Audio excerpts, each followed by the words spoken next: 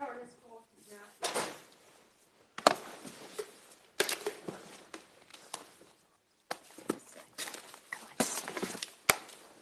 Good morning. Good morning, Your Honour. The first witness is Nurse Lorena Bestrin, and Ms Martois will be examining that witness. Thank you.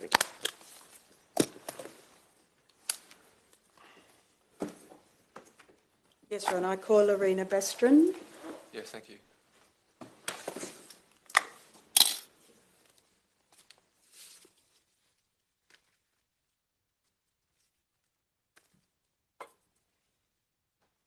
Please, do you swear by Almighty God that the evidence you shall give will be the truth, the whole truth, and nothing but the truth? If so, please say, I do. I do. Thank you, ma'am. Please have a seat.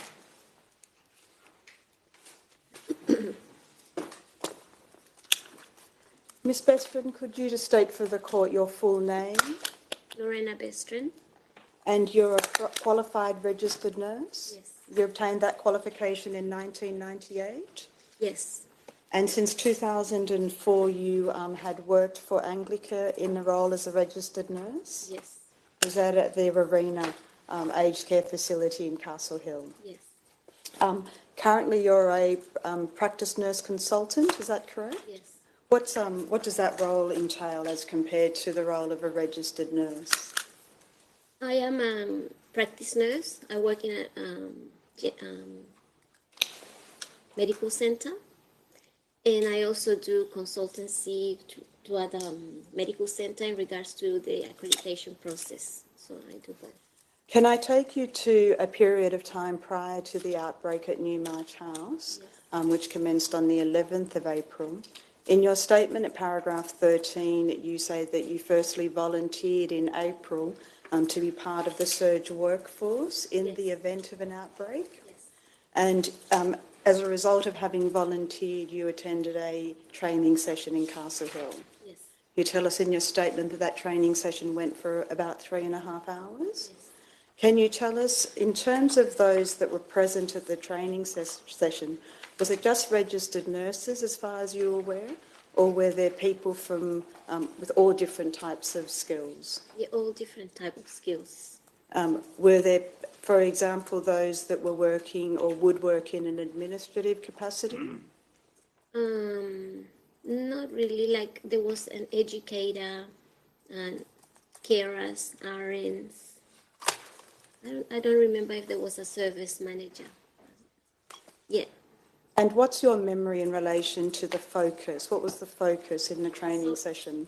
It was mainly infection control, like PPE, how to don and take it off, and hand washing.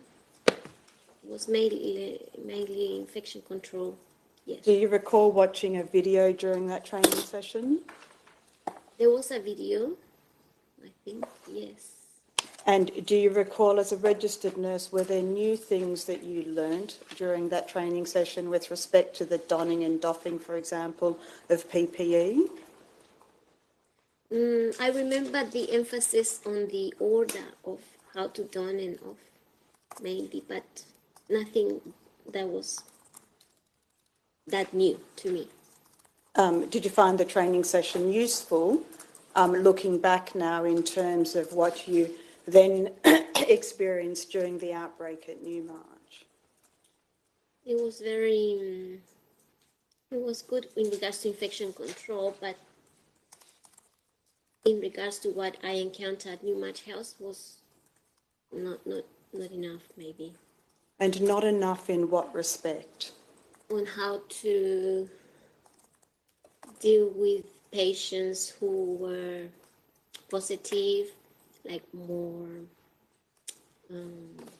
like cohorting them, systems on the things that we needed in order to deal with with that situation like that, more the logistic of it, you know. So in terms of the logistics, you,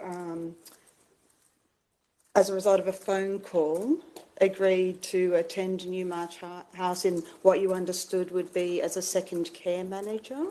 Yes, correct. And Because when they asked me, they said they needed like a senior RN. and I was the older one in the facility. And if you could just come forward a bit and speak into the microphone, thank you. And had you worked at Newmarch House before? No, You'd never been to the premises before? And did you, in terms of the shared care role as a care manager, you tell us in your statement that that was alongside Leanne Hinton? I was told that I was going to be the second one. Because if I had known that I was going to be the only one, I would have reconsidered. And why is that? Because normally in an ordinary like residential care facility, just being a care manager is a very demanding job. I mean, the hours that you put on shift are not enough. And do you say that's in normal times? We've heard Mr. Millard use the expression in peace times. Yes. Is that the period you're referring to? Yes. So in terms of your shared role, did you understand it to be Leanne Hinton who you were to share that role with? Were you on site at Newmarch House? Yes, I went there on the Wednesday. And did you remain on site during the period of time that you worked there? Yes. And was Leanne Hinton on site with you also? I remember her being there. I met her on the Friday. I went there on the Wednesday and I met her on the Friday, but I hardly spoke to her. She was just walking around and she was very stressed, I remember. She was like hyperventilating. That's the image I can remember of her. So you tell us in your statement that you worked during the period of the outbreak from the 15th of April until the 24th of May, namely a period of roughly 6 weeks. Is that correct? Save for that Friday where you saw Miss Hinton and you've described how she presented, did you see her again at Newmarch House on the days that you worked? That was the only time I saw her. Did you have an opportunity with her on that first day to have a conversation about how you would divide the labour? No, we didn't speak at all. So there was no ability to coordinate care between the two of you in the role as care managers? She said that I could give her a call because she wasn't available, so I think she said that if I needed anything, she would be contactable by phone. And were there occasions when you would call her? I remember when I was given the responsibility to collect the advanced care plan. And on that occasion, did you have a conversation with her? Because I couldn't locate the care plans, the advanced care directive or care plan. Yeah.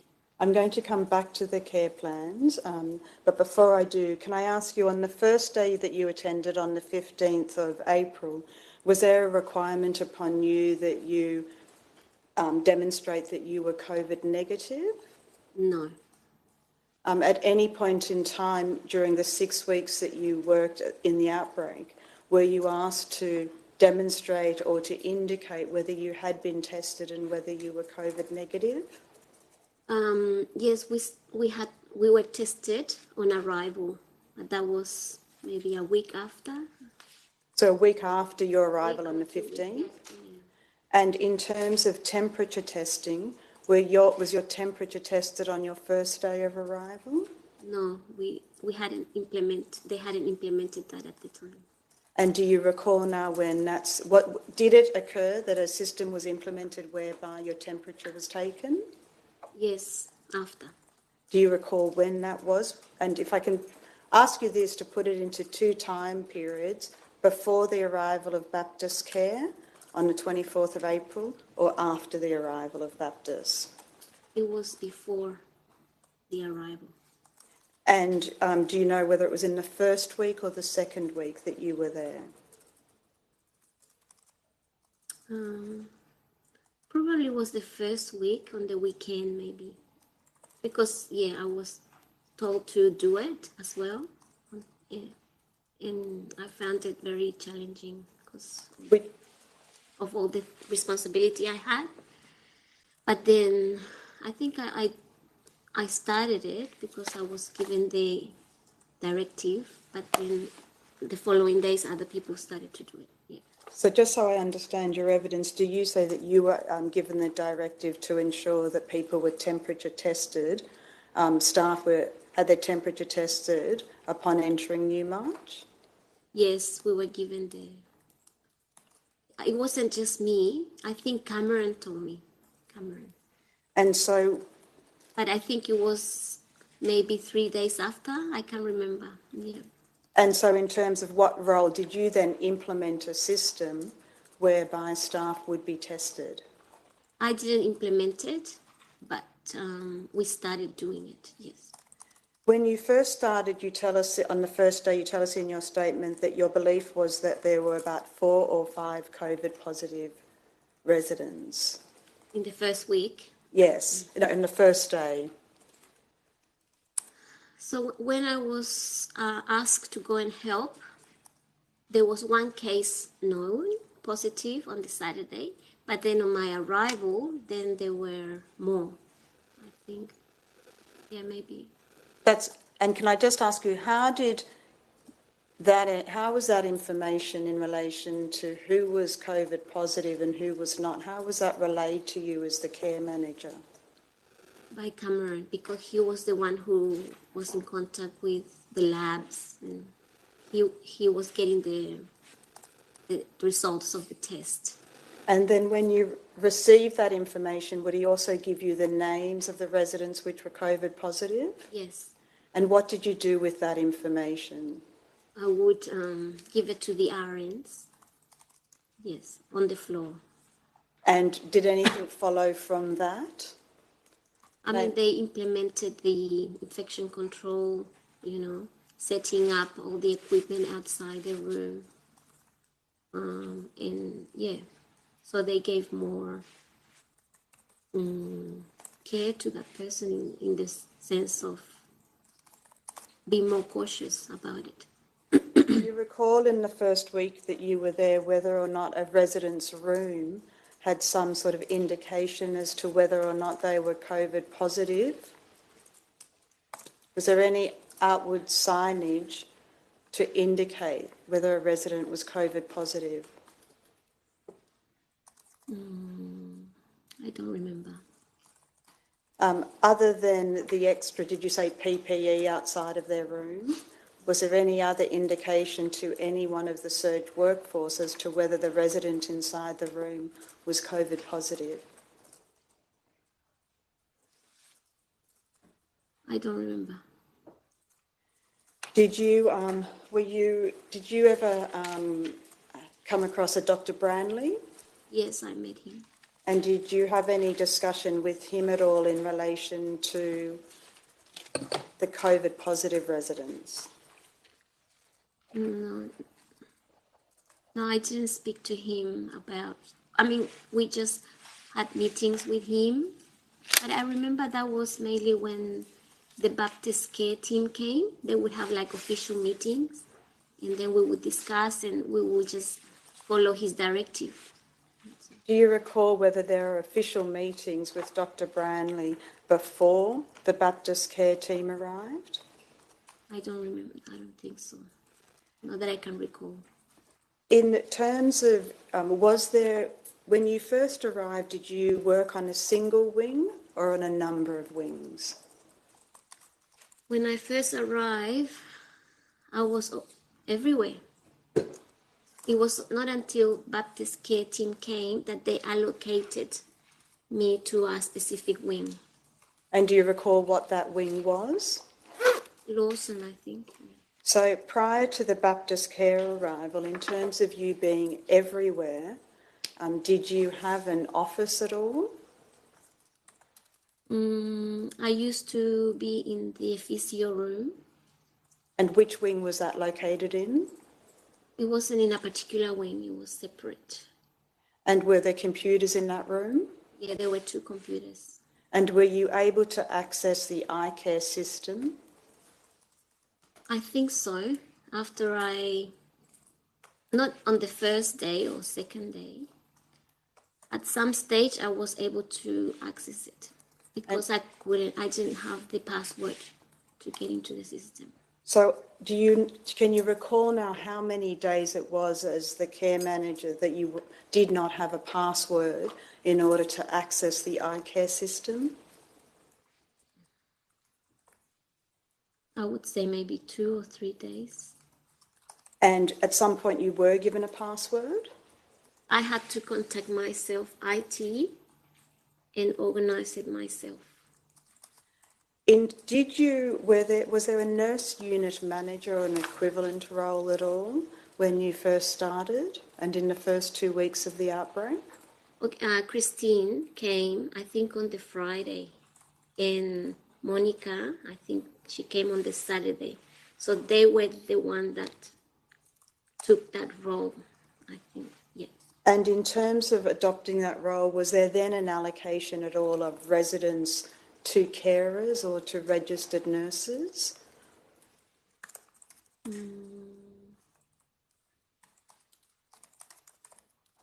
Because I used to start at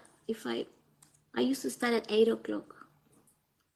And when I arrived there, and the nurses, I think they started at 7.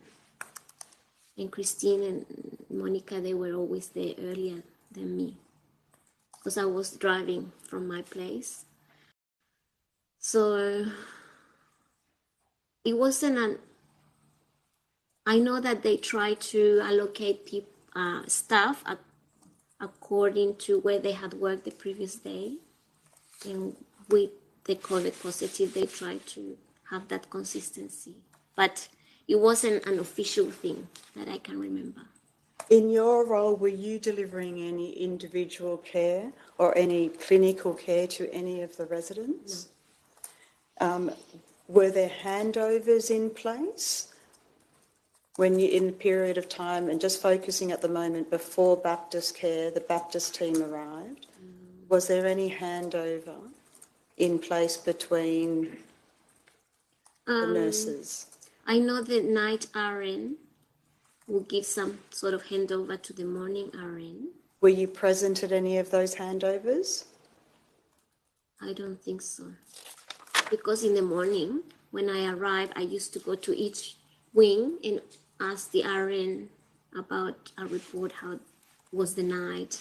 I had to ask individually.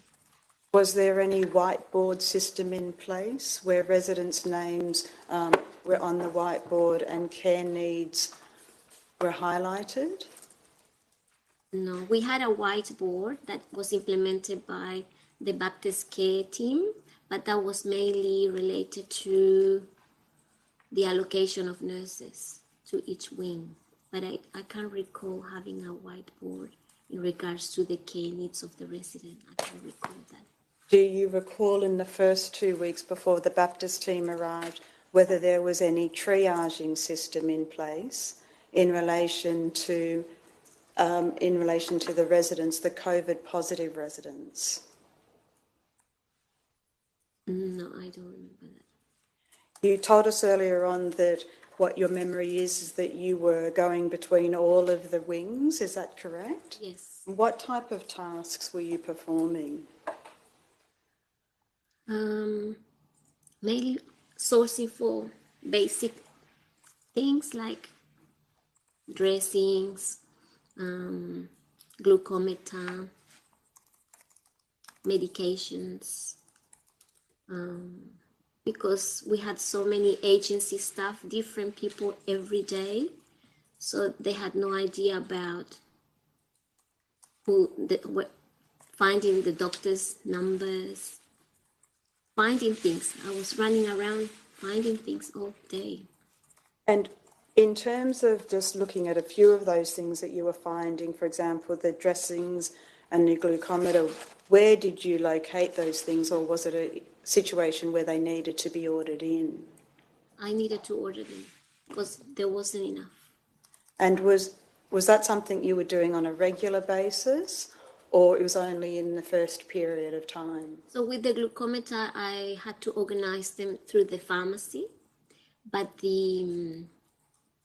what was the other thing I mentioned? Dressing? Dressings, I communicated that to Cameron because And was there any delay after you'd requested this equipment? Was there any delay in its delivery? well, he had to order it, so it wasn't available on the day.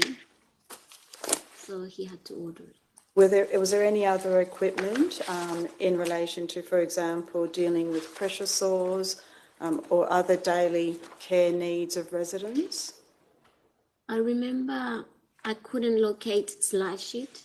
A slide sheet, and what is for that? Residents. What's a slide sheet for? It's it aids for the nurses to move people while they're in bed to attend their cares, those that are not mobile in bed. Yeah. So I couldn't locate them. So I did give that information to Cameron, so he ordered it. So is there an ability to move a resident if you don't have a slide sheet? Technically, we shouldn't do that because it's dangerous for the nurses and for the residents, because you can give them a skin tear, you know. And so do you have a memory now as to whether there was any delay or what number of days it would take for this equipment to arrive at Newmarch? Maybe 2 days. So if you don't have a glucometer, what does that mean? For example, one of the matters that you say was not there and you had to order from the pharmacy, what happens if you don't have a glucometer? We had to use the one. I think we had one, and we had to share it. And could you just tell the court what a glucometer is used for? For blood sugar levels. So it's for any diabetic patient, is that correct? Yes. And so for a period of time, do you say that that device needed to be shared amongst however many residents were diabetic? Yeah, and wings. And it was time consuming too. In terms of dressing, do you recall now how long it took before dressings arrived? I don't remember exactly how many days it took. All I remember is that we needed it. I went to have a look at the storeroom, and there was hardly any. I even went with Christine, and we were quite surprised. And in terms of the delivery of care to the residents, what did you understand the model of care was in terms of the input from doctors or specialists? I can speak from the nurses. You mean the level of care? No, the model of care. Who did you understand was in charge of the clinical management of each of the COVID positive residents?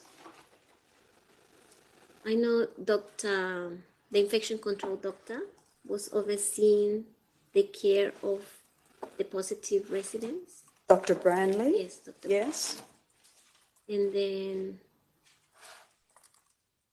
I guess we all had the responsibility. Christine was like the in-charge clinician, and I just followed the instructions and fed back the information. And that being Christine Giles, a registered nurse? And Monica. And is that Monica Tucker, another Yes. registered nurse? Who did you understand any other doctor to be assisting with the clinical care and management of the COVID positive residents? Yes. The Indian doctor. Was that an Indian doctor who was a male or female? Male? Yes. If I said the name Dr. Kakat? Yes, Dr. Kakat, and he would come with the nurse practitioner. And do you recall now how often you saw Dr. Kakat at Newmarch House? Sorry, How often? He would come every day at the beginning until we kind of, I think the situation got worse, and then they didn't come anymore. It was all by teleconference. So you say the situation got worse and they didn't come at all. What do you mean by that, the situation got worse? I mean, when we started to have more cases. More COVID positive cases? Yeah. And is your evidence that your memory is that as there was an increase of cases, you saw Dr. Kakat less, not more? I mean, maybe physically they stopped coming, I guess. There was a stage that they stopped coming because of we were in lockdown, you know. And When you saw Dr. Kirkut at Newmarch House, where would you see him and what would you see him doing? I saw him at the nurse's station, and he will be giving directives to the nurse practitioner because she was the one that was doing most of the documentation in their own system. They had a system with their computer. That's where they were documenting information about the patients. And do you recall whether that system that they were documenting on was the eye care system of Newmarch House or some other system, for example, a Nepean hospital clinical record system? Yes, it was their system. You tell us in your statement at paragraph 26 that Dr. Branley told you to obtain the ACDs and to send them to the hospital in the home team. Yes. Do you recall saying that in your statement? Yes. Firstly, was the expression that he used ACD, or was it Advanced Care Directive or Advanced Care Plan? And do you have any understanding as to the distinction between them? I mean, in Anglicare, we only had the one advanced care plan. So that was the form that he referred to, because I did start sending, I did send the one that I found, but they wanted one for everyone in the facility.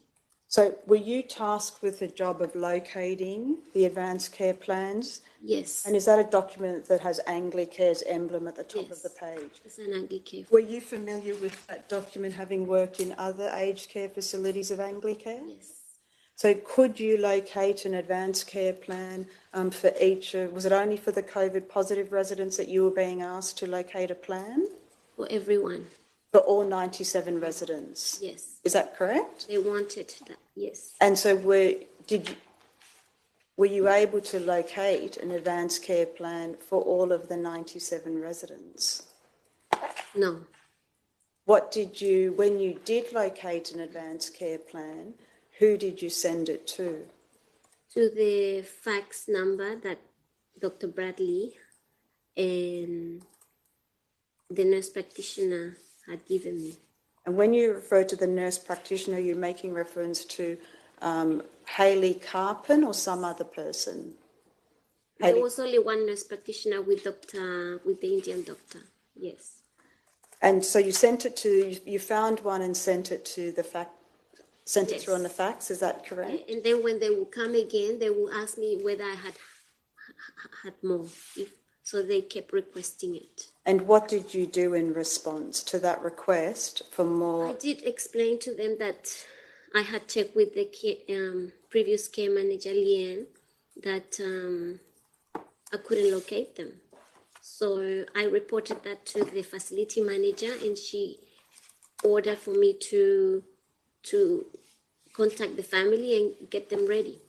So did you contact families? I started to contact them. Yes, in your statement you tell us you believe you contacted about 10 families. Yeah, that's a rough, yeah. Can you tell us what was the conversation that you had with each family member? Sorry, firstly, I'll go back a step. Do you have any memory now at all as to the names of family that you spoke to? No, I can't remember any name. Do you know whether they were family members of COVID positive residents or any one of the 97 residents? I'm assuming that they were positive, COVID positive as a priority, but that's just my common sense, but I can't remember from them. But and did you have a list? Were you being updated at all every day with a list of COVID positives? So yeah, I think they were COVID positive.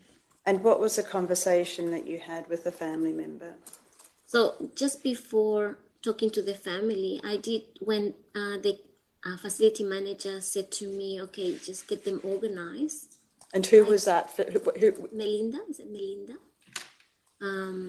I said that was the worst time to be organizing those advanced care plans because it was a very sensitive time, and I feel it was a very, it was the wrong time to do it, but I had to do it. So I started contacting families, and I tried to be as gentle as could be considering the circumstances. Can I just stop you there? Was there any particular reason why you didn't have the conversation with the resident, or did you have a conversation with a resident before you contacted the family? No, I didn't speak with the residents because I wasn't entering into the room. So in terms of your conversation with the family? Yes. So I did say that in every facility, we normally ask for those questions in case of emergency, for after hours, so that the nurses can have a directive of, how to treat the patient. And I did get their emails, and I sent the form, and if they had any questions, because I didn't have the time to be explaining the whole, all the questions, because I was on my feet all day. So you sent the form?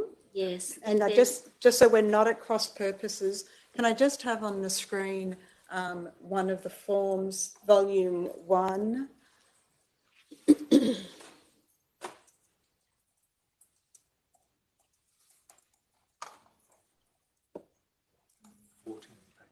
Tab 14?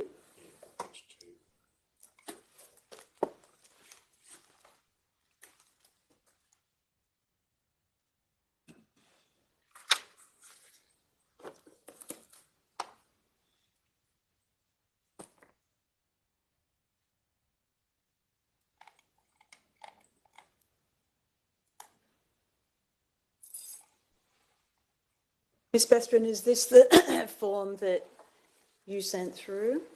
Yes, that's the form that Andy K uses. And I'll just go to the second page. 2-page document. Yes. Turning back to the first page, did you have any discussion with any of the family members in relation to the words outlined there with respect to medically indicated? Maybe, I can't remember very well, but maybe I did. And what was your understanding, or what do you believe, if you did have that conversation, what would you have informed them as to what medically indicated means? That means that if it's recommended by the doctor, that the patient will be better off in hospital having active treatment, because it's not a kind of, it could be like an infection that can be treated. It's not that he had cancer and he had no remedy, So your understanding at the time of medically indicated was effectively if the patient was better off for active treatment. Yes. And in relation to that document, if you could just come back up, do you recall whether there was ever any discussion or further explanation by you or a request by a family member to explain what the words were? I do not want to be transferred to hospital except to maintain comfort. I don't remember if somebody had brought up that question to me, but usually that is if we could not provide the care in the facility to make sure that the person remains comfortable. But so you sent these forms through to family members? Yes, but first I spoke to them. That the form was coming and yes, why it was coming. So I gave them a preamble about it. Did you, in that discussion, do you have a memory as to whether during that discussion, if it was a COVID positive resident, that you raised the fact that the resident was COVID positive, and whether there was any connection between that status and the need to complete this advanced care plan? I remember that it wasn't my responsibility to inform families that they were positive. In terms of not your responsibility, were you ever directed not to inform a resident or a family member of their COVID positive status? Or did you simply believe that that task had been dealt with by some other person? All I remember is that I was so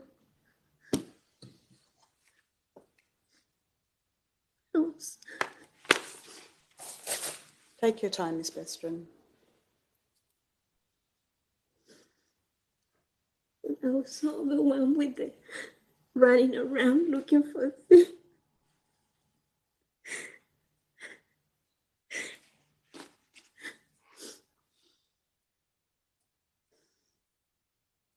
That wasn't like an isolated thing for me to do that I can remember, because I felt that I was running around, wasting my time,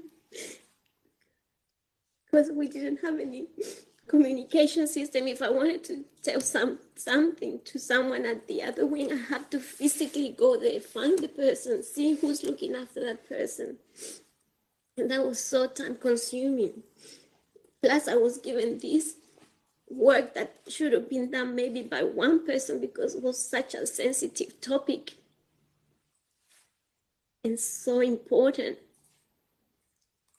And I just couldn't deal with everything.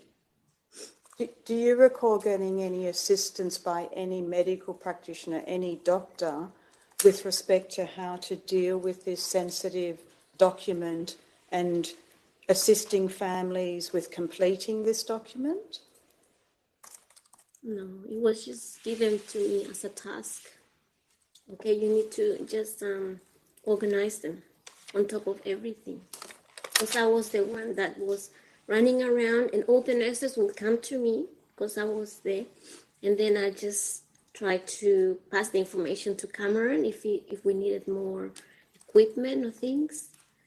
And then talking to the family about this big, issue with the advanced care plan, dealing with the pharmacies, dealing with the doctors, plus with the doctor at home.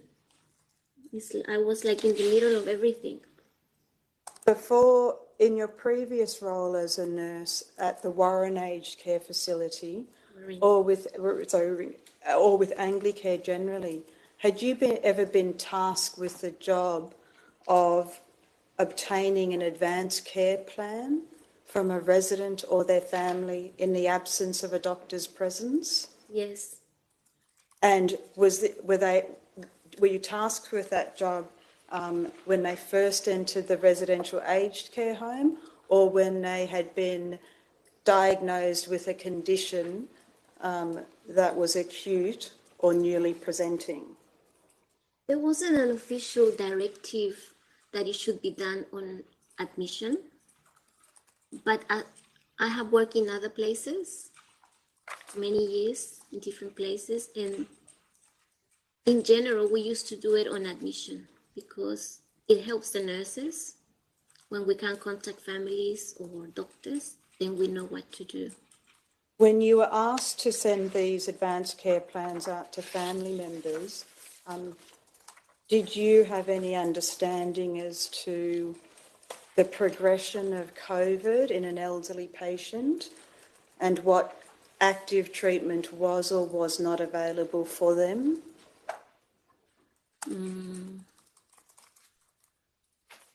Not really. Like, we just follow the directives of the doctor. In terms of what occurred during the outbreak? Yes.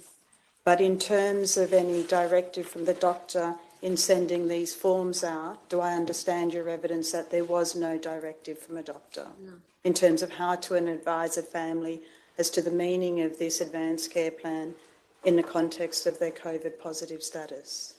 No, not at the beginning, no. Do you know whether that changed at any point in time and when it changed? It did change, because sometimes then the doctor will be calling the family, I think, because I did say to them that I wasn't getting them back as quick as they expected it. Namely, you weren't getting the advanced care plan documents Completed. back from the family members. Who did you raise that with? I did mention it to the nurse practitioner and the doctor. Hayley Carpin? Yes, Kelly. And So Dr. they also Caputt? help with that. And I remember them discussing with the family end of life kind of wishes, and they will document it, but in their system. And I remember bringing it up because we needed to know too, you know. So I'm not sure what happened. Like, we had a lot of issues with the communication. And communication between which parties? Are you I discussing? mean, where they were documenting things, for example. For example, maybe they had already spoken to one family about end of life, and they would document it in their system, the hospital at home. That was my understanding, the doctor. But then maybe I still send the form to the family, and then they maybe, now I'm remembering, maybe a couple of them would have said, oh, I've already discussed this with the doctor. Yeah. And so you say that you didn't have an understanding from the paperwork that you had as to that conversation and what occurred. Is that correct? At the beginning. In terms of, you tell us that in your statement at paragraph 27 in relation to the blood glucose level machines and that you ran out. Do you have any memory at all in relation to intravenous fluids or cannulas arriving at Newmarch? I can't recall that. No. Do you have any memory of being asked to order them or organise that? No.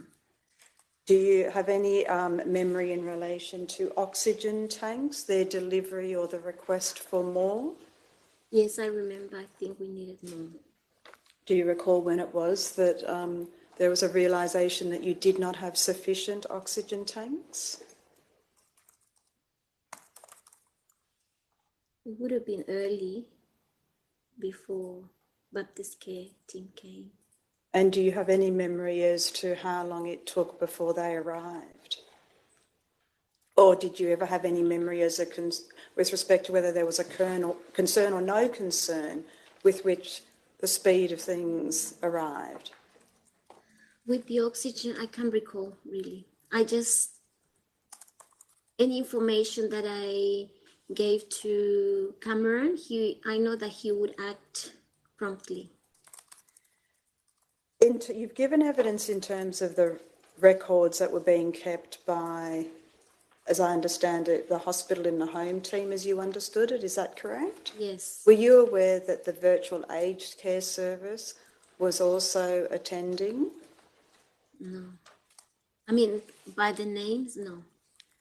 In terms of the record keeping, did you or were you aware of whether anyone else gave a directive to the nurses as to where they should record vital signs, namely whether it should be recorded in the vital sign chart or whether it should be recorded in the progress notes or in both or in some other place? I know that maybe at the beginning, I'm not sure where they were, I can't remember. But I think we were documenting it afterwards in the multi-purpose chart, manually. Manually. Was that at some point, was that after the Baptist team arrived? Yes, they implemented the paper-based system. And what was your view in relation to the efficacy of the paper-based system? It wasn't perfect, but it was much better than what we had originally. And why was that? Because we had so many agency staff every day, different people, and they didn't have access to the system because you have to be set up with a password, and that takes time because you have to call IT. It takes time, so there's no way we could have done that. Was there ever an occasion when a nurse or more nurses reported back to you that they were unable to make entries in the progress notes in the iCare system?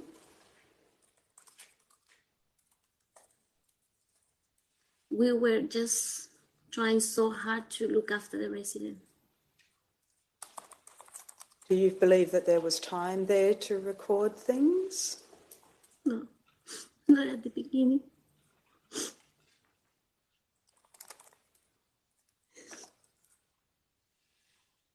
Because I remember the first week,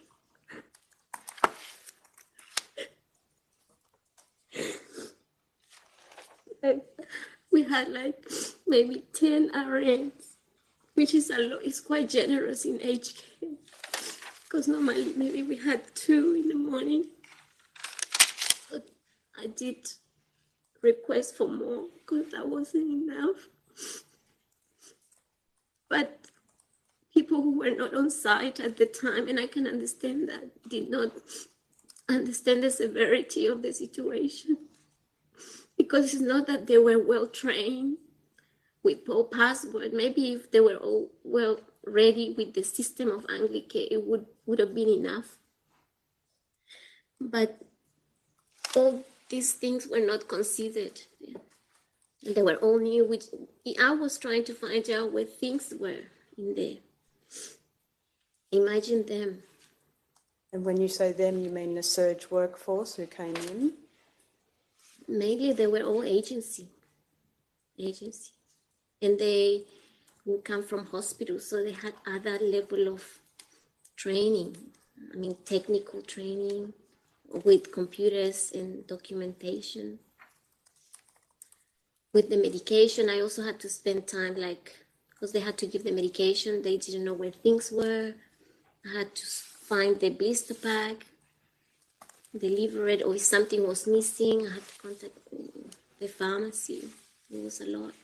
Was there any system in place with respect to, in your understanding, with respect to one set of records in which to document the administration of medication?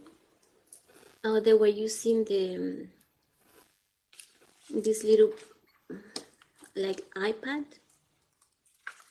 but that was hard too, because we needed password for that. So honestly, I can't remember how we managed that week. In your statement to paragraph 37, you say that the environment was very stressful. Yes. And at paragraph 39, you describe it as a war zone. Can you tell us why you use that expression, war zone, to describe your experience at Newmarch during the outbreak?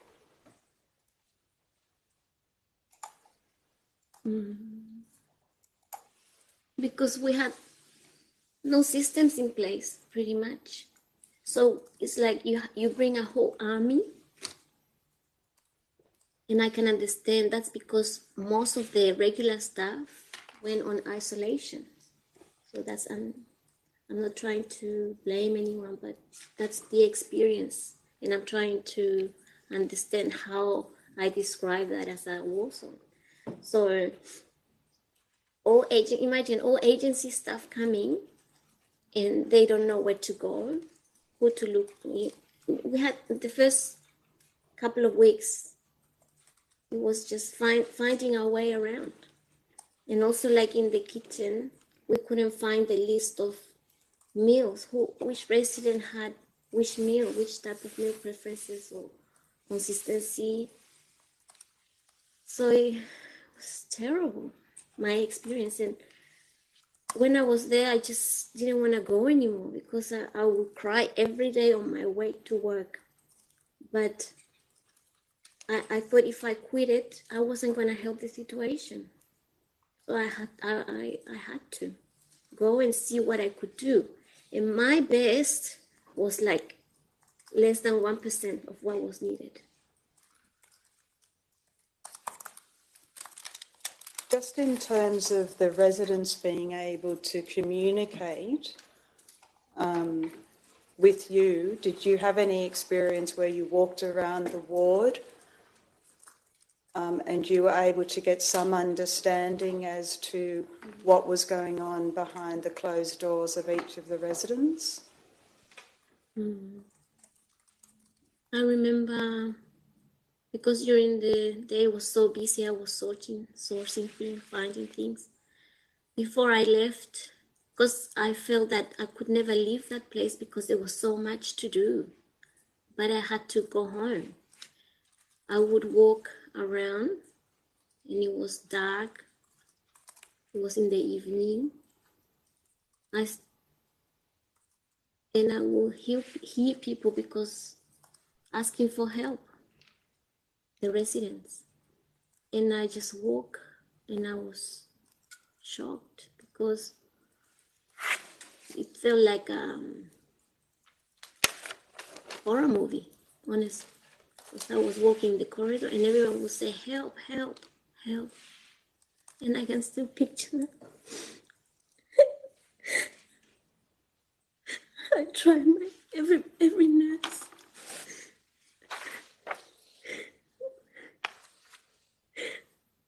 Every nurse tried their best, I know. But things got better when the Baptist care team came. As soon as they came, we had a whole army of people and things improved. There was more direction because they were able to oversee things and they also tried their best to improve communication. And I also remember the phone ringing, all the phones, they were everywhere. But we didn't have time to answer the phone because we were so concentrated in looking after the patients. So that's why nobody was able to pick up the calls and we had no receptionist. The first week, the service manager wasn't there. Initially, it was just Cameron, myself, the facility manager, and then Christine, from what I can recall. So everything, I was so grateful for the Baptist care when they came. Thank you, Ms. Bestron. They were my questions. Thank you. Ms. Bestron, I just need to check with the other legal representatives whether they have any questions for you. Just wouldn't mind waiting for a moment. Ms. Clark, do you have any questions for Ms. Bestron? No, no questions, Your Honour. Thank you. Mr. Palfrey, do you have any questions? No, Your Honour. Thank you. Ms. Furness, any questions? No, thank you, Your Honour. Thank you. Mr. Fordham, do you have any questions for Ms. Bestron? No, thank you. Thank you. And Ms. Richardson, any questions? No, Your Honour. Thank you. Well, Ms. Bestron, there are no more questions for you. That means we've reached the end of your evidence. Thank you very much for coming here today. You're welcome to leave your seat there in the witness box. Thank you. Thank you. Thank you.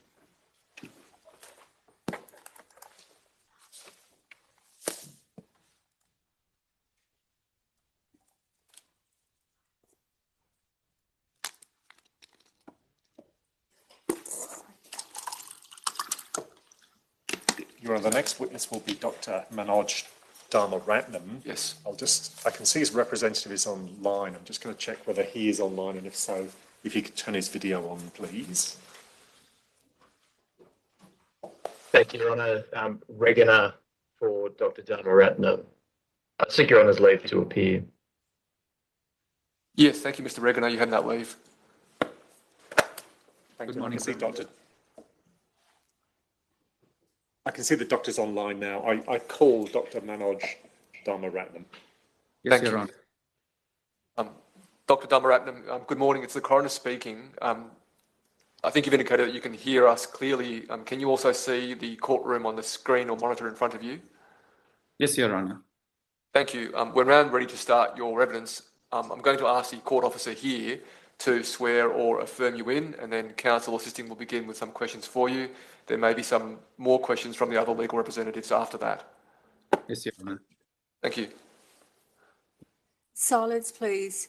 Do you swear by Almighty God that the evidence you shall give will be the truth, the whole truth, and nothing but the truth? If so, please say, I do. I do. Thank you, Doctor. Thank you, sir. Thank you. Dr. Dharmaratnam, can you see and hear me okay? Yes, sir, I can. Thank you. Can you start by giving us your full name, please? My name is Manoj Dharmaratnam, Dharmaratnam. I do have a middle name, Changaran Kumarat, Changaran Kumarat. I'm grateful. Thank you for that, Doctor. Can I just commence by asking a few questions about your experience and your background, and then I'll be asking some questions in relation to your involvement with the events at Newmarch House. Just to commence, you're a doctor in general practice, is that correct? Yes, sir. You first qualified in India, I think, back in 1991, is that right? That's correct. I reached Australia in 2000, the year 2000, and I did my master's in public health, worked in public health for a year, and then I started my career in Concord Hospital as an emergency doctor.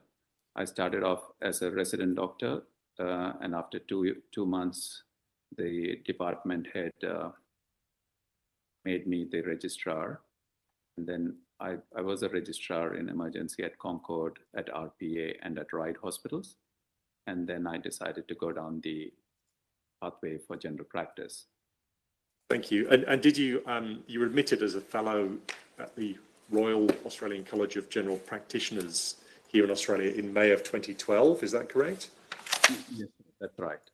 And subsequently to that, and since 2012, you commenced working as a visiting medical officer in general practice in a number of aged care facilities. Is that correct? That's correct, sir. And relevantly for our purposes, from 2016, did that include attending at Newmarch House?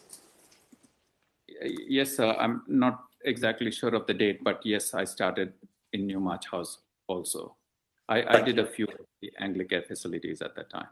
I see, and you've told us about these. It's at paragraph 11 of your statement.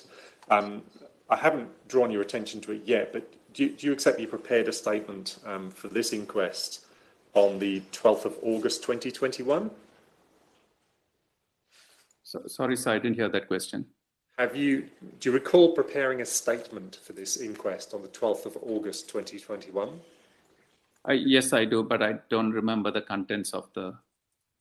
Okay. Do you have access to that statement where you are now or not? My statement, I don't have access to that. Okay. Do you have access to any of the documents that Yes. you were provided where you Yes. are now? Okay. Yeah. Well, accept from me, please, the date of that statement to the 12th of August 2021. Do you recall making that statement? Yes, I do, sir. Okay. And in that statement, you tell us that, among other things, this is paragraph 13, that you commenced as a VMO, a visiting medical officer in general practice at Newmarch House from 2016. Does that accord with your recollection? Yes, sir. That would be correct. And is it right that you attended a number of residents? I think at one stage, approximately 34 residents inside Newmarch House? That's correct. That's correct, sir. And is it the case that you would attend physically at Newmarch House, this is prior to the outbreak, in order to review patients? Is that correct? Every week I would go there and review them as directed by the nursing team in the facility. Would you go there on Monday mornings? Correct, Monday mornings. It's like 9 to 2 I'm there. And when you attended the home, would you review all of your 34 patients or only those who were drawn to your attention? Only those drawn to my attention. Okay. You mentioned in your statement a communication book. Was that a book used to identify issues about patients which needed your attention? That's correct, sir. The nursing home had a book in every wing where they would write down the patient's name and the issues, and we would go and see the patient or address the issue as required. Very well. And in terms of the action that you took, would you make a note of your attendances inside Newmarch House's own records? Yes, that's right. And I've got the copies of those notes here. I see. Are those handwritten progress notes that you Handwritten recorded? progress notes, yes. Okay. Yes. During the outbreak itself, as you come on to tell us in your statement, did you later have access to a system called iCare? Not at Newmarch House. I did not have access to those papers or documents. Okay, what am I? I did get towards the end, they gave me so that I could write the notes into iCare. And that's how, during the outbreak, when they told us to be on call, then they gave me the access and I started writing notes there. Very well. So during the outbreak itself, at some stage, you were given access to iCare, is that correct? Yes, sir, that's correct. And from that point, you were able to both look at notes and also record your own notes in that system, correct? That's correct. I did have access to iCare, but not for Newmarch. So they added on Newmarch for me at that time. Understood. Understood. I want to ask about one topic, and this is just thinking about your general practice prior to the outbreak commencing at Newmarch House. Was one of the activities you took in relation to residents that you would from time to time assist the appropriate person to complete an advanced care plan? Yes, sir. That was part of the protocol on admission. Not all patients I'm involved in assisting. So many a times we do have case conferences with the patient and their family. And if the patient is not in a position to make a decision of their own, then it's the family who decides for them with the power of attorney. And then we do speak to them at advanced care plan. And that is a form which Newmarch has got, and they do it at that point of admission. Thank you. What I might do is ask for one of those forms to be shown on the screen. If we go back to Mr. Jennings' volume 1, at tab 14, and at page 2 of that tab, what I'm going to ask is if this document can be displayed on the screen, and hopefully you'll be able to see this as well, Doctor. This is an advanced care plan in relation to Raymond Jennings. This is the first page. You can probably see the words Susan O'Neill. Susan O'Neill. Yep, that's Raymond Jennings' daughter. Thank you. And if we just go over to page 2, sorry, it's actually the third page of the tab. Do you see your signature down the bottom right-hand side? That's correct. This was one of those advanced care plans that you completed along with the daughter of Raymond Jennings, correct? Yes, that's correct. So Susie showed these wishes and I countersigned that. Thank you. Just if we go back to the first page of the document, please, take page 2 of tab 14. I don't know if we can expand it to have a look at the text towards the bottom of the page. Thank you very much. Doctor, can you read the text under the heading hospital transfer adequately? Yeah, I do not wish to be transferred to the hospital except to maintain comfort. I prefer to remain in my place of residence following a palliative care plan, the priority being my comfort and dignity. Thank you. And can you see above, so that was the box that was ticked in this case? That's the one ticked. The one not ticked is I do want to be transferred to the hospital if medically indicated. Thank you. And just so we have your understanding of what that means, what did you understand that phrase transferred to hospital if medically indicated to mean? What I understood from that is if we do not have the capacity to manage at the nursing home any clinical condition, then we transfer them to the hospital. Okay. And what about that phrase to maintain comfort, which you find in the next box? What did you understand that might involve? That involves putting the patient on comfort care measures, as in patient is not in pain or not having any difficulty to breathe and is just comfortable and they are probably on their way down. Okay, so and the way it's written on this document, do not wish to be transferred to hospital except to maintain comfort. What was your understanding that might occur at hospital in order to maintain comfort? Was it the measures you've just described? Yes, that is right. The same measures. That statement is wrong. Because we maintain patients in the nursing home for comfort care. Very well. Can you recall whether or not you had a discussion as part of your usual practice about what the terms I've just asked you about actually mean? Was that part of your usual practice? It is a usual practice in a nursing home setup where these questions are asked, but in a usual practice in my rooms, no, that is not the case. Very well. if that document can be taken down, thank you. So do I take from your answer that, taking the example of Susie O'Neill, the document I've just shown you about, do you have a recollection as to whether or not you had a discussion with her about those topics and about what those different treatment options might entail? Or is that not something you can recall? I can't remember speaking specifically with Susan about the whole form, because that would have been done by the nursing home, the facility manager or the nursing staff with Susan.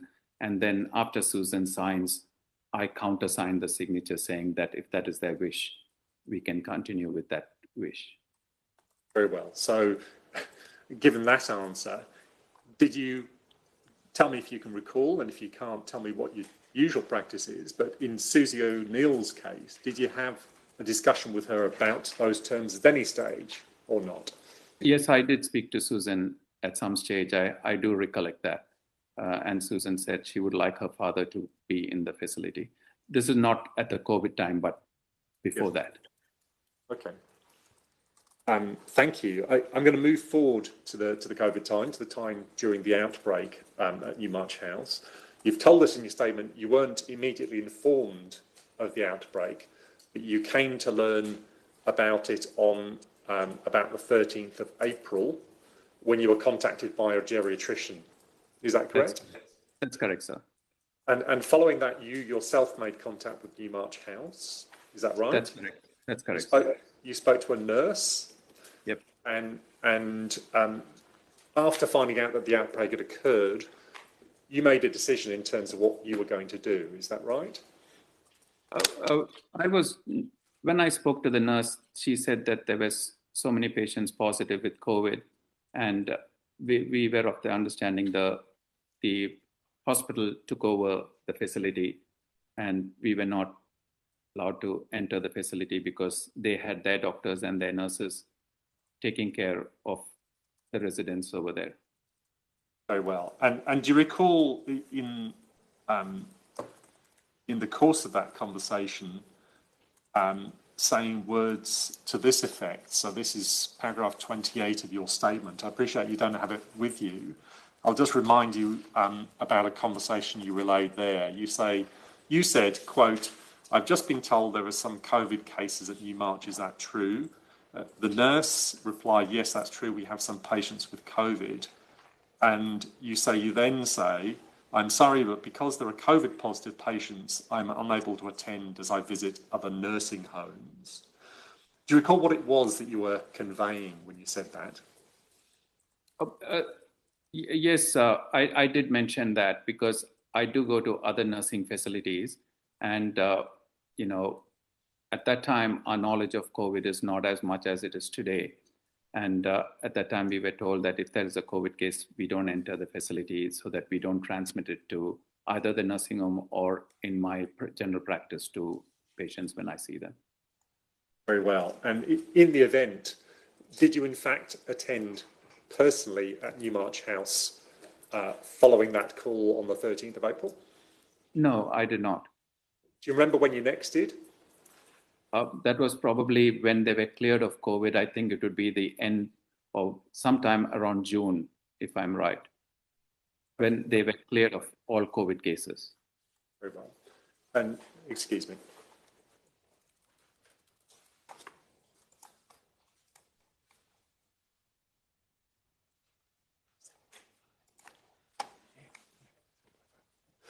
And just to be clear, there's a number of points during your statement when you describe having discussions with various family members, okay, of the residents. How do you say those discussions occurred? What happened after this was I was contacted by the director from Nepean Hospital, the medical director, Dr. Sharma. And Dr. Sharma then conveyed to me that there were so many patients of mine who were positive for COVID, and they are providing care for them.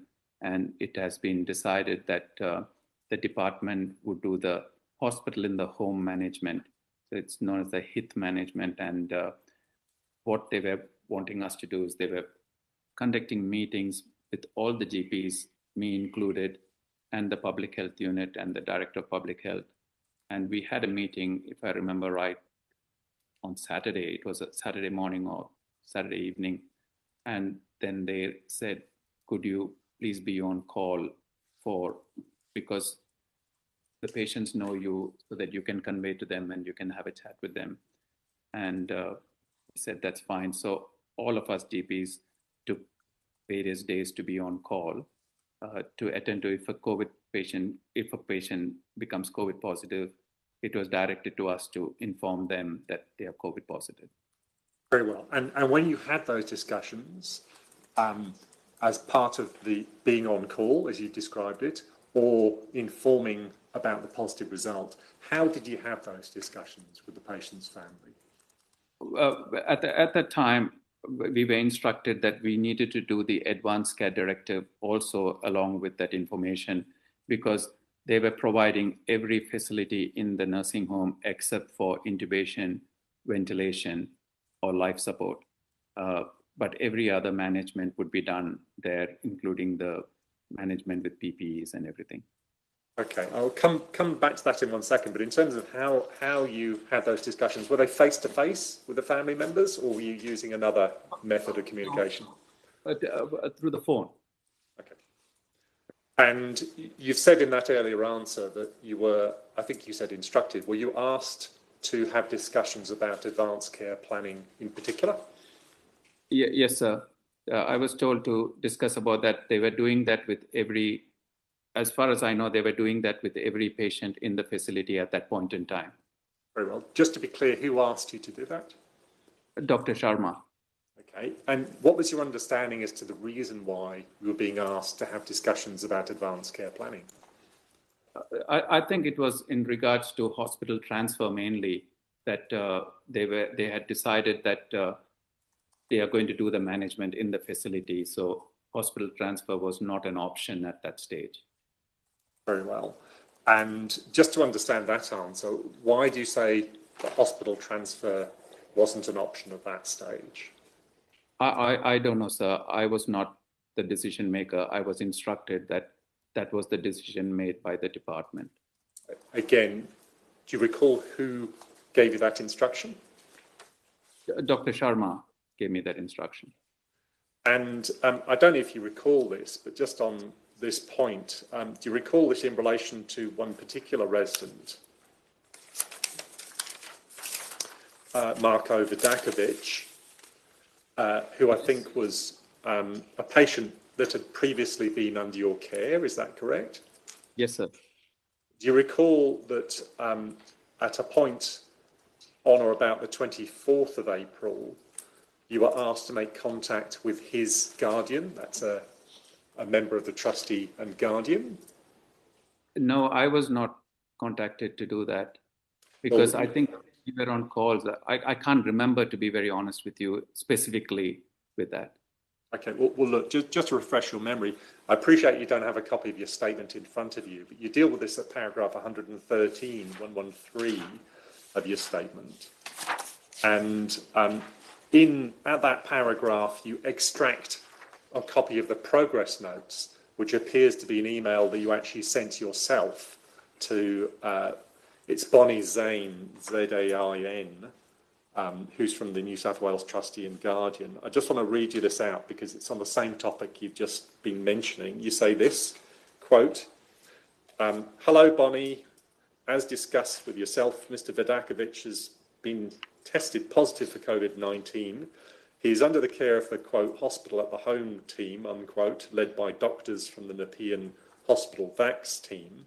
And then, Dr. Dhammaratnam, you then say the following: it has been decided that all residents at Newmarch House will be treated at Newmarch House, and they will not be transferring them to the hospital in the event of them deteriorating further. So I appreciate that's a body of text I've read out, but was that consistent with your understanding of the situation, certainly as at 24th of April 2020? Yes, sir. That is pretty right of my understanding. Very well. I want to take you back just to what we were, where the evidence was a moment ago. you said that one of the things you were instructed or asked to do was have a discussion with families about advanced care plans. I just want to ask about that topic. You previously told me about your practice prior to the outbreak and completing that form that I've shown you. Do you recall how you generally conducted those discussions with family members during the outbreak?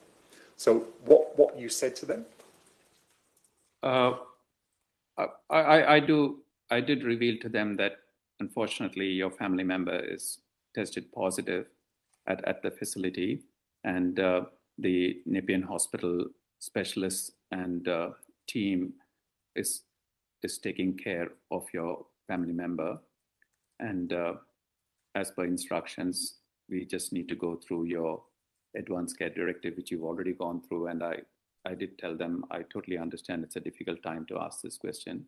And if they're not comfortable, they don't need to reply. They don't need to make a decision. That is how I do for every patient, even now when I do it with anybody. And then I would ask them about resuscitation. I'd speak to them about intubation, inotropic management, CPR, hospital transfer, and antibiotic usage. And was that part of your usual practice that you did in relation to all patients that you spoke to on this topic? During that COVID time when they were positive, I did do it because it was, as per the instructions, we needed to do it for everybody again, including medication reviews was done by the Meditrax team. So that was what was happening. In terms of the advanced care plans themselves, was it your understanding that some of these residents already had a written document in existence? Yes. And when you were having those conversations with these residents, do you recall, did you have access to that document? No.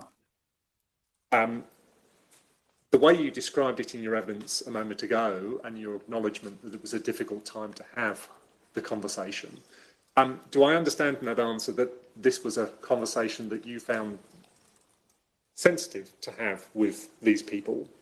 Oh, absolutely. I found it very difficult. And even in normal circumstances, I honestly find it difficult to ask a family member these questions. And what was it particularly about these circumstances that made it difficult from your perspective? It was unfortunate that they were positive with COVID, and it is very sad that happened. And I always put myself in that situation and my family in that situation when I speak to them. At the moment, I have a sick mother, and when I take her to the hospital, I have this conversation, and I find it very difficult to make a decision. I'm sorry to hear that, Doctor. I just want to ask you, in relation to those conversations, can you recall this? Did you explain to them any of the differences that there may be between the sort of treatment they were likely to receive within the home and what might be available in hospital? Did you have a conversation to that effect? I did have a conversation in this manner, wherein I said, apart from intubation, CPR, and life support, all other types of management would be given at the facility. This is the only thing which they might not be able to provide at Newmarch House at this point in time. And again, was that part of your usual practice during the outbreak to have a conversation to that effect? That is, during the period of the outbreak? During the period of the outbreak, that was what I was informed, that they will not receive those things, and no hospital transfer, no intubation, no life support, but home oxygen, and any other things would be provided at the facility. I just want to ask you this, and if you don't recall, tell me so, but did you have a discussion about any of the other differences between care that they might expect to receive within Newmarch House as compared to a hospital? No, sir, I don't think I've had that conversation, but I'm not able to remember. I'm sorry. let me ask you about a couple of options. For example, did you understand that there may be some differences in the type of staff who are going to be present within the home and those who might be available at hospital? Was that your understanding?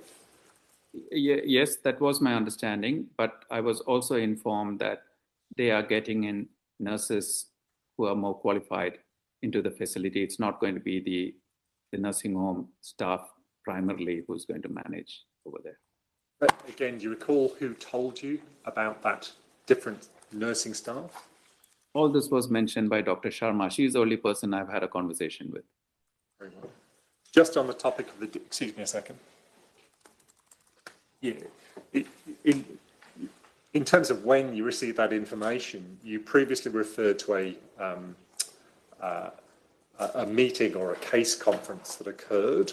You said about the Saturday after you were first informed of the outbreak. Do you say that the information about the different nursing staff was provided on that occasion or on a different occasion? I'm sorry, I'm not able to recall exactly when she told me. But yes, I do remember the conversation on Saturday for one particular patient, and Dr. Sharma was also there. Dr. Sharma was doing the talking. I was just part of the conversation. Okay. But still on the topic of the differences between treatment in hospital and that available within the home, did you have any understanding that there might be different levels of monitoring, that is, levels of observations available within a hospital as compared to within Newmarch House? I can't remember, sir, whether we had that conversation, really. Very, very well. And just still on the same topic, did you have an understanding that in a hospital that doctors may be available in case of any deterioration in a patient in a different manner to the way they might be available within Newmarch House? Did you have that understanding? No, I actually, sorry, I haven't. I don't think we went into that conversation, to be honest with you. It was more about, I think, sorting this out rather than anything else. It was just that particular conversation. I'm not able to recollect. So sorry, I just can't recollect that. That's quite all right. Tell me if this is right. Is the effect of your evidence that the difference that you identify as between treatment within Newmarch House or treatment in hospital was the availability of intubation and ventilation, which you've already referred to? Is that the effect? That was my only understanding, that they would get every other treatment, as in if you need to give steroids or any medications, we could give it at the facility. But the only thing which would be lacking probably would be the life support measures, which I just spoke about. Thank you. I next want to move on to one resident in particular. Before I do, I just want to ask you a question broadly. When you prepared your statement, do you recall that you had access to a number of residents' medical records in order to help you prepare the statement? Yes, sir. Do you recall whether you were particularly asked to describe your care in relation to Barry Jahan? No, sir. Barry Jahan was not my patient. I was on call that day, and I did have access to his results. I did not have access to his full notes, but the diagnosis was there in the eye care system. Very well. Just to understand, diagnosis. Sorry for talking across you. Just to understand that, he wasn't your regular patient, was he? No. We understand from the records that his regular GP was Dr. Richardson. Were you aware of that? Yes, I was aware of that. Dr. Richardson was not on call that day. I was on call, so I did what I was as a doctor should do. I'm going to come on to ask you just briefly about two conversations about which notes are made within the eye care system. One was on the 24th of April and one was on the following day, the 25th of April. And these were occasions when you relayed the positive COVID result to Mr. Jahan's family and had a discussion about that. Firstly, do you recall being involved in each of those two calls? Yes, I do recall that. Yes, I do. And have you recently had access to the case notes relating to those calls? Yes, I was sent the case notes recently. Okay, thank you. I'm just going to ask for a couple of those to be put up on screen. We're going to go to volume 8, tab 11A, which is the eye care notes, and it's page 80, first of all, of those notes. Doctor, these will come up on the screen shortly.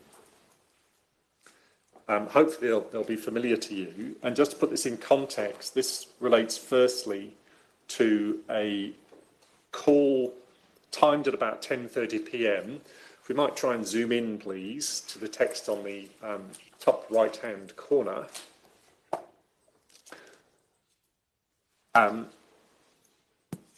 It relates to a call made at about 10:30 p.m. according to the record on the evening of the 24th of April 2020. Are you able to read that adequately, Doctor?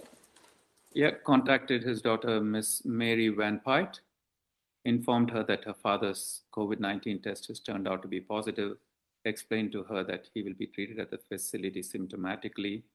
We also have the hospital at home team who will be monitoring her mother's progress and managing any eventuality if and when it occurs. Just pausing there for a moment, after noting a number of observations, do you actually recall where you got those observations from? Was it records or how are you able to? And I spoke with the registered nurse and got those numbers. Because before speaking with them, I needed to know how he was clinically. And they told me that he was doing well and he was having no symptoms at all. Thank you. You then go on to say he's communicating well and in good spirits. And then following that, I did speak about comfort care and oxygen therapy if required. Are you able to tell us, and if you're not, say so, are you able to tell us what the discussion regarding comfort care and oxygen therapy involved?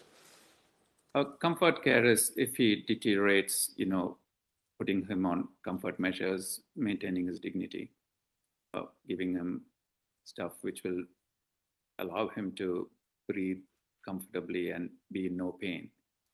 Are you referring there to medication including morphine? Yes, sir. Morphine, midazolam, and the medications. Thank you. And can I just ask you about the following line? It says, Mary has indicated that her father is not for resuscitation, ionotropes, ICU admission or intubation. Are you able to assist us with this, Doctor? Does that mean that during this conversation, Mary indicated those matters to you? Or do you say that that is information you obtained from somewhere else? No, I asked Mary and Mary indicated that's all right.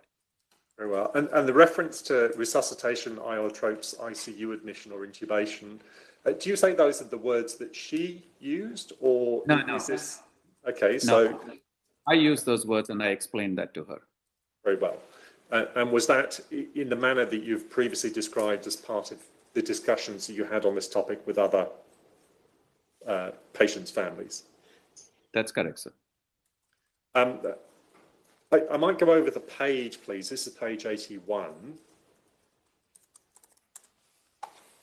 Do you see there, again, if we might zoom in, please, the top right-hand corner, this is an entry for your reference, timed at 12:30 in the afternoon on the following day.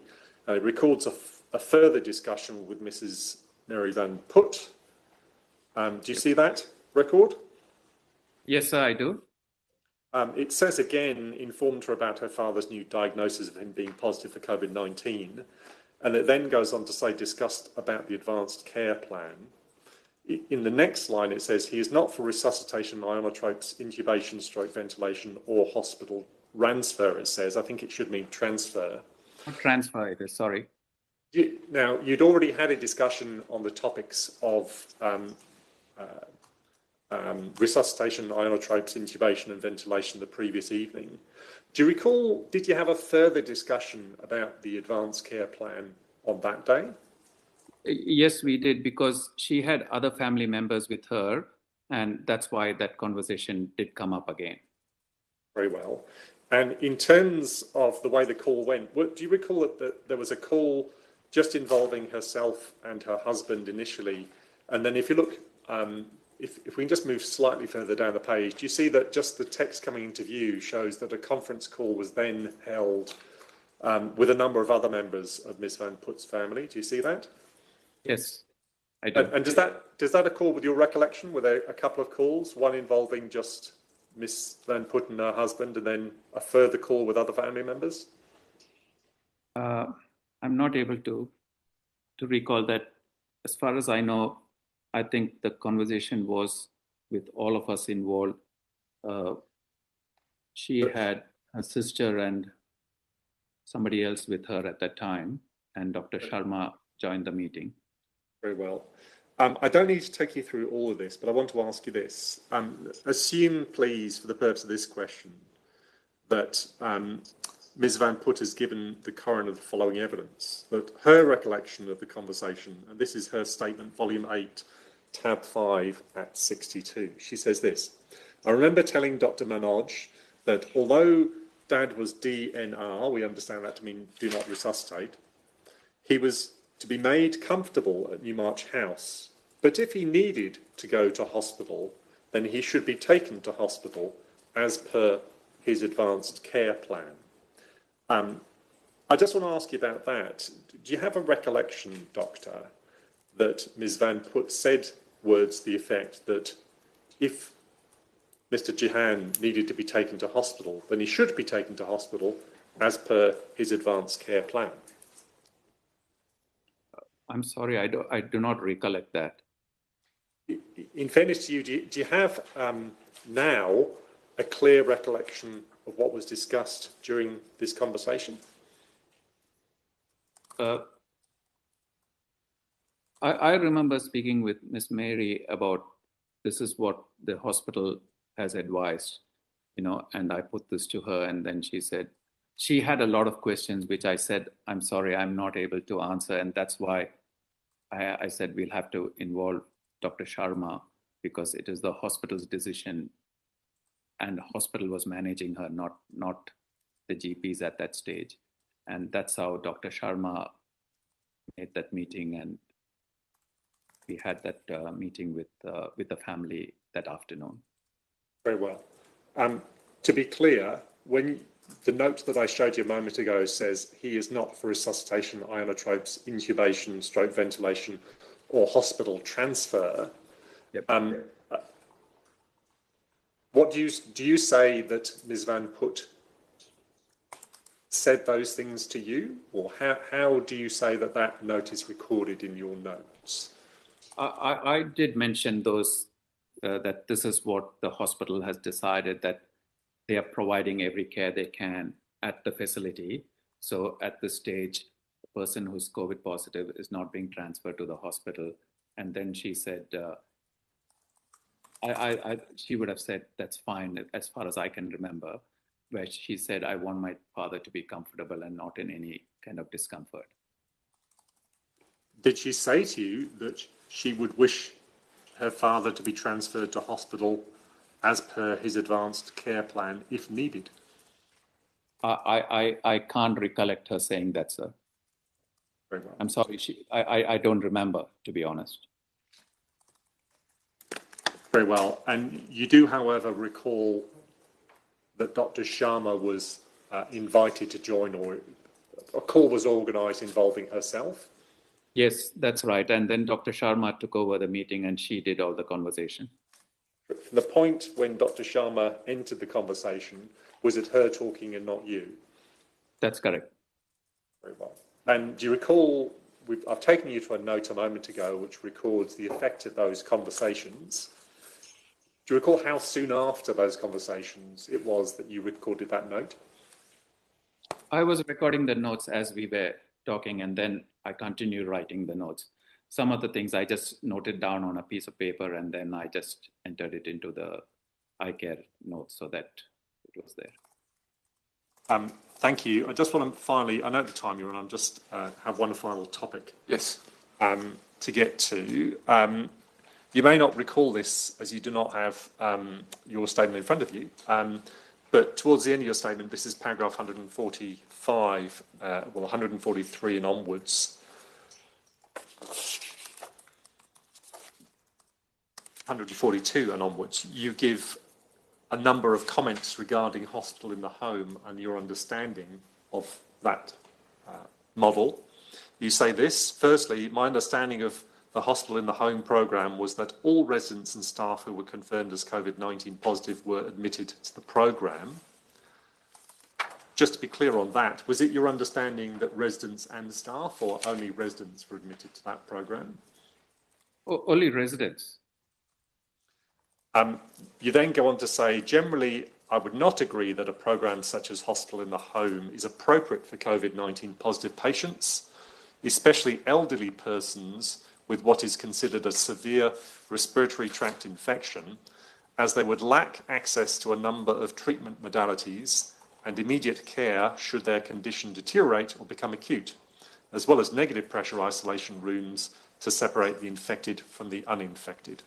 And you go on to say your personal preference would be that COVID patients, especially the elderly or more susceptible to negative effects of respiratory tract illness, should be immediately sent to hospital to obtain the best possible care should their condition decline. That's a large amount of text, but I just want to take you back over a couple of those points. You refer in that paragraph to a preference that COVID-19 residents, especially the elderly, be transferred to hospital. Is that a view you maintain today? Yes, I do, sir.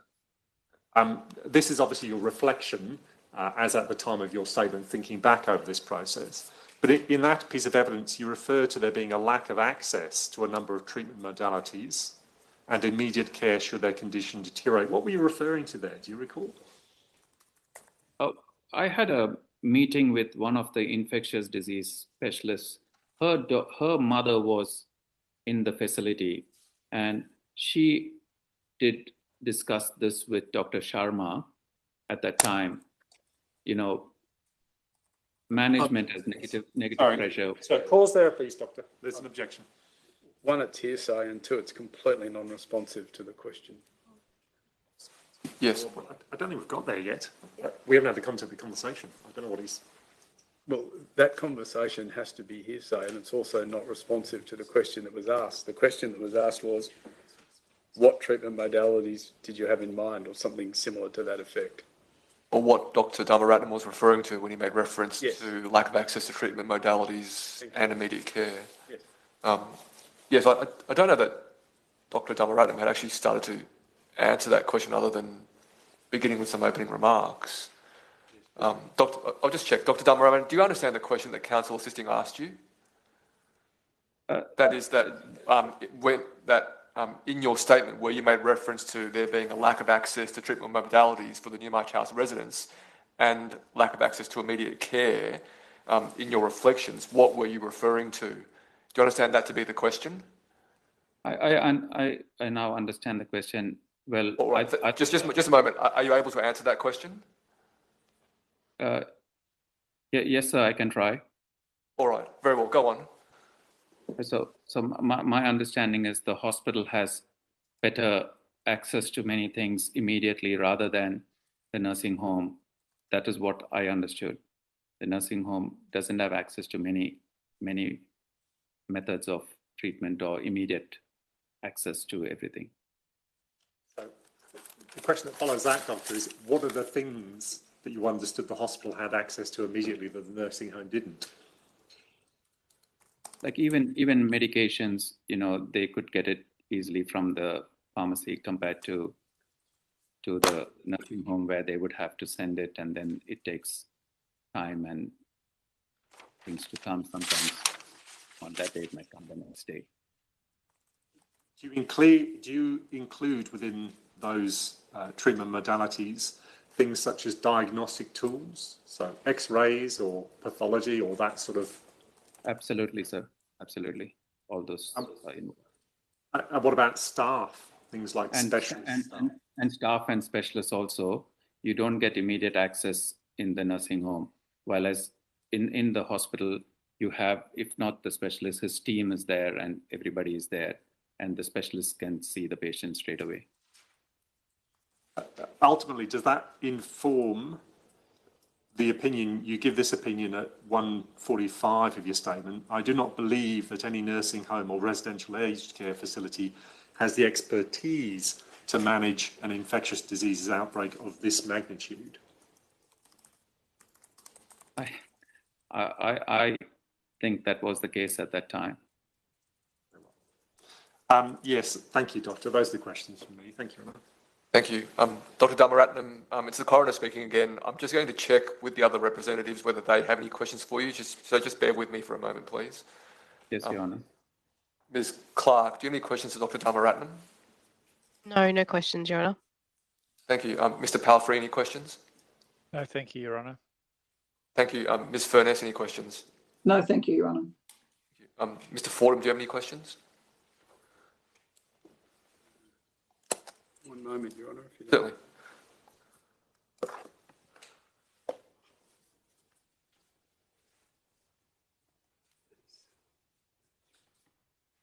Yeah, there it is. Just a couple, if you don't mind, Your Honour. Yes, of course. Doctor, you've spoken in your statement, which apparently you don't have, in relation to attendance at Newmarch House during the outbreak. Is that right? Yes, sir. And you didn't attend, and I'm not criticising you for it, but you didn't physically attend. Is that correct? That's correct, sir. And you say in your statement that you had a conversation with Dr. Sharma and that you made a decision not to attend. This is at paragraph 33. That's right, isn't it? That's correct, sir. And again, this is not a criticism. You had other facilities that you were dealing with and other patients. Is that right? That's correct, sir.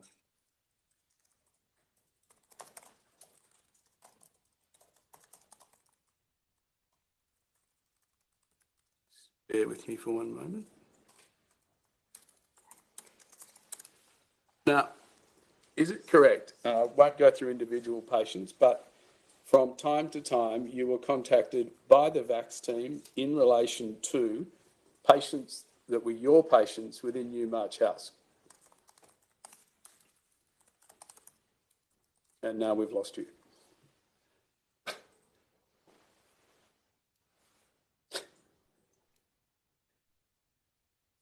Doctor, can you hear me?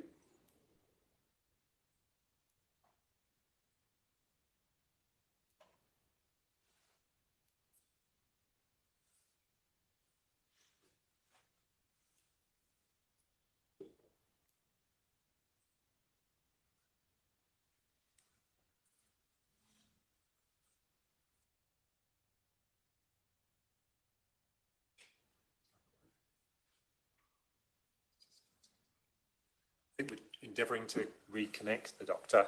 Yes. Might just take a moment to do so.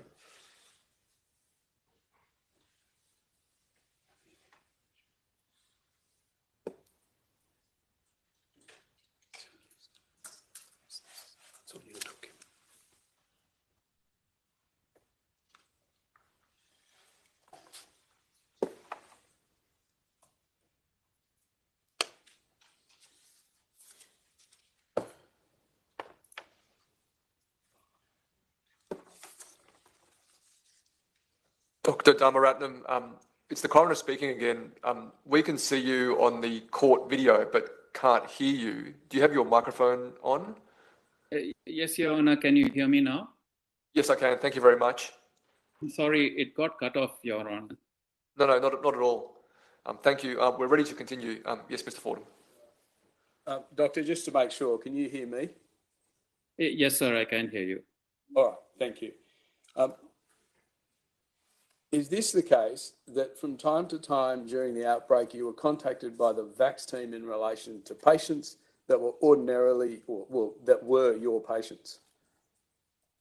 Yes, sir. They would contact me and just keep me updated on occasions. Yeah, and you would be involved in case conferences about some of your patients with VAX and the patients and or their family? Yes, sir. And is it the case that the VAX team would ask you questions about your patients? No, they never asked me any questions. They were just dealing with the COVID case only. Oh, I see. But you were included in the case conferences with the family, is that right? Yes, sir. And just finally,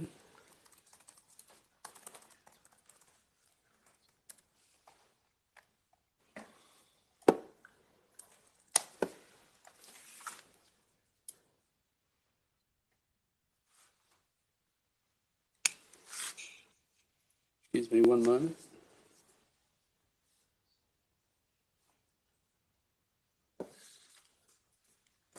Yes, I have nothing further, thank you.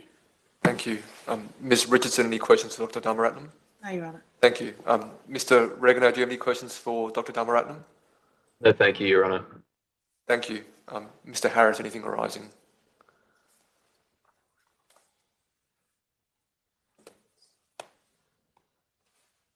Sorry, excuse me, Your Honour. Yes, of course.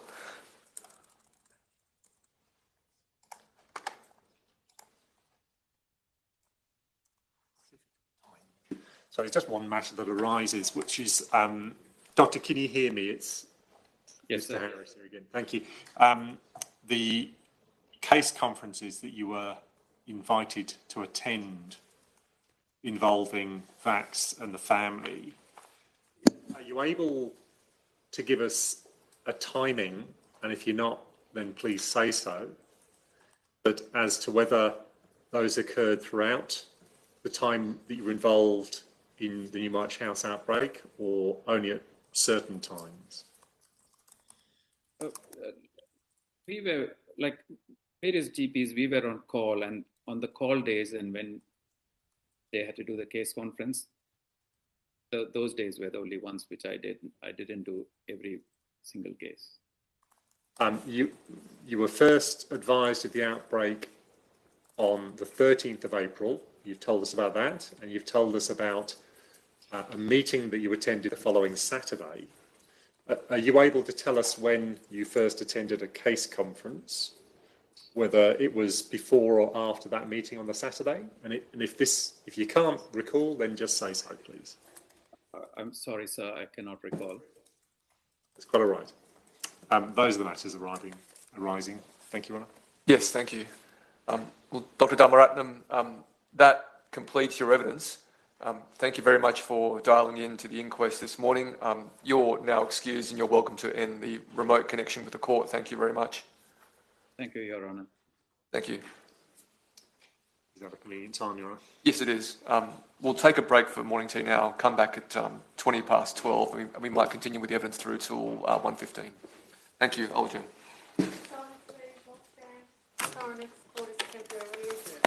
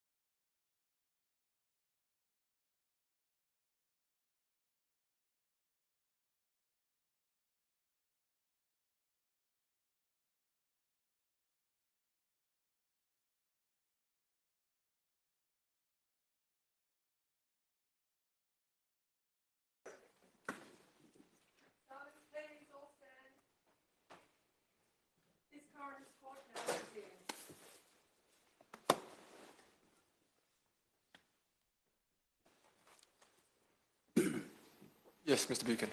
I call Dr. James Brownlee. Thank you.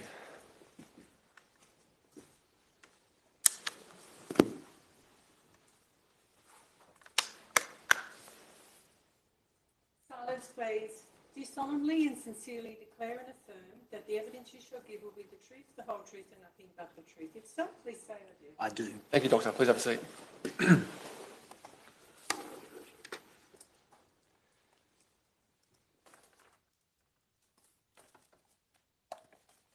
Your name is Dr. James Brownlee. It is. You currently hold the position of head of the Infectious Diseases Department at Nepean Hospital. Infectious diseases and microbiology. And your area of expertise is that you're an infectious diseases physician and a clinical microbiologist. Is that correct? Your key area of expertise, I should say. Your key area of expertise. My key? That is your key area of expertise. Yes, correct.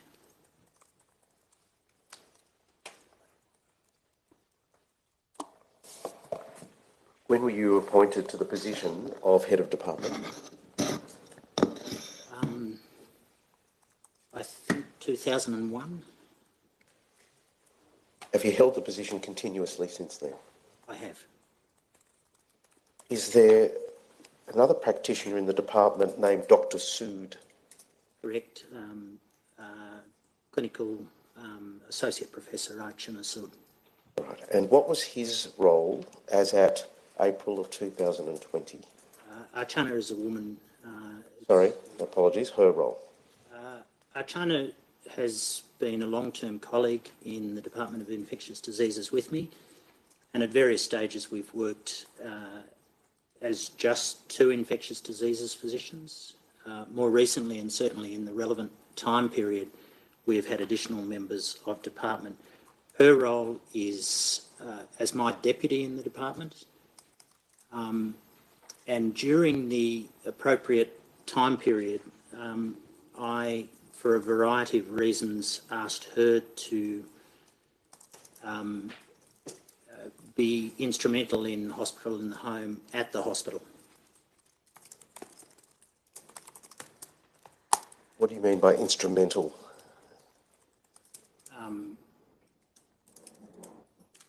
Because I was at Newmarch and she was at the hospital, we were working in tandem with her being her doing the hospital side of things. Right. Did you have dealings with her in relation to what was happening at Newmarch House? Yes, I did. What role did she play in relation to Newmarch House in April 2020? She coordinated the hospital end of hospital in the home. Right. And what did that actually entail, coordinating the hospital end? It entailed a variety of things. Would you like me to elaborate? Yes, please. Early in the outbreak, I had been on call over the Easter weekend, and when Archana returned to work after Easter, I asked her to collaborate with Dr. Anita Sharma to work out a way that hospital in the home and VACS could work together. And as part of that, she did some good work to develop the flow chart that we have heard about. Were you involved in that work? I was involved in asking her to perform that task. Were you involved in the granular detail of that work? No. Were you involved in discussions with Dr. Sharma about how the VACS hospital in the home interface would work? Yes. When? Around the same time, I had a conversation with both Dr. Archana Sood and also with Dr. Anita Sharma, and I asked them to get together and work out how it would work. Did you have input into the flowcharts that you've just referred to? I didn't, other than to direct that we develop a working relationship between the two departments so that we were working together. But does this summarise the situation? In the early days, post 11 April, you were on site at Newmarch House. You tasked your colleague, Dr. Sood, with handling matters at the hospital end, right? Correct. You tasked Dr. Sood with engaging with Dr. Sharma to develop a relationship between hospital in the home and VACS to be applied at Newmarch House. Yes. At times you were involved in those discussions.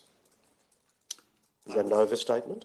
I was involved in asking the two of them to collaborate and work out some rules to operate together. But it was largely left to the two of them to develop some sort of flowchart model that would set out the relationship between the two entities.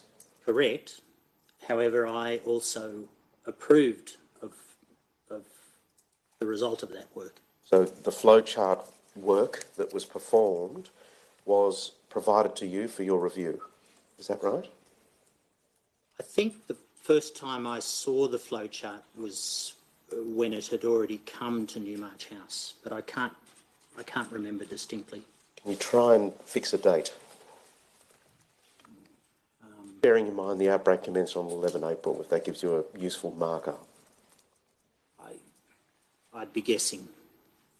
I would say sometime in the first week. Right. Can't be more specific about that. I would be guessing. Can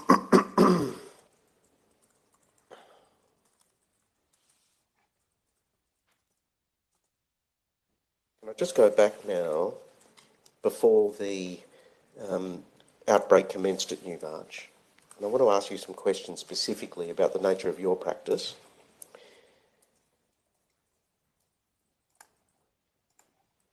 As an infectious diseases physician, did you tend to see patients in the hospital setting or in the community, or both? Both. Was the burden of your work conducted in the hospital itself? The majority of my work was conducted in the hospital. But there were times you do calls on patients in the community. Is that right? Correct.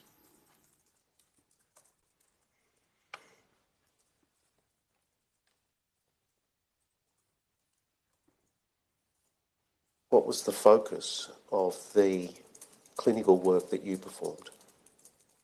Was it dealing with infections? Generally. Issues with antibiotics? Sorry, I'm unsure of the question. Are you asking generally? Yes, generally, your medical practice before the outbreak started. So I function as an infectious diseases physician and a microbiologist. I'll Yes. separate those two. Yes. Firstly, to talk about infectious diseases. Infectious diseases physicians are probably unique in medicine in that they do two things. The first is they treat individuals with infection as a physician.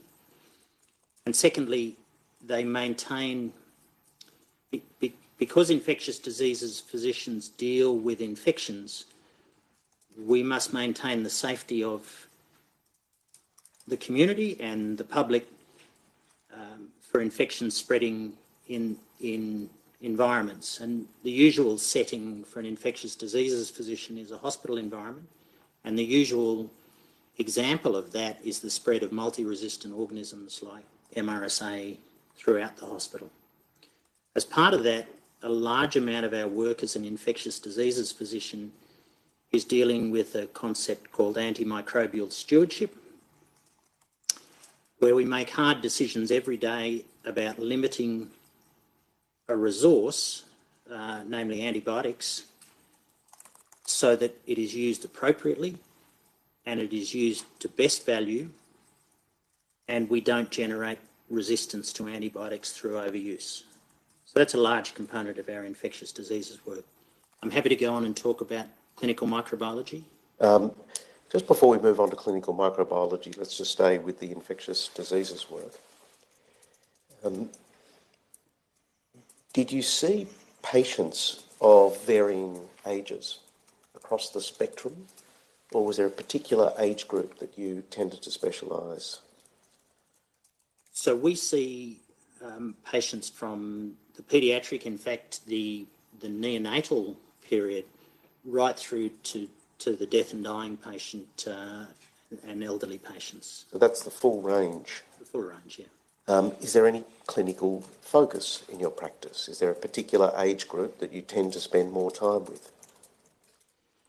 Hospitals, by their nature, tend to have older people coming into them. So by numbers, I would see more elderly patients than younger patients. But clearly, if a young patient gets an infection, we would look after them.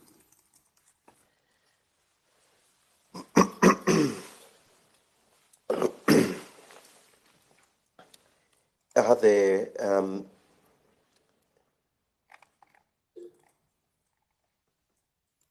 is it a common part of your practice that you deal with patients who have comorbidities of one kind or another?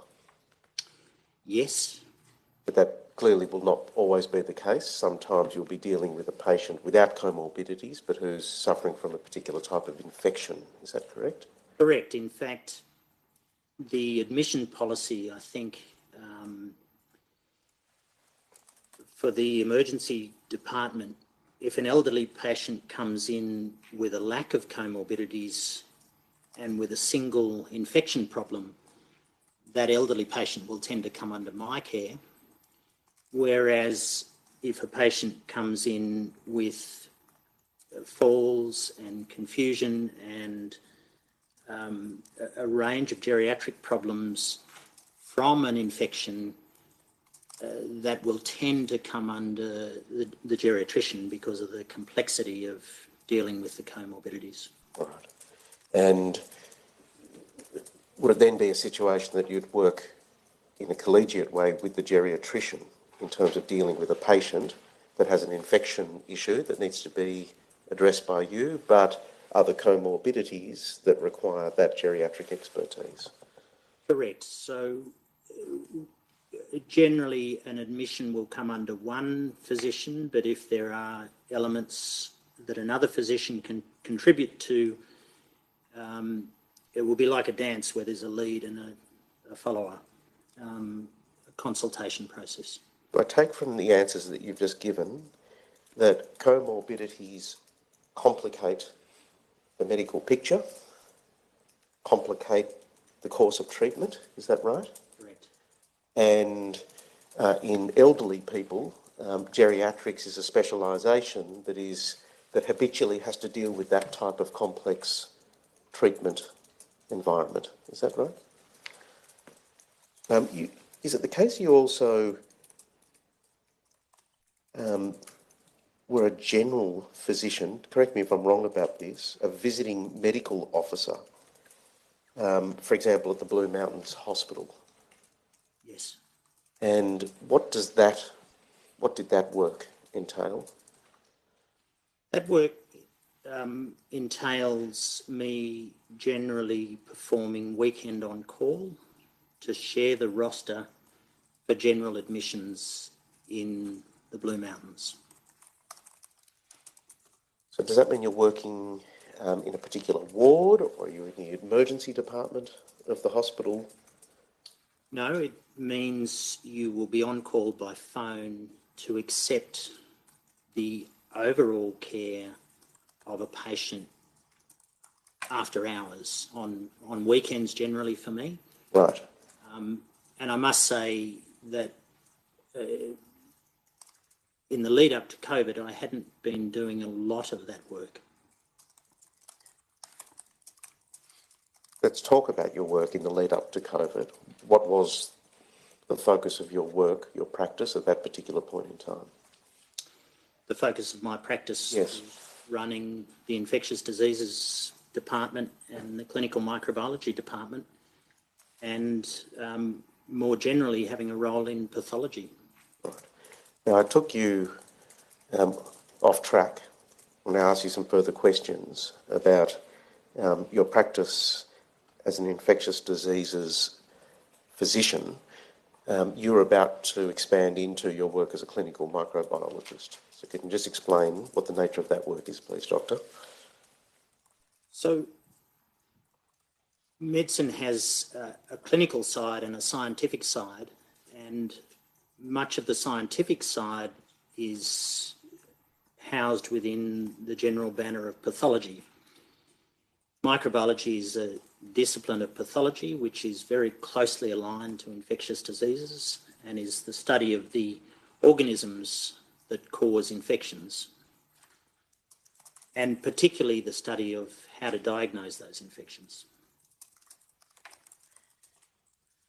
So can you let us understand, in terms of your day-to-day practice around just before the outbreak hit at Newmarch House, what sort of work were you doing in the microbiology field? That was an intensely busy time. If we remember the timeline for COVID, COVID had come out of China in late 2019. In January, there had been a massive effort put in, and I think in late January, the whole genome of the organism SARS-CoV-2 was identified, and Australia played an important part in that journey. We then had several months, January, February, March, of watching the spread of this virus throughout the world. We had intense experiences coming to us in a variety of forms from across the world. We had political decisions being made to close the borders effectively, what culminated in a closure of the borders.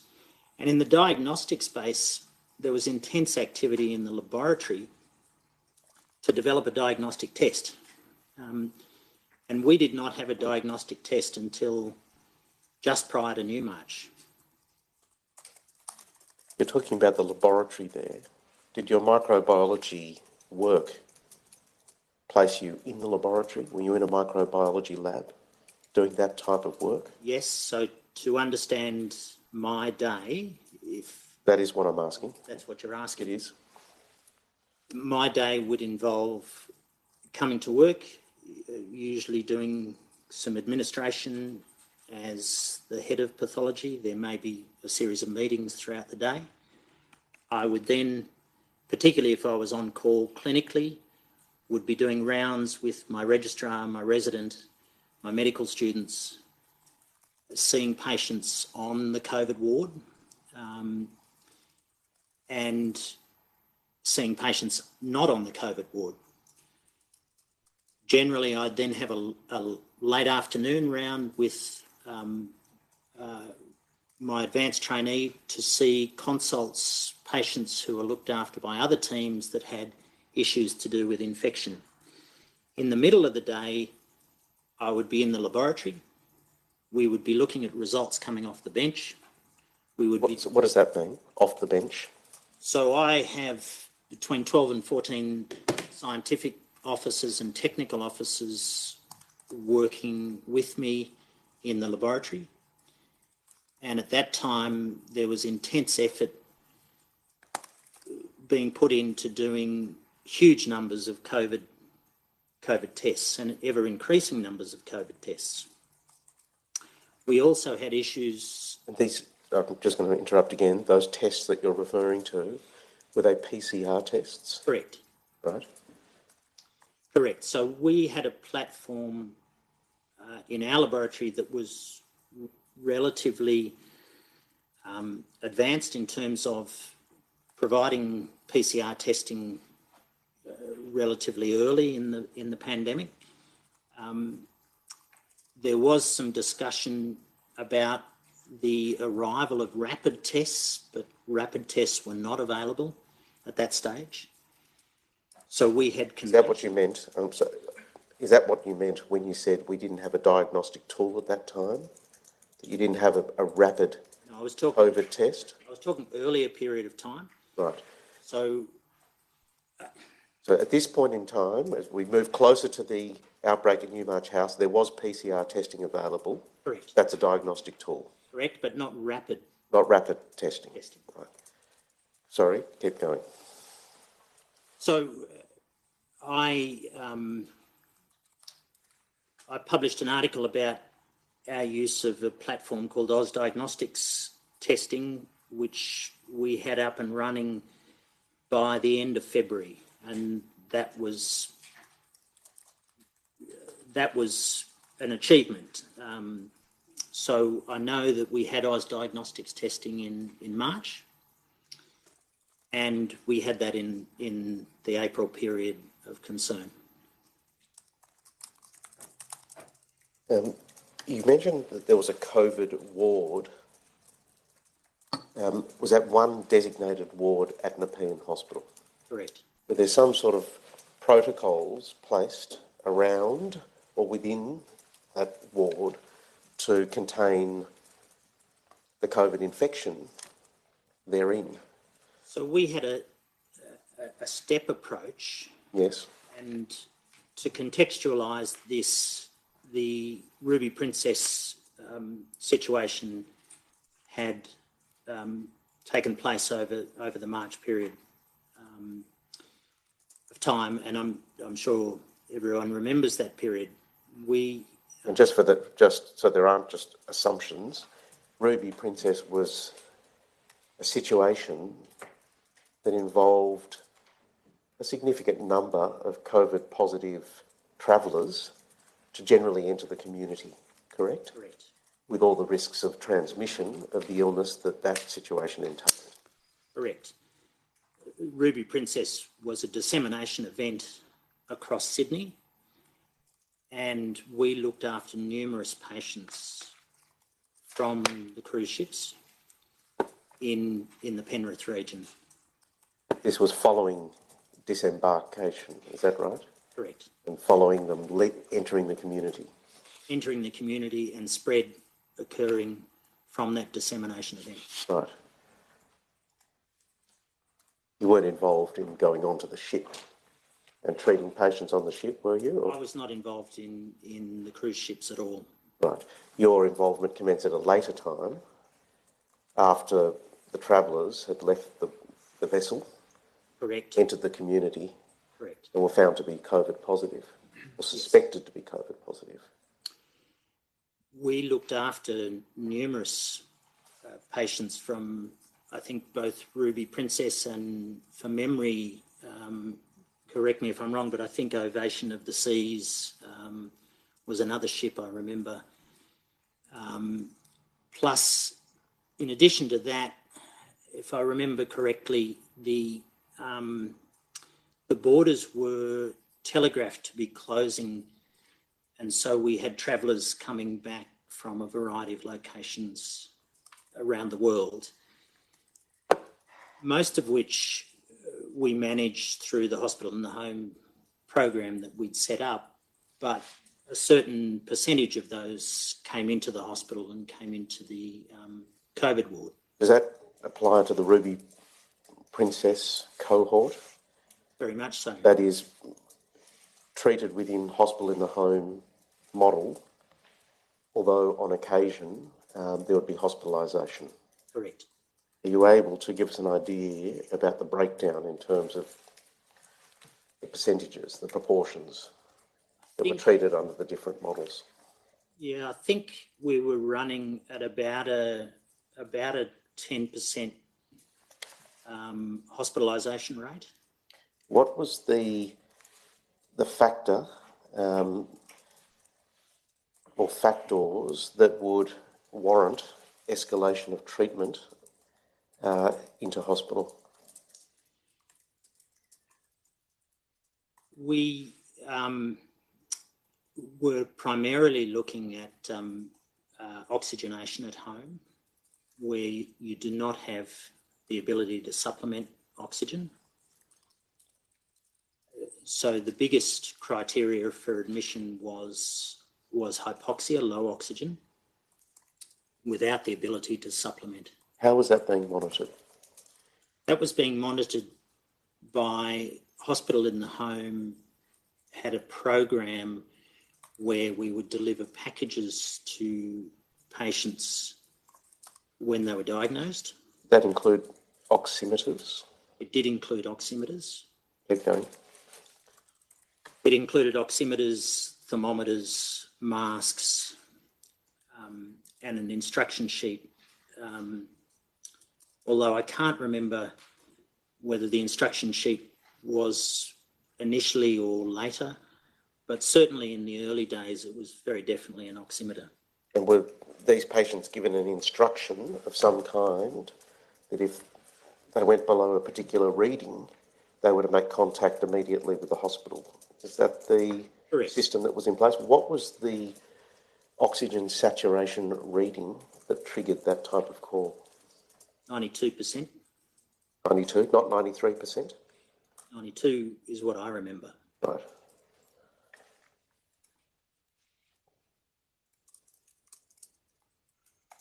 Were there also nurses visiting these patients as part of the hospital in the home approach? Correct. What was the frequency of visits that these individuals were receiving? Face-to-face visits as required. Right. What about teleconference or telehealth type visits? Yes, they were certainly getting once or twice a day telehealth, telephone contact. If I can elaborate, I will. You can elaborate. Each of the hospitals around Sydney were developing models, and it was a very fertile space for trying to get this right. And everyone called their model something different. So we used the hospital in the home model, but essentially we were doing a version of what all hospitals were doing at that stage. Many hospitals were calling this COVID care in the community, virtual COVID care. These were models designed to reduce physical contact unless necessary. So they were designed to monitor and reduce nurse-to-patient contact if possible. But it didn't mean that that was exclusively without physical contact. Right. Who made the call about whether face-to-face contact was indicated or required? We were building a team at that stage, and like most medical teams, there were different layers. And our hospital in the home registrar was a key person in that space to screen what the nurses had determined and escalate to a consultant if required. Is that Dr. El Jamali? Dr. El Jamali at that stage, yes. Right. He's given evidence in the inquest. I'm not sure if you're here when he gave his evidence. Here is evidence. Yeah. All right. So there would have been a period of time then when the hospital in the home team was managing the treatment of people in the community with COVID outside of Newmarch House, correct? Correct. While also being involved in the treatment or managing the treatment of persons in Newmarch Home. So have we moved now to the outbreak or? Not really, not yet, but, sorry, I withdraw that. In terms of timing, yes, I'm just for the moment digressing and asking you to go forward to that period after the Newmarch House outbreak started. At that point in time, hospital in the home team was managing people in the community outside of Newmarch House, as well as people within the home. That's right. They would eventually do that, but I'm confused as to where we are in time. All right. I won't jump around in terms of timing. We'll stay in the anterior period before the outbreak started. How many, just before the outbreak started, how many COVID cases in the community were being looked after under the hospital in the home model? I think about 150. Right. And what was the size of the hospital in the home team? Our basic hospital in the home team is 12 nurses, including a CNC including a NUM, Gillian Hennessy, that we heard about before. Yep. What was happening, my recollection is that was being supplemented actively by nursing administration to increase the numbers of people available to ring and monitor. As at 11 April, was it the 12 nurses that you spoke about as being the numbers on the ground at that time? I don't know. 12 would have been a baseline. A baseline. Then you had Dr. Jamali. Yes. You had a CNC. Yes. And you were involved overseeing the process. Is that right? I own the responsibility, yes. Right. Can I go back to the questions I was asking about the COVID ward at the hospital? So when circumstances required it and one warning sign or trigger was oxygen saturation falling to 92% or lower, people would be brought into Nepean Hospital. What other triggers were there? Fear, I guess, was the biggest one. So if patients were having a panic type reaction about the condition itself, that might lead to hospitalisation. I do remember some patients hospitalised that didn't have hard indications for hospitalisation. So I remember a young woman who had come back from overseas and had tested COVID positive and was perfectly well, but was having an anxiety attack. Mm. And I do remember that she got admitted and discharged, I would say, within 24 hours. Was breathlessness a trigger for requesting someone to come into hospital? Breathlessness later became a trigger, and I know in the Delta wave in 2021 we made more emphasis on breathlessness, but I don't think at that stage we were that refined in our criteria. Mm. I think, yeah. Respiratory distress, is that a trigger? I think we were relying on what the patients and what the patients' relatives were telling us. How they reported the symptoms. Yeah. Is respiratory distress a diagnosis that a doctor would make? Is that the difference you're seeking to draw? I don't think respiratory distress is not something a patient will say, I've got respiratory distress. They might say that they're breathless, or they might say that they're finding it hard to breathe, would be a more common way of saying that. Was there, and I'm obviously directing your attention just before the outbreak hit, when you're managing this population of COVID positive patients in the community, were there times when someone complained of laboured breathing which would trigger an attendance at hospital?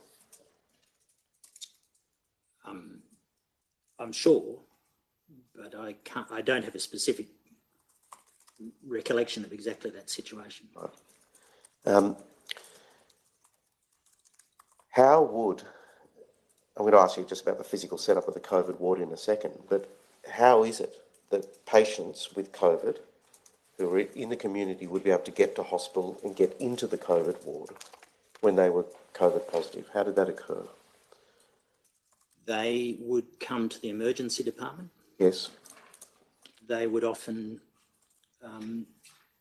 we had instructions in hospital and the home that they were to call in advance.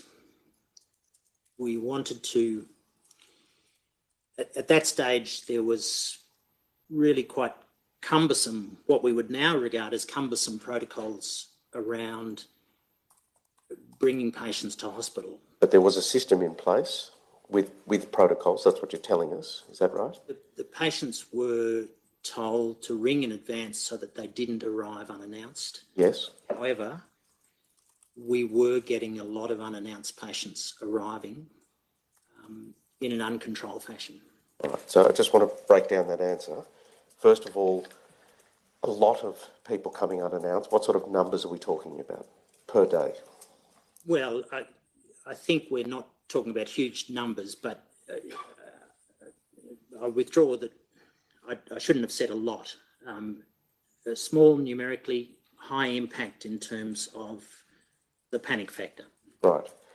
So can you give us some guidance about the sorts of numbers that you had, people arriving unannounced? I think before Newmarch we'd had about 15 total, and I'd be guessing what number arrived unannounced. Right, okay. 15 people, what, throughout March and into early April? Is that the time frame you're talking about here? Yes.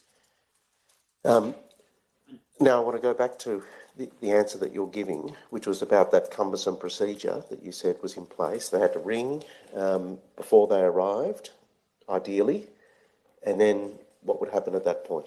How would you get them into the COVID ward? I can't exactly remember.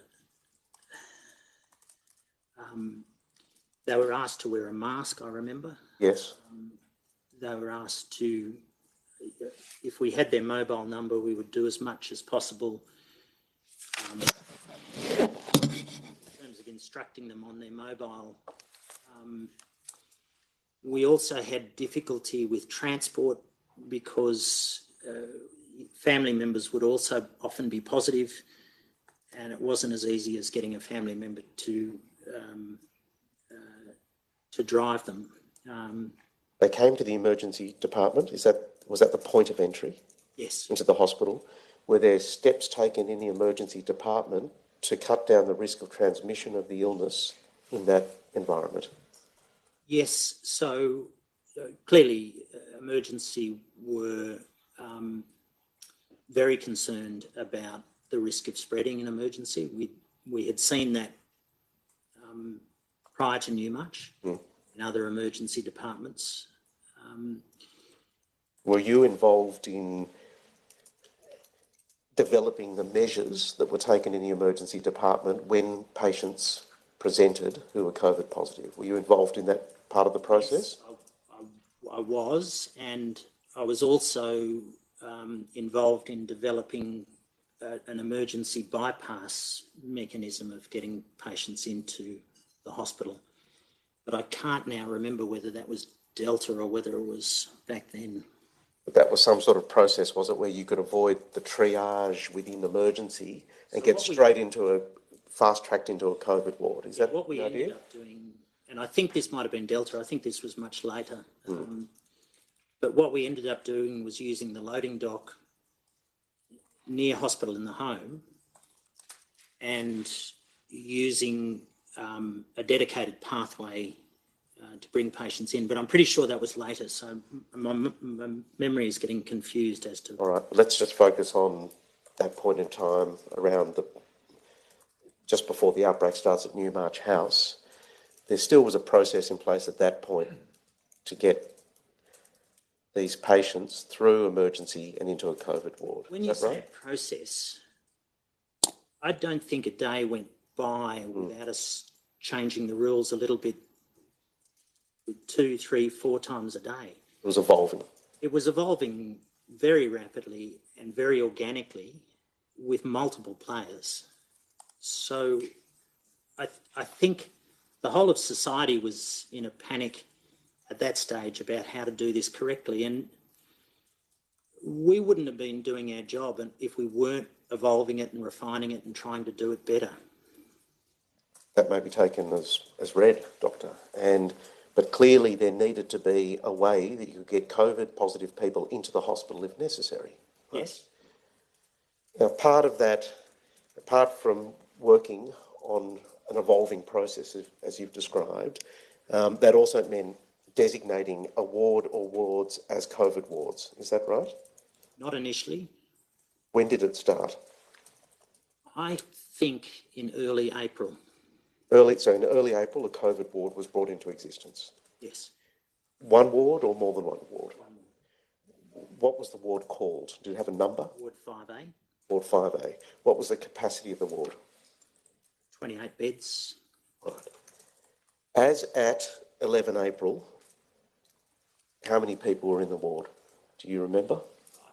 I don't remember, but I was doing on-call on the 11th of April, and I was seeing COVID patients on the ward, and one in particular sticks out in my memory because he was connected ultimately to the Newmarch situation, but we didn't know that at the time. A resident? No. Who was in hospital at the time, is that what you mean? Or something, staff member? Is that what you're... A father of a staff member. Right.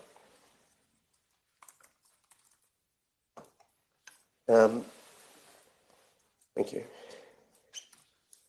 28 beds in this particular ward. You haven't been able to... And this, sorry, yes? I'm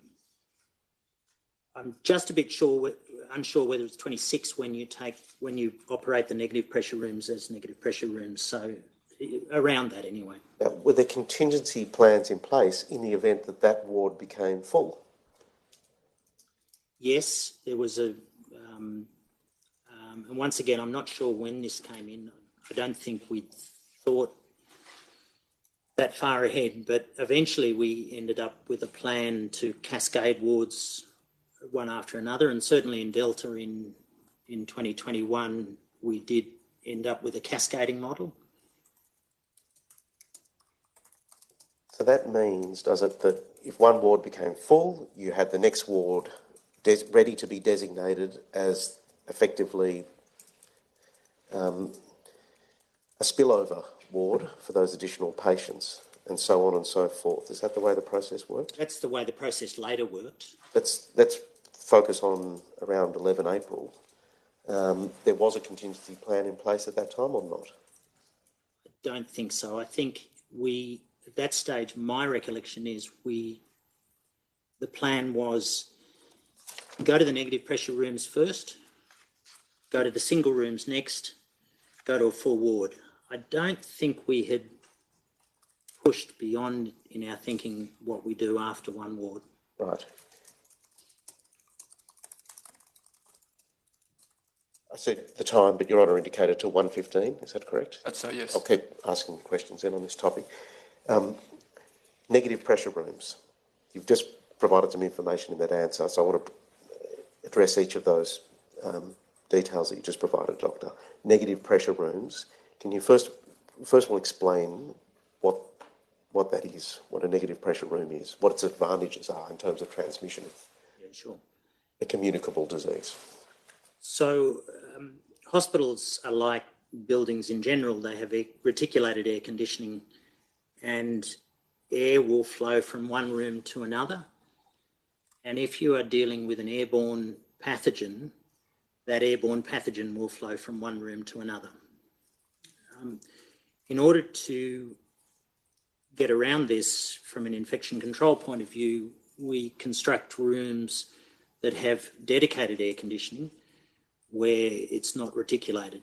It exhausts independently, and so it makes it much harder for pathogens to spread via the air. In terms of airflow, it's effectively hermetically sealed from other parts of the hospital. There are doors, and you open the doors, and there are eddies, and there's complicated air engineering science around it. But effectively, what you're saying is, in lay terms, correct. Right. So, how many of these negative pressure rooms were there as at 11 April? So on 5A, we had 2. All right. Now, you said the next line of defence were single rooms, and were they part of that ward Yes. 5A. How many single rooms were there? 2. And then the next form of accommodation was a ward with a number of beds. Is that right? Rooms with a number of beds, I should say. Are they 4 rooms with 4 beds in them? Yes, correct. All right. And was that the remaining accommodation in the ward, which gets us up to 26 or 28 beds? All right. In respect of those rooms with 4, withdraw that for a moment. Ward 5A, I assume, was on the 5th floor of the hospital. Yes. And was there another ward on the 5th floor as well? Yes, so the cardiology ward 5B is on the 5th floor. Right. Was that across the aisle or something? Down the corridor. Down the corridor. Can I just take you back to what you said before about air conditioning? Is it only in the case of the negative pressure rooms that there are controls placed on airflow? Or do other parts of the hospital have air conditioning systems that in some way control airflow?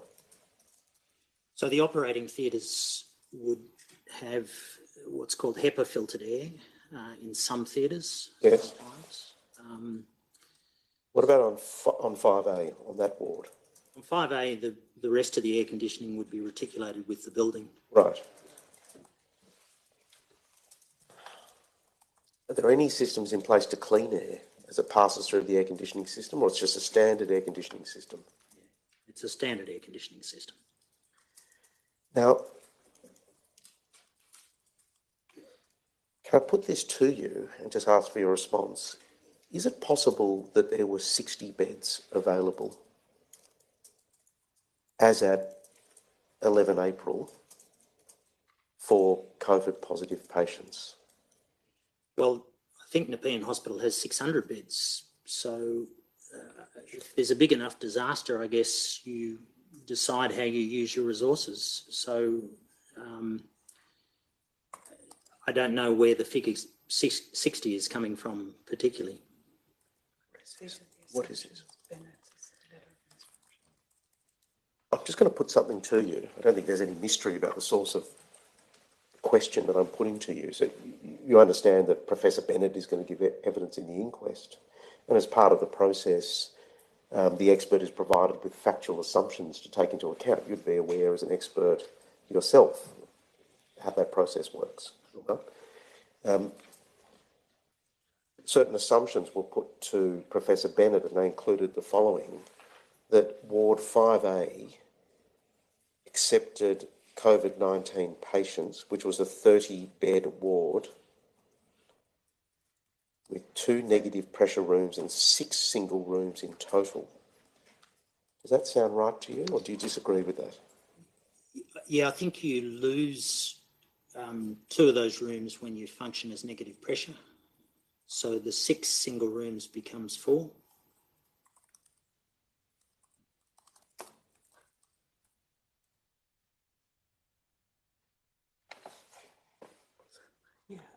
Right.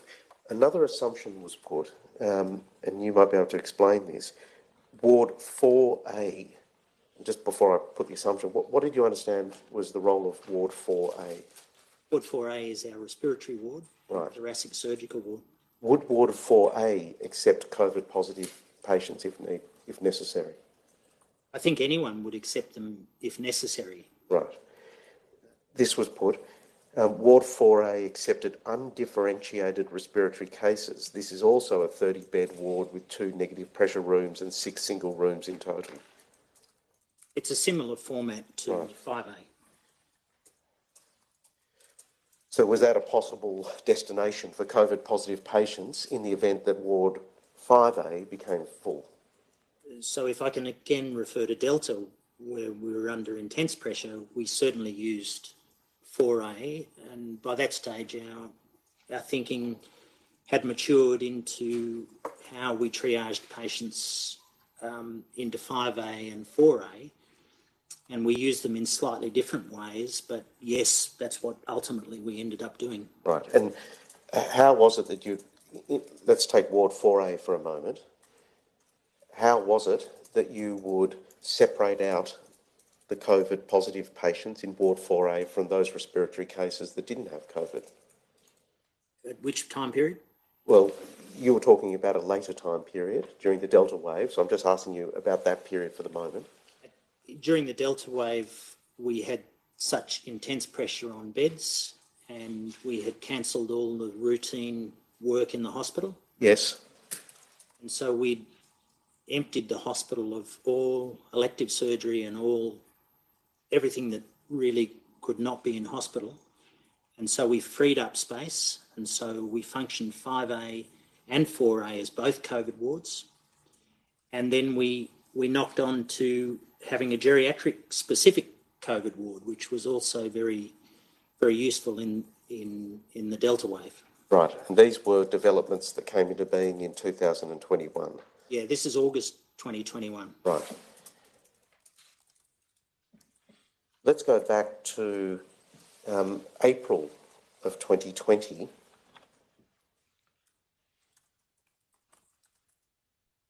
Was there a COVID plan in place at that time about where patients would be received in the hospital if they had to be admitted to hospital? I think it was the emergency department. Right. This is the assumptions as well. Is that a strong belief on your part, or you're not sure about that? Look, emergency always functions as the default place, and so I'm sure emergency would have been in the mix. Whether there was something else, I'm not sure. I just want you to understand this when I put these assumptions to you. It's not to be assumed that the assumptions are correct. What's important is the evidence that's being given in the inquest. So I'm not putting these assumptions to you like a cross-examiner would, saying this must be right. I'm asking whether it is right from your perspective. What the assumption says is, as at April 2020, Nepean Hospital had the following COVID-19 plan in place across the whole facility. And then it goes on to say Ward 5A accepted COVID-19 patients. I read what it says here about the capacity of the ward. And then B, Ward 4A accepted undifferentiated respiratory cases. And that's headed together as under the heading, the COVID plan that was in place at that time. And then what the assumptions go on to say is that Ward 4A and 5A were open from 3 March 2020 to 5 May 2020. That's the period given. Early March to early May of 2020. Now, what's your memory of the state of affairs as at April 2020? My memory is that around the end of March, we flicked the switch to make 5A a COVID ward because we had exceeded the 4 patients that we could house in single rooms. Yes. And so we made, I would guess, somewhere around March 30, we made 5A a COVID ward. Yes. Undifferentiated respiratory patients is respiratory medicine, essentially. Yes. So I think what you read out in my memory would align with that. So 4A would be non-COVID respiratory, if you like. Right.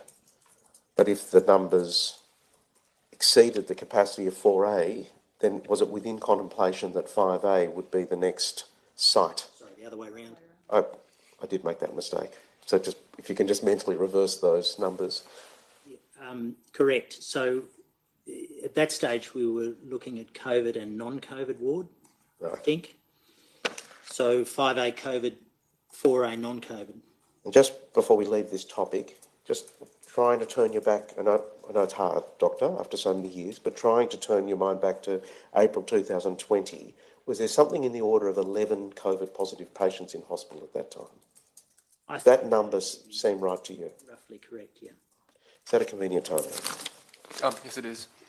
Dr. Brantley, we're going to break for lunch now. We'll continue your evidence after that. We'll come back at 2:20. Thank you, Your Honour. Please,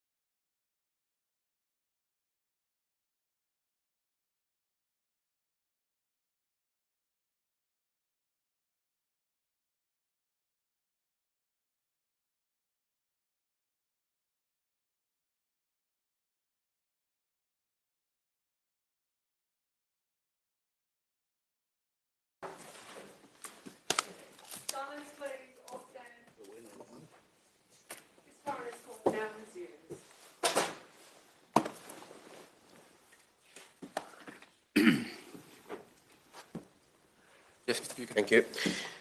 Dr. Branley, just picking up where we left off before lunch about COVID admissions into hospital, that subject matter. In your second statement that you provided, you summarise some numbers, but specifically at paragraph 19. What you say is, first COVID-19 positive case was admitted as an inpatient to Nepean Hospital on 21 March 2020.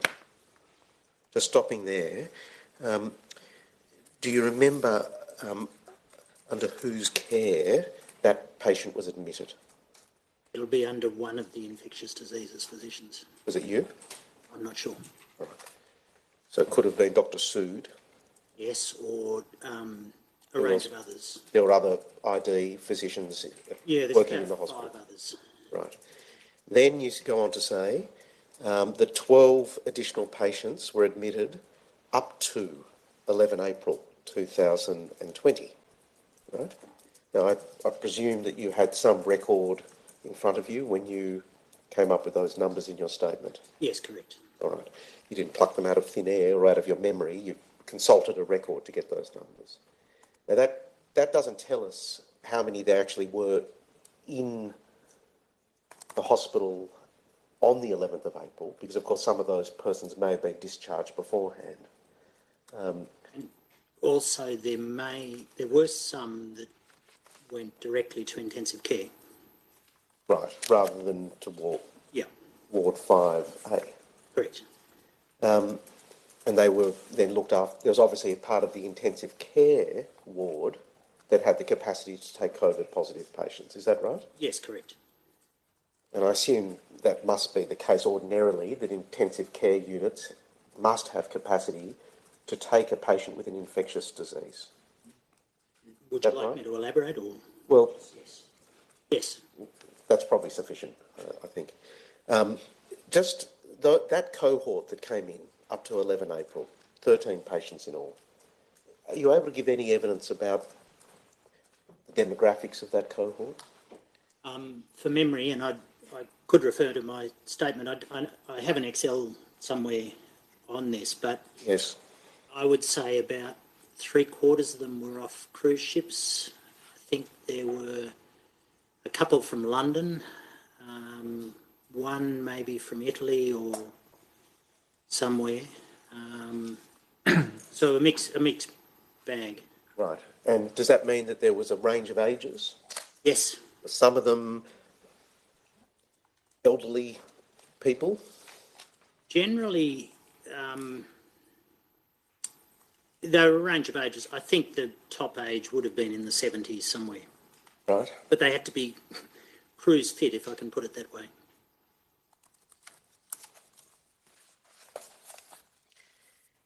Can I now, I'm just going to, for this question, change the time frame and ask you to consider the period from 11 April, say up till mid-June, that block of time.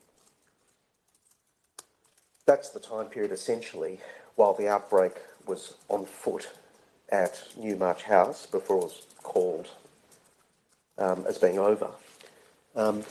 What sort of numbers came into the Nepean Hospital COVID positive during that time frame? I can't remember. I wasn't primarily looking after the inpatients at Nepean during that time. Right. Did you go to Ward 5A during that particular period? Once again, I can't specifically remember, but I would have gone the first few days because I'd been on call over the Easter weekend. Right. But you had a senior position in the hospital.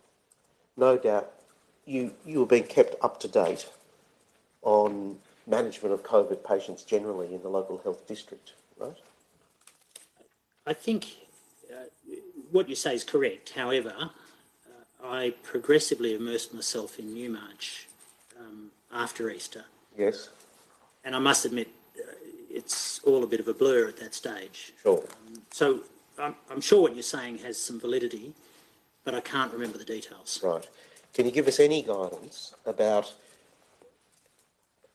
what the sort of patient numbers were, estimating, in this period, mid-April to mid-June?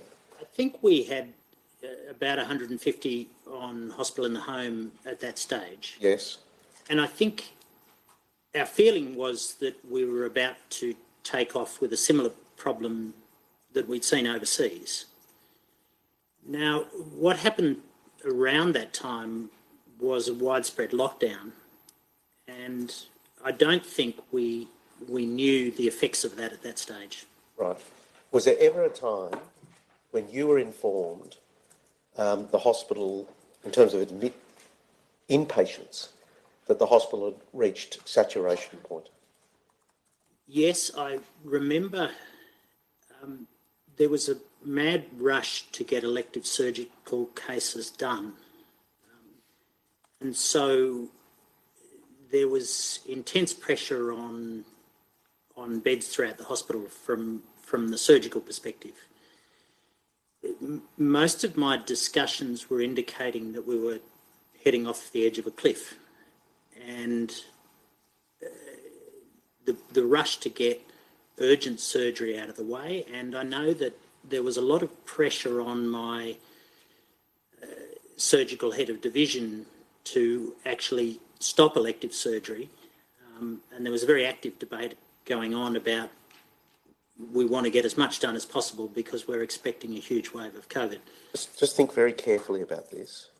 Using 11 April as a marker, were these events occurring before or after 11 April?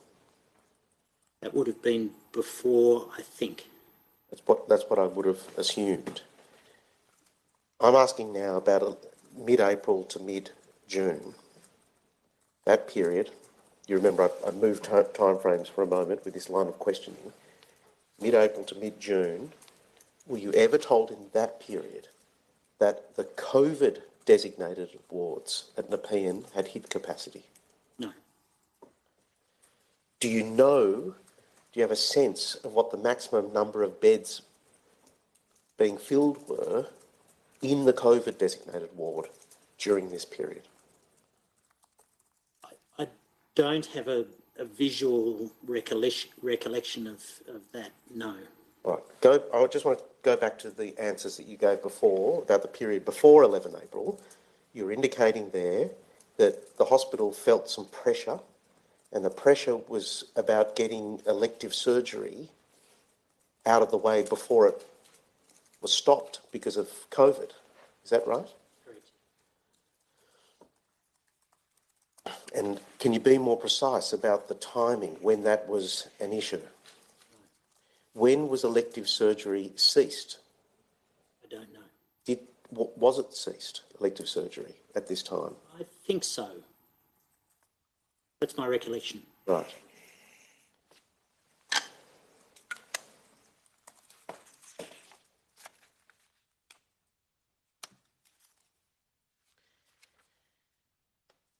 Is it fair to assume then, fair to summarise the evidence that you've just given in this way, that at no time, either in the period up to mid-April or that subsequent period, mid-April to mid-June, were you ever informed that a COVID designated ward was at capacity?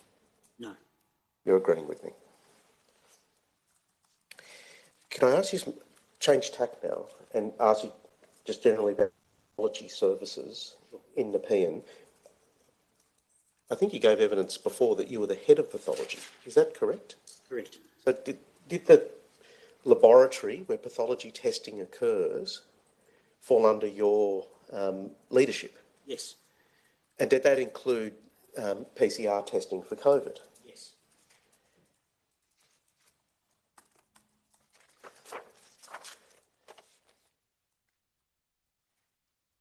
Now, ordinarily, and correct me if I'm wrong about this,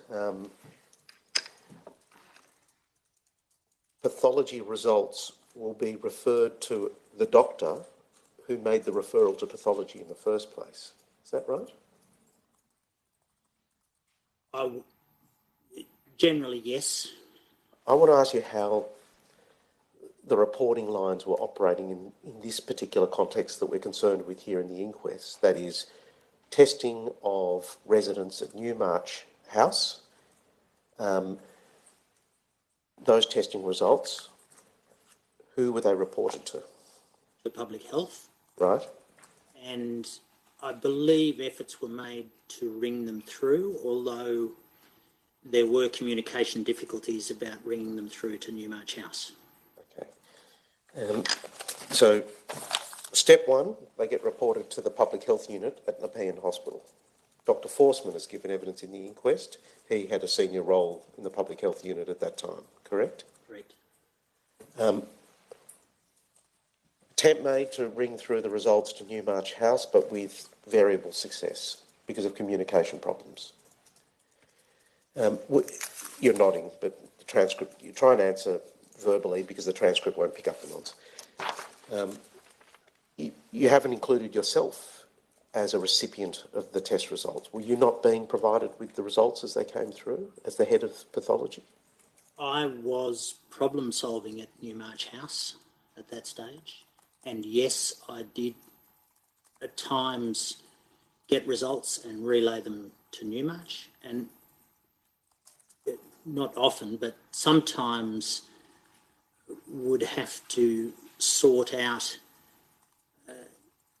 confusion in that space. Right. We've seen some evidence in this inquest that concerns were raised at various points in time about delays in results coming through. Is that what you're referring to when you just mentioned having to sort out? No, there were two episodes that come to mind. One is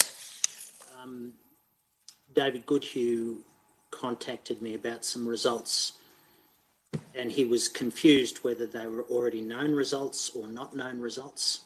I think it was multiple lines of reporting creating confusion and fueling a degree of panic about the actual numbers, if I can put it that way. Right. The second thing, sorry. No, continue. The second episode that comes to mind is we did have some results being done by Sonic, and there were discussions about the role for a public laboratory like mine doing the testing versus a private laboratory like Sonic doing the testing. And also at one stage, I think we asked Westmead to assist us in the testing. So there were multiple labs feeding into results. I know at one point when the St Vincent's team arrived, they wanted to send tests to St Vincent's, and I didn't think it was a good idea to have yet another laboratory involved.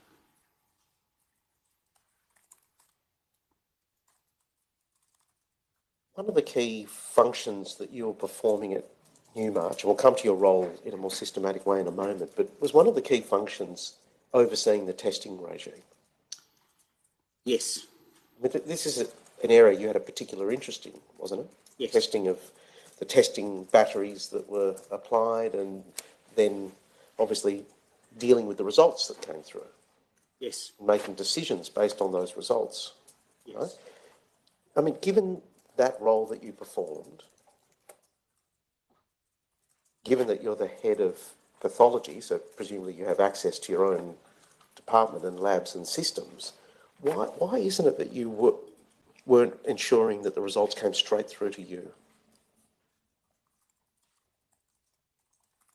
And I guess what I'm putting to you is that isn't that essential information that you would have wanted hot off the press as soon as it was available?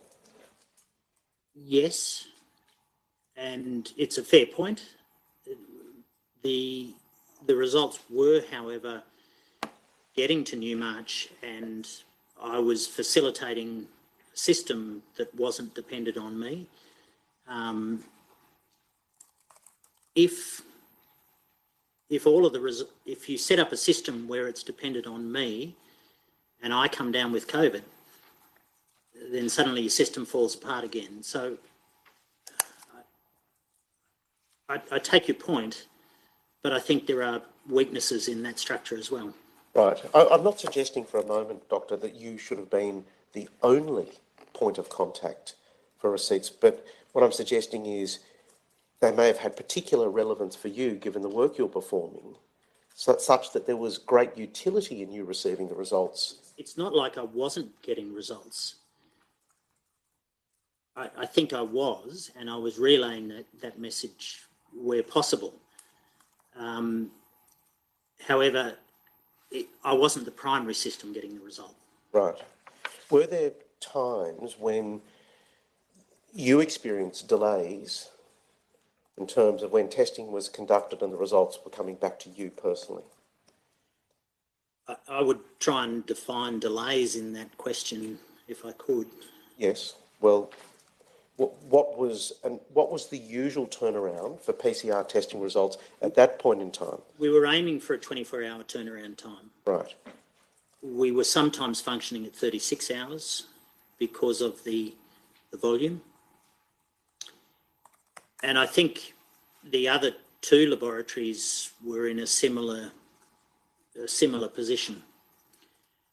I know because of those delays, I drove a whole batch of swabs over to Westmead because they had said they had capacity to do it faster than us at that point. When was that? I can't tell you. Early in the outbreak? Early. First week? Later? Week 1 to week 2, I would say. Okay. Yeah. How many tests did you have to drive over? Do you remember? You know, it would have been 30 to 60, somewhere in that order. Was this after like a full battery of tests was performed? One of those situations? I was actually performing a lot of the swabbing myself in those early days. And part of the reason, there were numerous reasons for that, which I can go into if you'd like. I am going to come back and ask you about exactly what you were doing. But just for the moment, while we're on this subject of how long it took to get the results back, you've said aiming for 24, sometimes 36 hours, but were there moments during the crisis where it was taking days to get results back? No, but I do remember 3 positive results that came through surprisingly a long time after they were taken, but it was a case of double counting. And it caused enormous concern amongst staff and other people that we had additional new cases, but I think they turned out to be 3 cases we already knew about that had been done again via a different laboratory.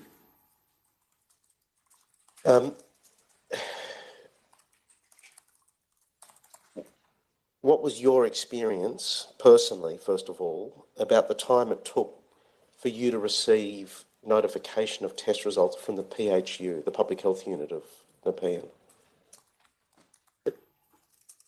The Public Health Unit were notifying Newmarch House. Yes. So when you say notify me... Well, was that a line of communication that was open, that the Public Health Unit would tell you what those results were, or would you get the information more directly from another source? I would get it directly from my laboratory. Right.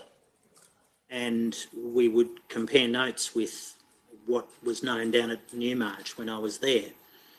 So I would often come in the morning. The results were frequently coming off at 10, 11 midnight, and we would try and reconcile those in the office in the morning. I'm going to just move forward to a point in time, because we're just on this subject of delays in reporting results. But on the 29th of April, do you recall that there was an issue raised at one of those departmental meetings or high-level meetings that were being conducted on a daily basis about delays in receiving test results from the Public Health Unit? I don't recall that. All right.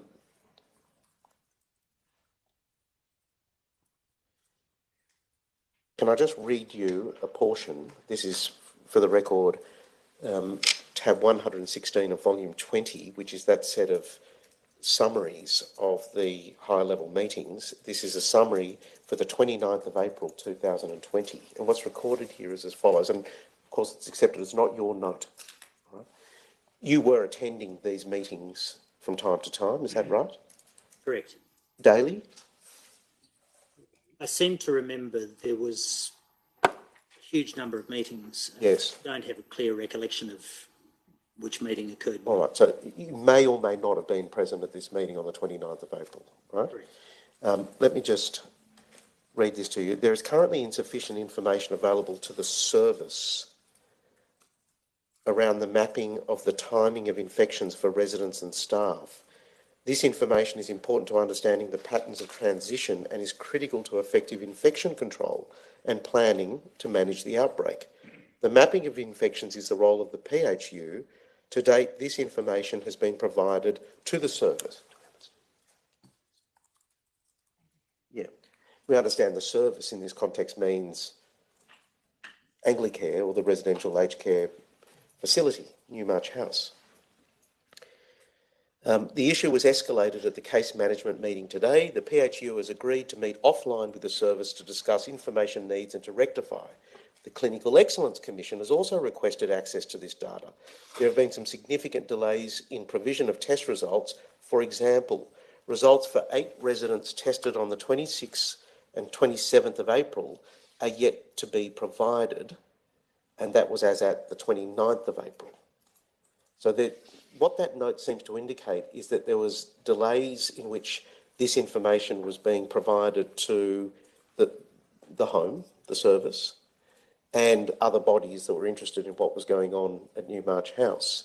Do you remember conversations along those lines? I actually don't remember that. I remember people saying that they were frustrated by delays, but I don't remember that specific comment in the meeting. And just going back to what I asked you earlier, whether you experience delays in test results coming back in the order of days, having heard that, is it still your evidence that you would get the results in a quicker time frame than that? I would be interested in the individual patient records of those delays, because that's not my recollection that there were delays of that length of time. Without repeating myself too much, I do remember 3 patients where there was a big delay and it was a mistake in double counting them. So that's my recollection. Right. Do you know whether those 3 patients were amongst the 19 who passed away at Newmarch? I can remember that. I suspect they weren't. I know the one that I can remember is TB, surviving patient TB. And we'd appreciate if you use initials for the names of patients that survived. I'm trying to do that. Yes, thank you very much.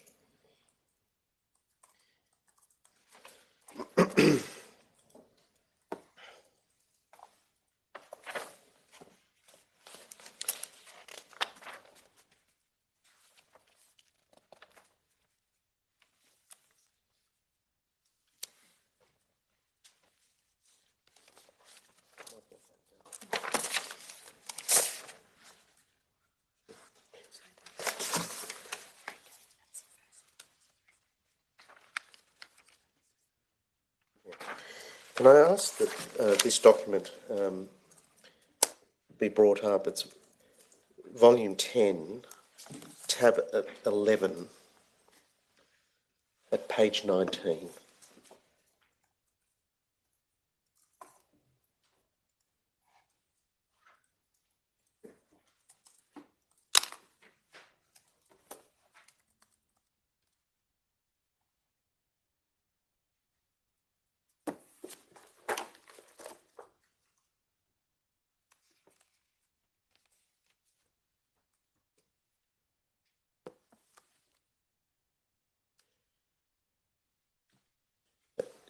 We can see that the name of the patient has been redacted there, but I want you to just assume this is one of the 19.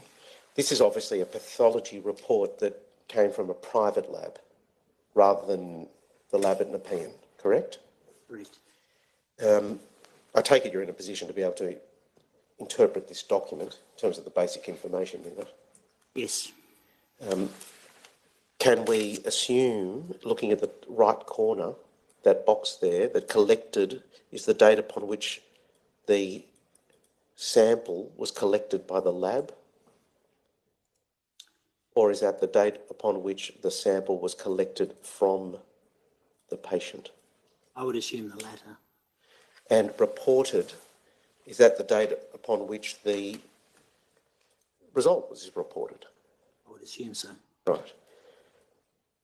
This seems to suggest there was a 3-day turnaround, or possibly up to 4 days when you take the full range between 10 and 13 But time April. collected 0.00. I doubt that. That's sitting between the two dates. What does that usually indicate? Well, to me, it would indicate this was collected at midnight, which... The alternative is that no information was inputted into that field. So I don't know. That's probably the likelihood, isn't it? That no information was inputted. I don't know. I could guess. It's not my laboratory. It's... Yes.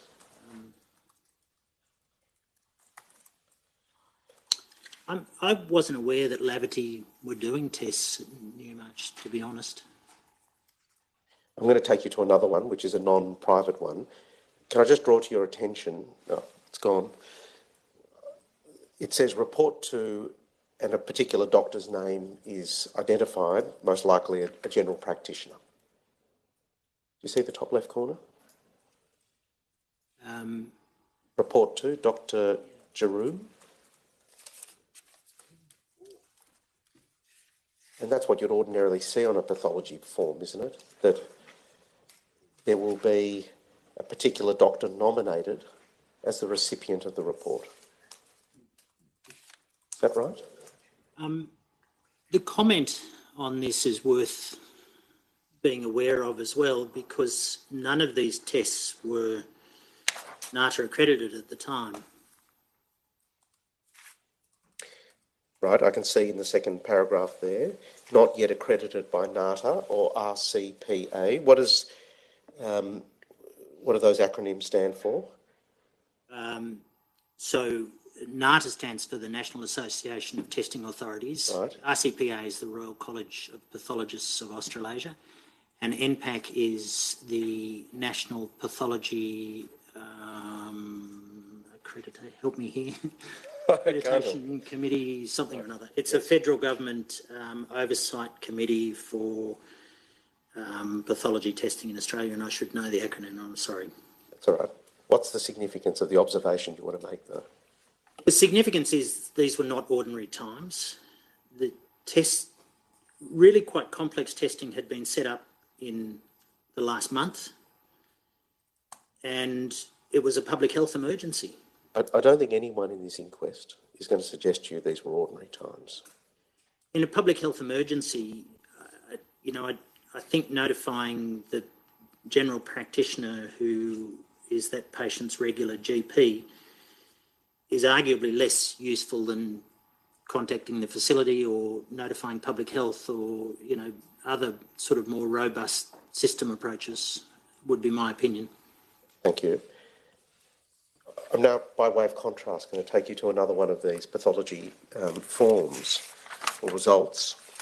If we could look at Volume 1, Tab 16, please.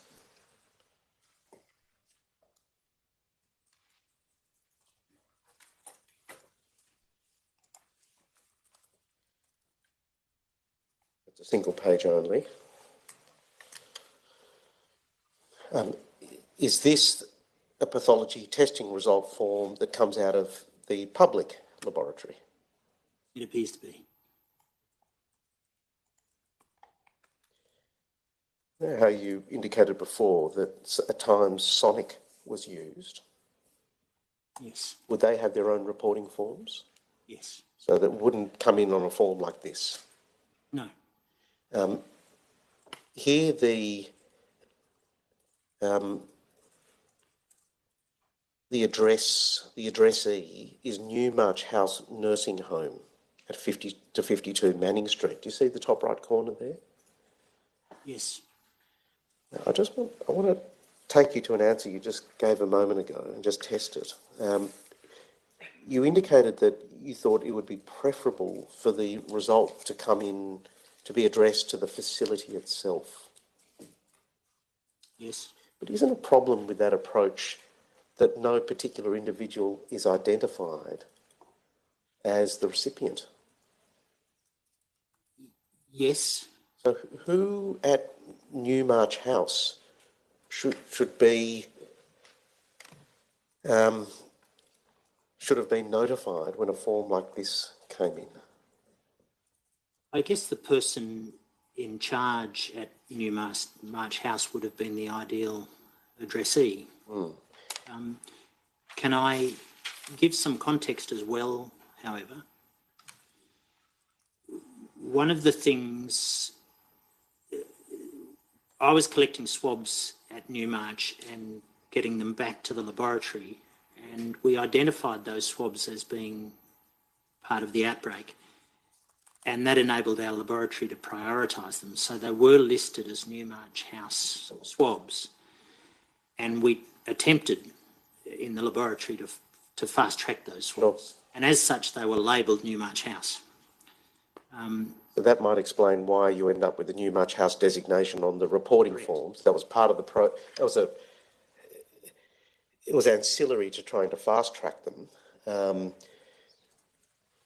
But do you accept that, and would appear to flow from your answer about what was ideal, that it was less than ideal to have them being sent through to a facility in general without nominating a particular person to receive them?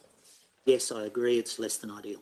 Can I now ask you to interpret some of the information on it in terms of timing? It says they're collected 14 April 2020 at 3:45 in the afternoon. Do you understand that to be when the sample was taken from the patient? Yes. What does started mean? Sorry, if I understand collected to probably mean when it was collected from the patient. I'm actually, I could inquire into what that means, but I actually don't know. All right, well, it might assist if you can do that, because it seems inevitable that you'll be coming back on a subsequent occasion to give evidence. If I could take that one on notice, please, I'll try and chase up an exact answer for you. Thank you very much. Underneath that, it says started 6:15 in the evening. Does that indicate the time at which the analysis of the test results in the lab commenced? Or something else? I think that they've commenced the lab run at that time. If we look down, it says positive under the final reports. That's the result, right? Positive for COVID-19. Under the line, halfway. Again, you have that qualification or rider that it hasn't been validated according to those requirements by those various agencies. And then at the end of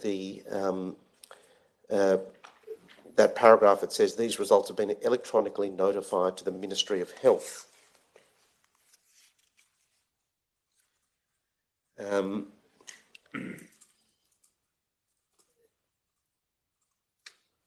Was that notification to the Public Health Unit? Is that what you understand to mean by that? Or is that something different? This would be an automatic notification to both the Ministry and Public Health. So I would understand that the central EOC, the Emergency Operations Centre, would have a notification of that as well. But I'm not 100% sure. I just want to show you one more of these. It's volume 4, tab 13.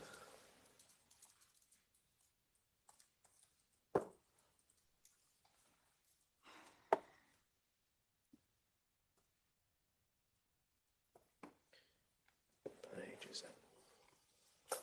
Give me a page, please. I'm just getting a page for you. Page 20, please.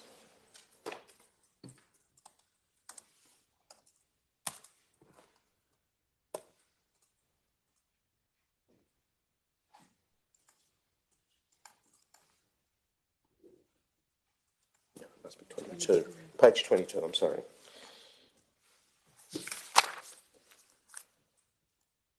Okay, there we are. Again, this is one that's a test that's been performed by the Nepean lab, is that right? Yes. Look, if you can look at the very bottom of the text in the middle of the page, it says performing locations, Nepean Laboratory.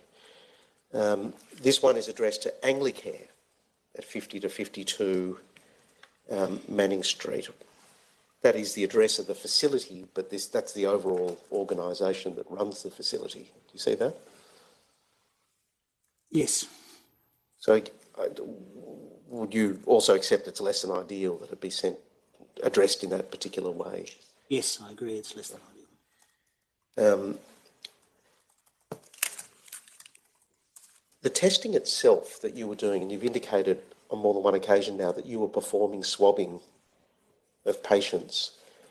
What sort of swabs were performed to obtain samples for this type of testing? We performed the best swab we could get. And I think I've detailed this in my statement. There were issues that became very apparent right from the beginning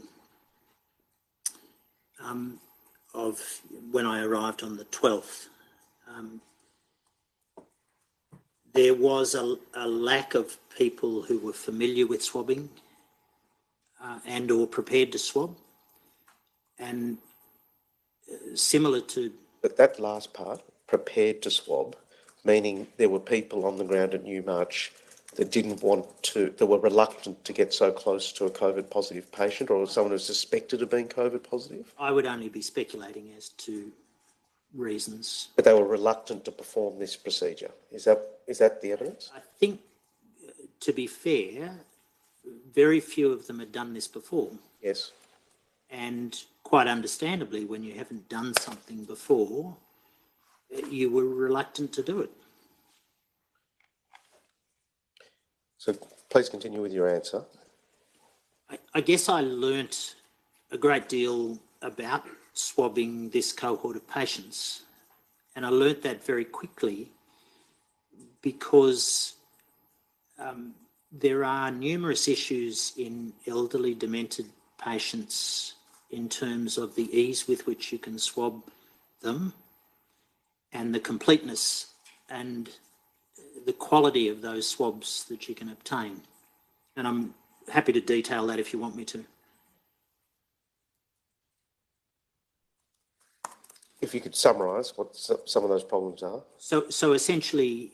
or challenges. The consent process when you are doing a painful procedure on somebody, you're shoving, a swab down their throat and down their nose, and ideally we were trying to get oral and nasal swabs. So the procedure would be open your mouth, both tonsils, often to the point where you cause gagging, and then both nostrils. And I'm sure many people now in the audience have had a swab and would understand what I'm saying. Yes.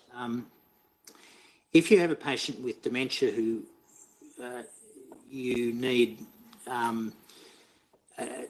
a difficult persuasion conversation in terms of how you're going to do that, then you sometimes end up with the best swab you can, and sometimes that's a swab which effectively is a swab of the tongue. In addition to that, as dementia progresses, the frontal lobes create a reflex, and my geriatric colleagues would have a name for it, which escapes me at the moment, but it's a it's an oral reflex to clamp shut the mouth when something is put near it. And it's a primitive reflex that becomes unmasked during dementia and ageing, which meant that cooperation and getting a good quality swab in this cohort of patients was difficult. In addition to that, and I'm sure we'll get to this, but Wentworth Heights, where the wandering demented patients were, was my number one priority, and it was by far the most difficult group to swab. but they represented the greatest risk of dissemination within the home. Because they were wanderers? Because they were wanderers. I know it's going to be hard to estimate this because you're dealing with different patients with different needs and different levels of resistance to the swabbing process. But can you give us an idea of the time required to perform the swabbing exercise? And I expect your answer will be a range. Can you give us an idea what that range was? For us to complete one wing would generally take till lunchtime or just after lunch, having started at 8ish in the morning. And is that testing in the order of 30 residents? Roughly, yeah. Something like that? Yeah. So hours to test 30? Yes. So you wouldn't be able to get through the whole facility in a single day? I had some wonderful nurses who came down from Nepean and assisted me, and they were great. And they worked really hard, and it was challenging.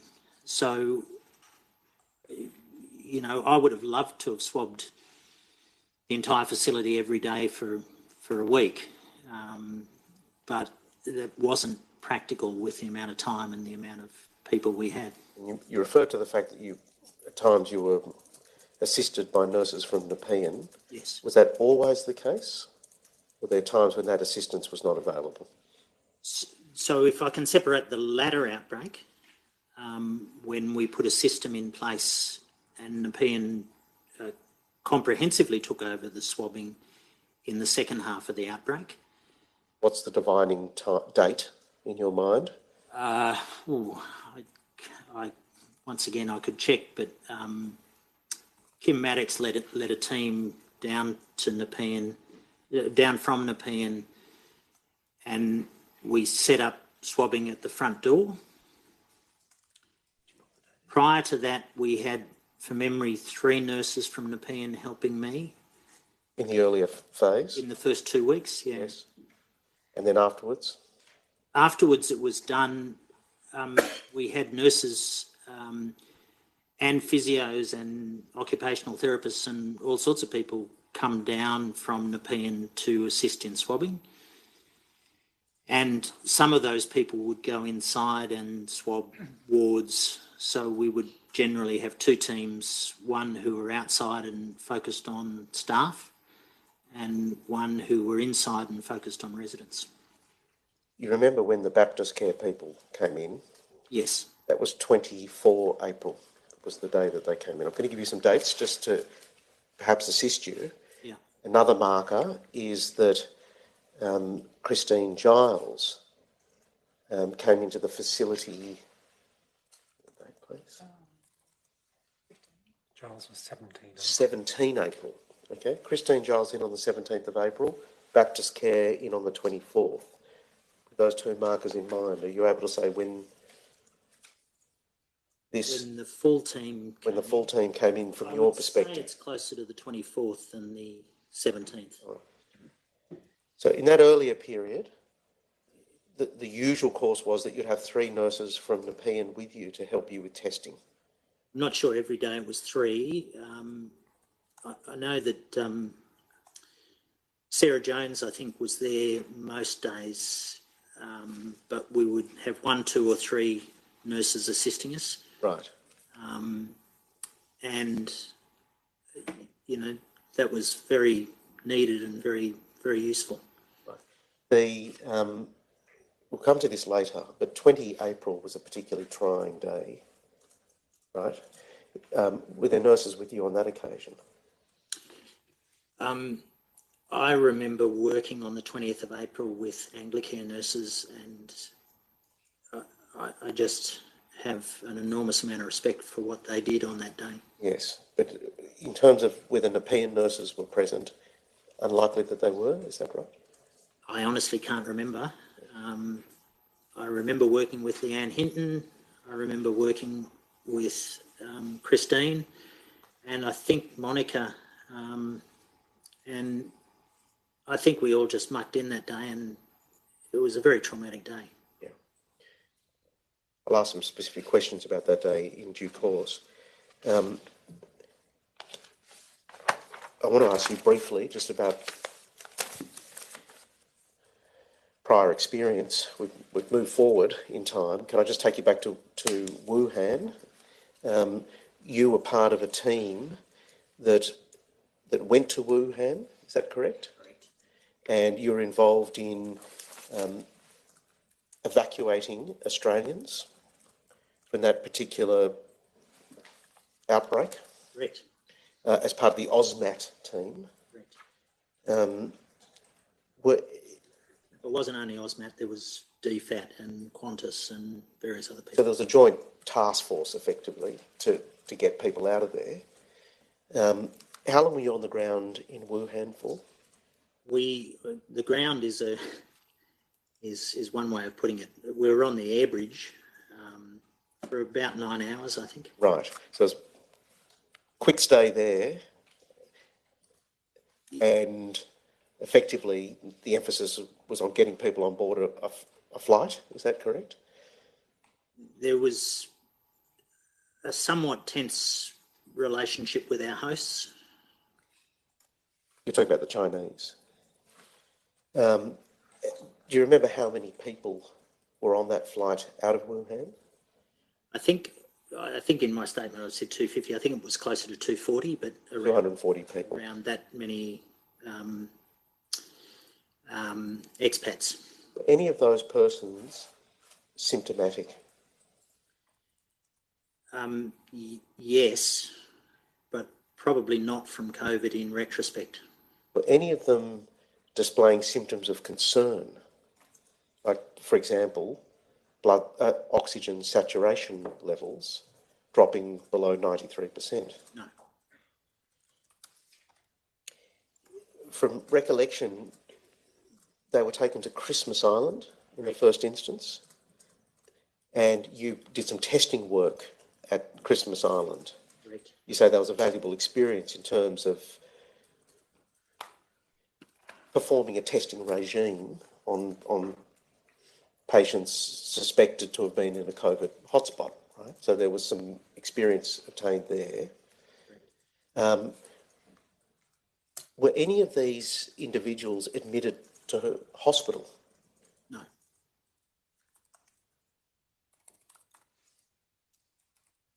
After you performed the testing in Christmas Island, did any of them test positive to COVID? No. All COVID negative? As far as we know, we didn't test the complete cohort. Were you the only infectious diseases person in that task force, or did you have colleagues present? No, I had my colleague Matthew O'Sullivan from Westmead. Westmead, thank you.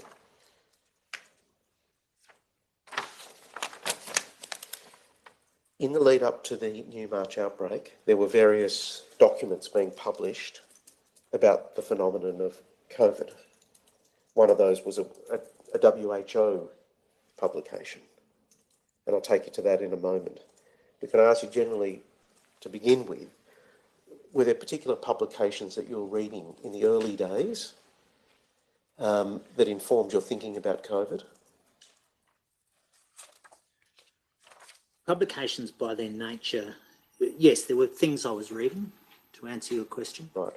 Were there any significant publications in terms of shaping your thinking about COVID? Yes, but not publications in the scientific sense. We were reading experiential accounts from overseas. Where were you obtaining that information from? The media or no, particular sources? Predominantly through a group called Ozbug, which is... Sorry, I missed that answer. Ozbug.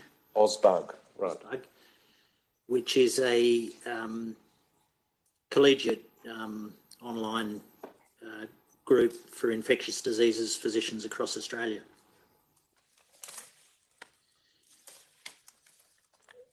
I assume that in the reading that you were doing in the lead up to 11 April, it had become well recognised by that time that the elderly were a particularly vulnerable population.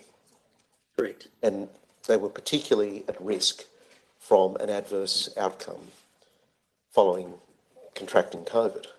Correct. Was there information that you're aware of at that time that particular comorbidities posed a risk factor in terms of adverse outcomes? There was clearly that information available, as well as a lot of other information. Do any particular comorbidities spring to mind as having been singled out in the literature that was circulating at the time as posing a particular risk factor in terms of adverse outcome?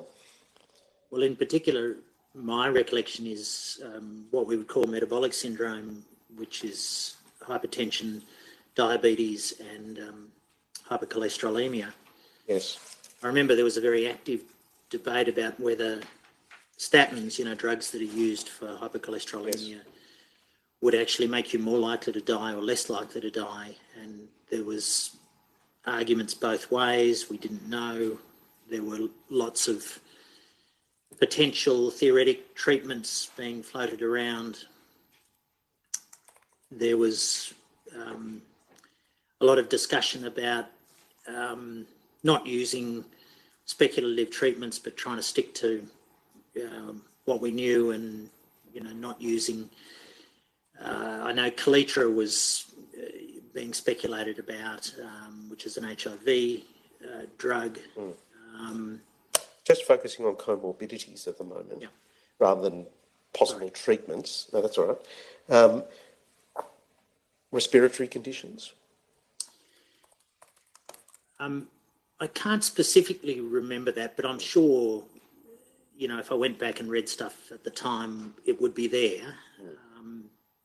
Dementia? Was dementia being identified as? I think vascular dementia was being talked about in the same group as, hypertension, diabetes, and hypercholesterolemia. Vascular dementia fits into that. Chronic obstructive pulmonary disorder? Yes, any lung disease. I mean, I think the general catch-all was any significant chronic medical disease was likely to have adverse outcome associated with it. Right. Did you read the WHO interim guidance that came out in March of 2020? I'll give you the specific date, 21 March 2020, on infection prevention and control guidance for long-term care facilities in the context of COVID-19. And just, I'm going to put the document up so you can see it, because it might trigger a recollection, or alternatively, you may be able to say confidently you didn't see that document at the time. It's tab 6 of volume 26.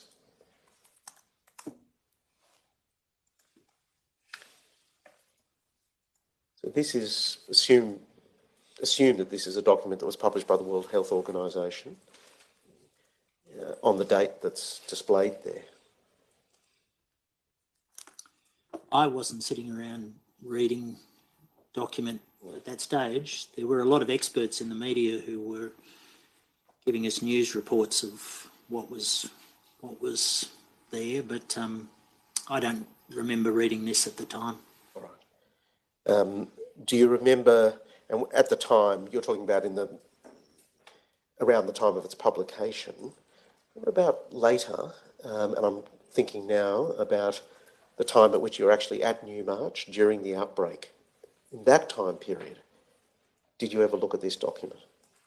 No, we as a group, so the infectious diseases group at Nepean were meeting. Our habit is to meet every Monday and discuss things, and things would be brought to that table, and we would look at them. And I remember the ACID guidelines being what we were looking at that stage. What guidelines are those? Can you just... Australian Society for Infectious Diseases. Okay, thank you.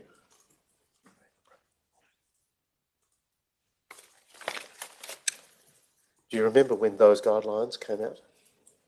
Those guidelines probably would have had the first edition in March or thereabouts. And they went on to become the living guidelines, is my understanding. When you say the living guidelines, what do you mean by that? So, You're referring to the cDNA guidelines that were published or something different? no, I'm referring to the Australian COVID-19 living guidelines. Maybe cDNA. Maybe cDNA? I'd have to. The Australian living guidelines. cDNA stands for the Communicable Diseases Network of Australia. Yeah. So I think that they would be the cDNA guidelines that I'm referring to. So we usually call them the living guidelines. I see. That this first set, the ASID guidelines, then fed into the cDNA. I think that's what is your understanding. But I'm not on those committees, so I don't exactly know. While this document's up, and noting that you've indicated you didn't have access to those at this time, can I ask that we just go to page 3? And I suppose the purpose of the question is whether you're aware of this particular information, which we find in the document. You haven't seen the document, but you may have been aware of the information. Do you see there on the left side, there's a column headed Source Control, Care for the COVID-19 Patient and Prevention of Onward Transmission. Do you see that there?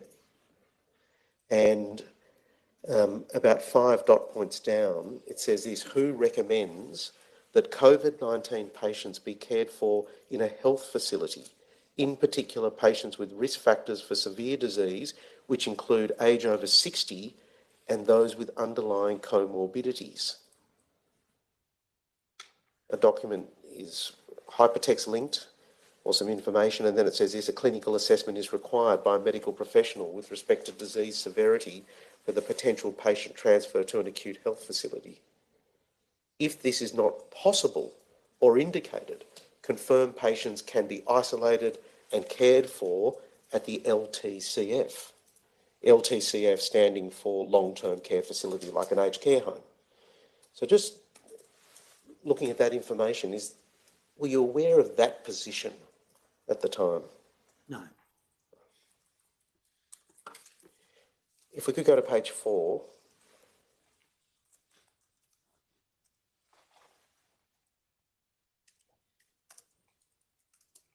There is an issue that, can I suggest, kept coming up in the meetings that were being held at the high level, which is what is a true negative? And how many times do you have to test before you can be confident that someone is a true negative? And at one point in time, I'm summarising here some notes that we have, it appears that you're indicating there had to be at least 2 tests showing that there was a negative result.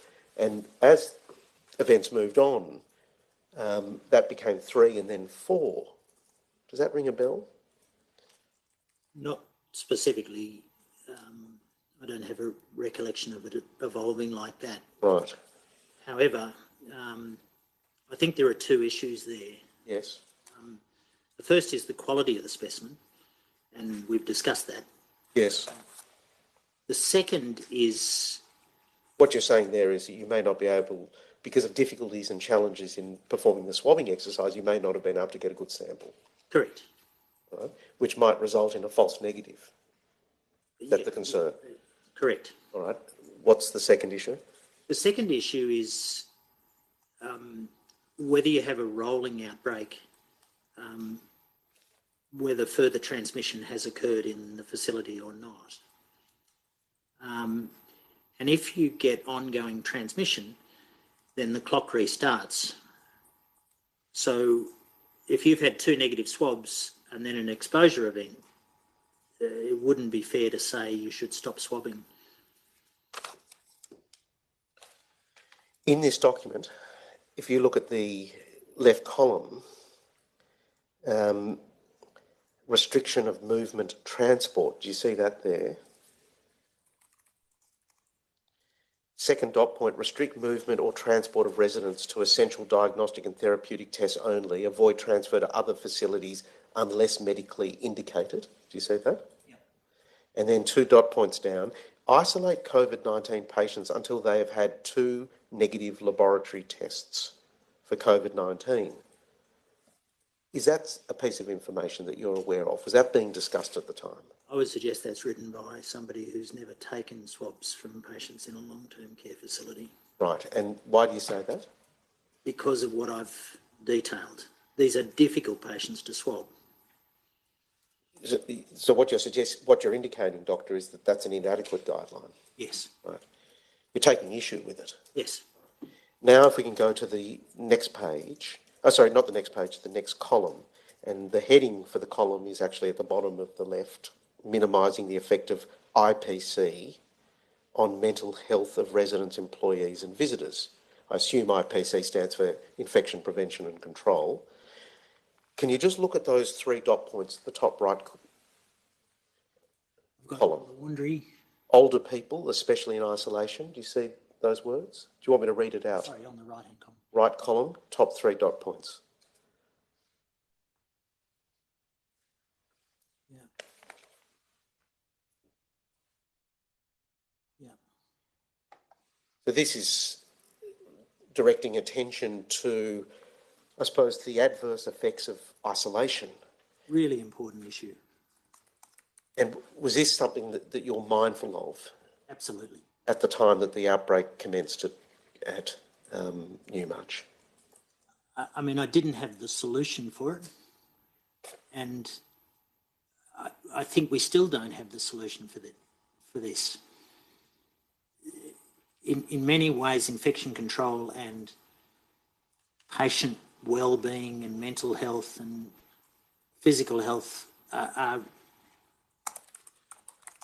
in contra, they're in contradiction with each other. Mm. So there are different considerations that are pulling in different directions. Is that a fair way to put it, Doctor? Thank you. And one of these considerations is that when elderly people, particularly those with some sort of cognitive deficit or dementia, are placed in isolation for a significant period of time, deconditioning can occur. Correct. No question about that, is there? Not at all.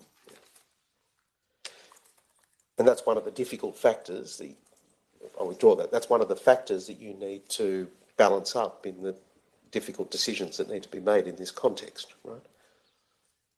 I think the other thing is that, and I'm sure we'll get to this, but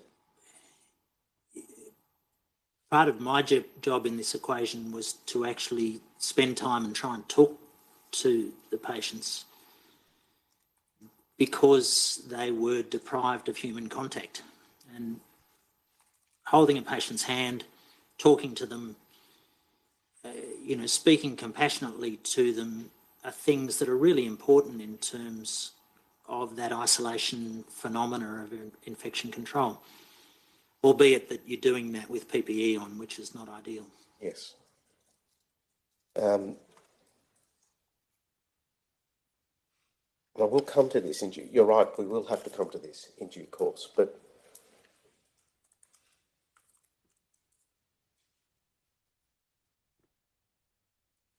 one of the rationales for keeping patients at the home is the advantages of keeping them in their familiar environment, right? But that needs to be considered, does it not, against the fact that even in their own environment, in the context of a COVID outbreak, there are significant changes in that environment. So you just referred to clinicians coming in dressed in full PPE equipment. That's going to be a highly confronting sight for some of these residents, right? That they're not used to. Being locked in their room, not being able to socialise with other people in the home, disruption in basic care services, absence of family when they ordinarily enjoy regular visits from family. All of those sorts of factors change the environment that they're in. That's right, isn't it? Wherever you're looking after COVID patients, those factors apply.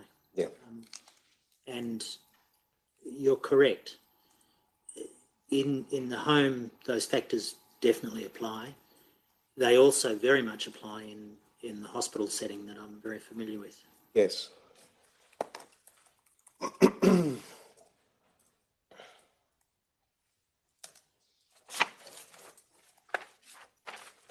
Dorothy Henderson Lodge now, different topic altogether. That particular institution fell in the Northern Sydney LHD area, right? So that was not part of the Nepean Local Health District. So it's not a matter that would ordinarily have come within your jurisdiction. No.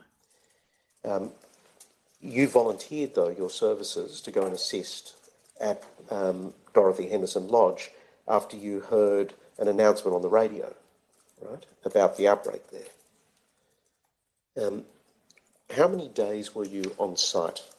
I think 7. 7 days. Roughly.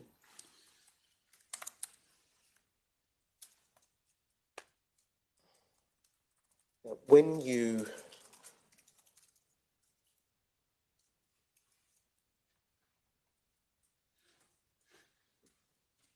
in fact, you've given even more specific evidence in your statement at paragraph 27, your major statement in this matter, which is a statement that you gave to the Royal Commission. You've indicated you were there from the 6th of March to the 12th of March. Right. So I take it they're not there for the entire span of the outbreak, but they're in an early phase. Correct. Now, when you got there, Kathy Dempsey had already been there for a couple of days, right? She is an infection prevention and control practitioner. That's her specialty, right? And you were asked questions about this in the Royal Commission, about the significance of her presence there. You said this: the great advantage of arriving after Dempsey, who had already laid the ground rules for infection control, the beauty of that was that those rules had been entrenched within the nursing hierarchy of the facility, and there was no dispute about infection control. It was one source of truth, and that truth was being applied consistently, and the rules were well understood and well applied. I take it you stand by that evidence here as well. I do. So there was significant advantages in having an infection prevention and control expert come in early and set the ground rules. Correct. In your statement, you indicate, this is paragraph 34, that you weren't part of a decision-making committee at DHL. I'll just read it for you because you look amused by what I've just said. I'm not sure. No, I'm agreeing. Oh, you're agreeing. Okay. And you also indicate that you were not involved in any decisions regarding the transfer of COVID-positive patients, that must mean to hospital, and did not have any contact with any patients who had already tested positive. That's paragraph 36 of the statement. I think I go on to say that although I'm not sure of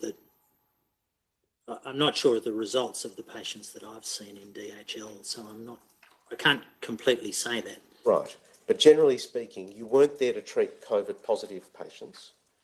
Is that right? No, I was there to assist in any way I could. And so I may have seen COVID-positive patients, but they weren't known COVID-positive patients. I understand. But once they became known positive cases, then at that point you weren't involved in active treatment of those patients. Is that correct? That's correct, yes.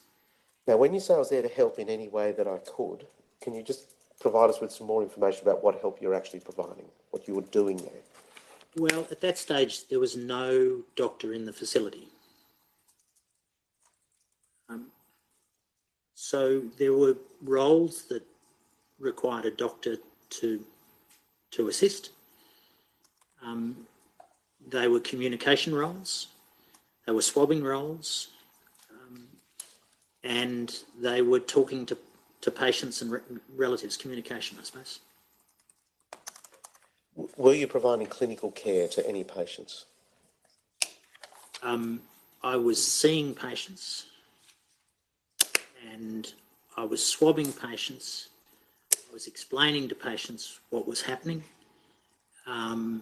So in that sense, it was clinical care. I may have charted some regular medications for patients, and in that sense, it was clinical care. So yes, I think, but not... I wouldn't say I was in charge of an individual's patient care rather than rather more reactive to issues that needed a medical practitioner to do a specific task. Were you taking or reviewing vital signs? Not generally. I would ask the nursing staff what the vital signs were. Right. So to that extent, that suggests you were reviewing them. I may have reviewed them. I can't specifically remember. But it wasn't a situation like we're used to in a hospital ward where a treating doctor walks around and the first thing they do is they pick up the chart and they look at all the observations that have been recorded. It wasn't that type of role that you were performing. No, not unless there was an issue. Right. So that was a reactive role, I guess. Now, is it the case then that doctors came on site after you first arrived? Because I think my recollection of what I did at DHL was I laid out a time period that I was available to help. And I said, I'm leaving on this date. And that enabled them to have a time period to obtain some medical help, which they did. You've indicated you did swabbing. Yes. And were you then involved in conveying those samples to a laboratory for testing? Yes. And were you reviewing the test results that came back? Were you involved in that type of work? I was ringing them back, I think, to the control room at Dorothy Henderson. Dorothy Henderson, I think. And who would you have been reporting those results to at that time? I think, correct me if I've got it wrong, but I think Melanie, and was there somebody called Anderson? Melanie Dix, is that who you're thinking? Probably about? Melanie Dix, yeah. She is a Baptist care nurse who then later came to Newmarch House.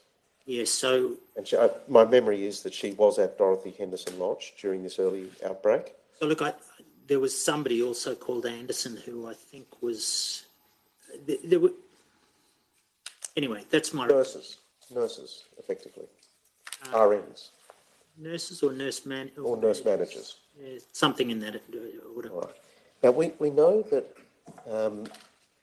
there were a significant number of the Dorothy Henderson Lodge positive cases were transferred to hospital. Correct. And I think that the numbers are these. 17 out of 76 residents became infected. Out of the 17 who became infected, 12 were sent to hospital.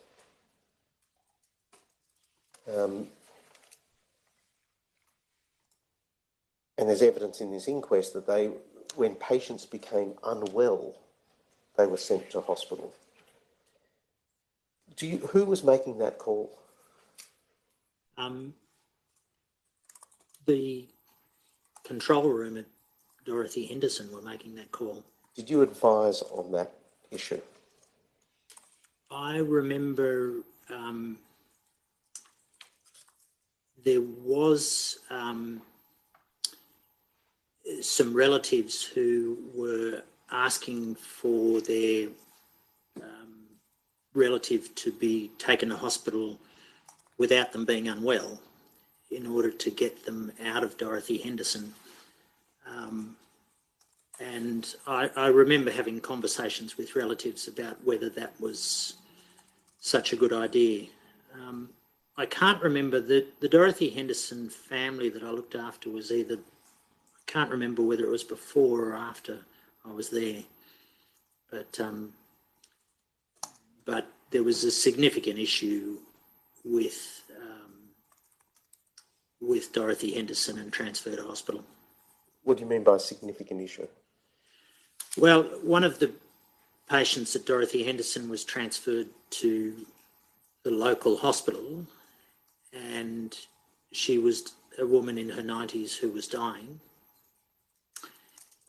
And 3 members of her family, 3 female members, acquired COVID during that process.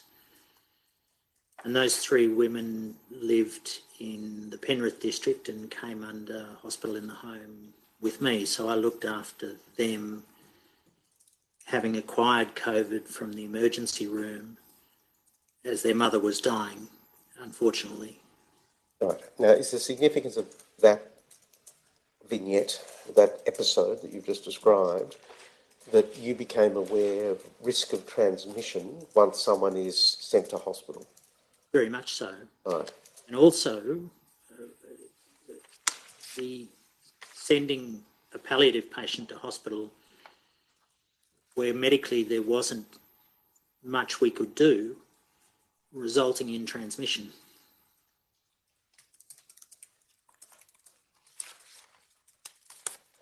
The positive side, if there be one, at Dorothy Henderson Lodge is that there was a higher survival rate for the COVID positive patients there, right? 6 died in all out of the 17 confirmed positive cases.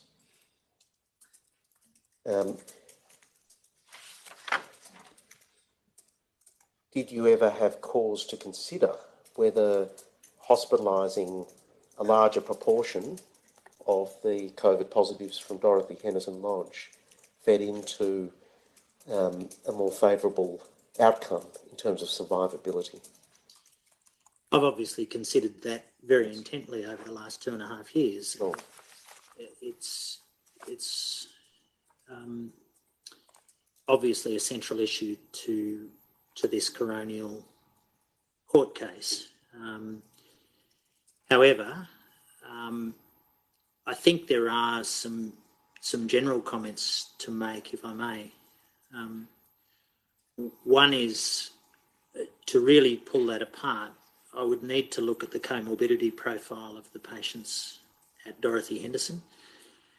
I know that the comorbidities at Newmarch were really quite intense, and I know that that does feed into mortality very directly. Do you expect that the situation will be different at Dorothy Henderson Lodge? It was an aged care facility like Newmarch, home, a house. True it is, it was in a different part of Sydney, run by the same organisation. Would your expectation be that it would be a similar cohort? Sorry, Baptist Care, you're right, run by Baptist Care. But would your expectation be that it was a similar cohort, a comparable cohort of people? That might be a simplistic expectation, but my entire career has been battling different comorbidities in the western suburbs compared to the northern suburbs. I grew up in the northern suburbs. I trained at North Shore. I know the cohort in that part of Sydney quite well. I also know the cohort in Penrith quite well, and there are significant and statistically different differences between those two cohorts. One of the discussions we have frequently is about the prevalence of diabetes in the West compared to elsewhere, and significantly higher. Right. So what you're indicating is there may be differences based on the fact that they're different regions of Sydney in terms of the cohort. You'd need a far more nuanced analysis to look at the level of comorbidities. Correct. Because comorbidities greatly complicate the medical picture and obviously then impact on prospects, right? You're nodding. Correct. But just going back to something that you said before, very early in your evidence, you indicated that when people ordinarily in your practice came into Nepean, if it was an infectious disease problem that was dominant, you would be the lead clinician there. But if there were comorbidities present in an elderly person, then generally that was then moved over to the geriatricians because of their specialty in dealing with that type of complex picture. Right? Doesn't the very presence of comorbidities militate in favour of hospitalisation because of the more complex picture that has to be managed? I think there's two other factors that need to be considered, and I'll accept the point you're making is correct. However, there's also the patient's wishes, and in the absence of the patient being able to make that wish, there's also the family's wishes or the designated person. But there's another issue, which is the ceiling of care. What is appropriate medical care to warrant a transfer, and when do we enter a situation where the mortality is really quite probable, and when should we look at compassionate care in that setting, in the setting of a virus that has no treatments that are available? These are obviously complex issues, and there's an ethical dimension to them as well, can I suggest? Absolutely. One can't simply assume, because these are elderly patients, that the ceiling of care is automatically lowered for them, right? We can quite confidently say the mortality is significantly raised, and that's a discussion that hopefully needs to occur honestly and openly with the families and with the patient, if possible. And you've indicated that what's important in that context then is advanced care planning or directives, right? Yes, and I'm sure we'll get on to, aggressive medical treatment, but the appropriateness of aggressive medical treatment is the other component to that. Right. We will come to all of those issues, because they're important issues in a moment. But just while we're still at Dorothy Henderson Lodge, it seems to be from the evidence you've just given that you weren't in a position there where you were advocating one course or another with this particular group of patients. You're performing more of an assisting role at this stage, which is quite different from the role that you played at Newmarch House, can I suggest?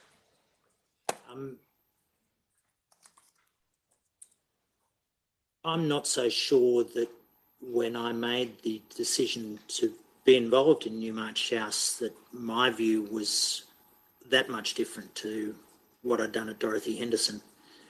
I will accept that given the way things panned out, it ended up being different.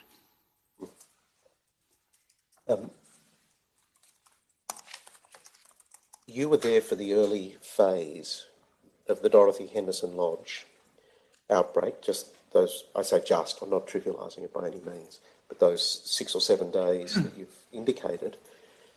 Did you come to acquire further information about what happened there in terms of the experience as the outbreak wore on? Or did your learnings about Dorothy Henderson Lodge effectively stop at the time you left the facility? I've described the family I looked after, and that was further information. I guess I heard a little through the media, but essentially not a lot more. Right. Was there any particular information that came back to you about that problem of deconditioning that I asked you about earlier, and the experience of Dorothy Henderson Lodge in that respect? I think when I was in Dorothy Henderson Lodge, we'd had some discussions about it, but no further information afterwards that I can remember. Professor Lynn Gilbert, I think from memory, published an article about Dorothy Henderson Lodge at a later point in time, but were you aware of any discussion amongst experts at this time about the effects of isolation, prolonged isolation, on residents in an aged care facility? Sure, but the same argument was being had, or the same issue was being had in a hospital setting due to isolation in the hospital setting. Right. And most people were experiencing, most of the discussion was about the same issues in the hospital setting, because most people were not dealing with aged care facilities. Okay.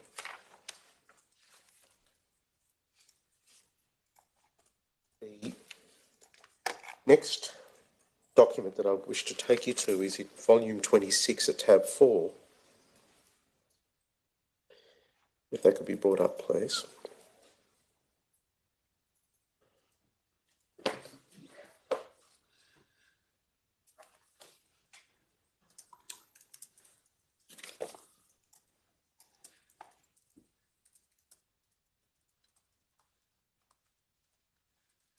This is an Nepean Hospital Infectious Disease Department COVID-19 planning document dated 16 March 2020. Now, can I assume that you had a hand in the preparation of this document? I would have verbally been inputting to this document, but I wouldn't have been writing it. Right. Who wrote it? Probably Dr. Sood. Was Dr. Sood or Associate Professor Sood consulting with you when this document was prepared? Yes. Is this to be understood as a jointly prepared document? Is that an accurate description? Correct. This would have been our department view. That's what I was going to ask. Does it reflect the views of the department? Yeah, I think so.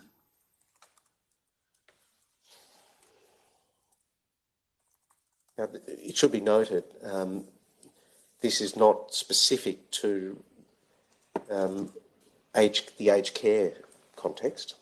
This is a more general document dealing with COVID-19 cases, right? First dot point indicates that Ward 5A will still be the primary location for COVID-19 patients, inpatients. Yes. Until the case numbers increase. And then the second dot point deals with what happens when the case numbers increase. And that involves referral to other specialties.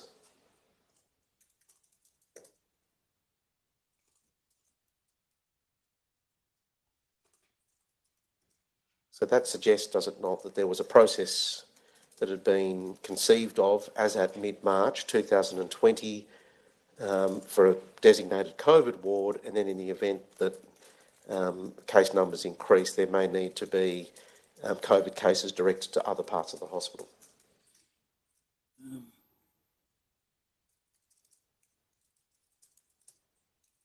I'm just struggling to find that bit. Whereabouts am I looking? Second dot point. Under outpatients? Under inpatients. Oh no, that's referring to... So when COVID-19 cases increase, general infectious diseases admissions may be directed to other relevant medical specialties? Oh, I see. That's you being directed. No, that's our regular patient load being directed to other specialties. I see. Offloading your So if we get usual caseload. If we get a cellulitis that we normally look after... I see. That might have to go somewhere else. Push that somewhere else. Thank you for explaining that. Third dot point. Preferably admitted to hospital in the home where possible to reduce inpatient burden. Yes. Now, I just want to understand what the genesis was of that third dot point. New Orleans, New York and Italy. Right, so overseas experience. Yes. Hospitals becoming overburdened. Was that the concern? Absolutely. And who formulated the third dot, the approach in the third dot point? Whose approach was that? Our department's side. That's your department's collective approach. But there's something else there in a more general context, which is, 90% of COVID patients don't need admission to hospital. So not so relevant in the Newmarch context, but in the general formulation of this. This is a general document. Yeah. That made the aged care facility, that context, elderly patients, that's different because that's a vulnerable population you're dealing with. Look, if I had my time again, we would have written a paragraph in this document that really, workshop things and thought about things and worked out how we did them. But I think we were getting a system up and running, and that's what we came up with. Right. So at that particular point in time, mid-March, it looks like the overarching approach was to admit into hospital in the home wherever possible, with the imperative being to reduce the burden on the hospital itself. Correct.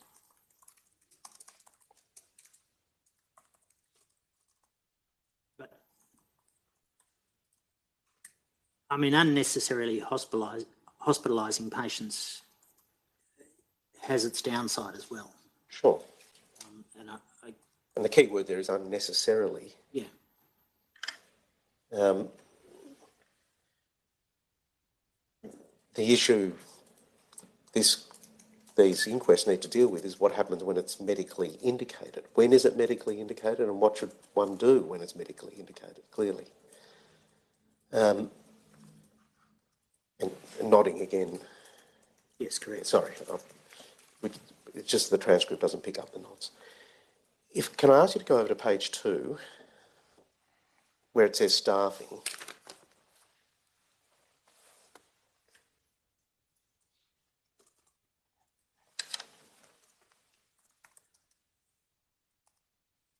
You see that there have been special staffing contingencies put in place, depending on how many COVID-19 inpatients are coming into the hospital.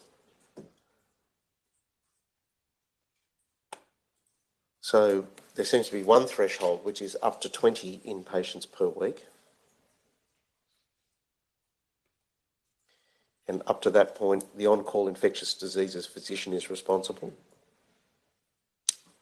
But then after it hits more than 20, a separate roster for COVID-19 and general infectious diseases will be put in place. So there was some planning here around numbers, right?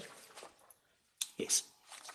And then, should there be more than 40 inpatients per week, other medical teams may be required to admit COVID-19 patients in the first instance, respiratory medicine. Yes. Does that suggest that the ID department could cope with, on this planning document, 40 inpatients per week, but if it went over that threshold, other departments in the hospital would have to step in and assist? It does suggest that, yes. And then the 2 dot points down, the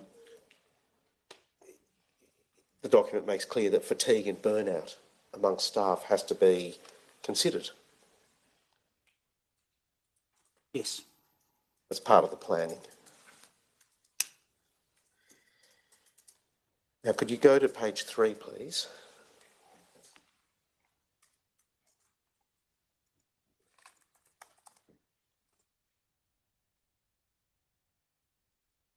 There was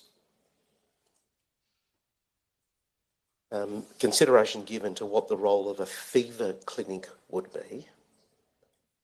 So a fever clinic was established, is that right? As part of the department's capacity or capability? Yeah, I'm trying to remember whether that ended up being our screening clinics or our swabbing clinics or not. And just to be fair, and just to give you the full context, Doctor, if you go back to the second page at the bottom, that's where the section on fever clinic commences. I jumped straight into it. Oh, yeah. So you see that fever clinic will run from level 1 West Block with RN Loretta da Costa in charge. Yes, yeah, okay. So that's our swabbing clinic outside. Right, so that's a capability that the department had in mid-March or was planning in mid-March? I think that's beyond department. That's the hospital. That's a hospital. Thank you. Then coming back to page 3, it says there, about halfway down, the function of the fever clinic is to rapidly assess and triage patients for COVID-19. Criteria for transfer to emergency include, and there are 4 signs there: respiratory distress, hypertension, other forms of instability, and clinical concern. You see that there? Yes. And then there are specific criteria for admission to the COVID ward, pending a national guideline. So this is the hospital formulating its own guideline until a standardised guideline comes down. Yes. And severe respiratory distress is one, and then oxygen saturation falling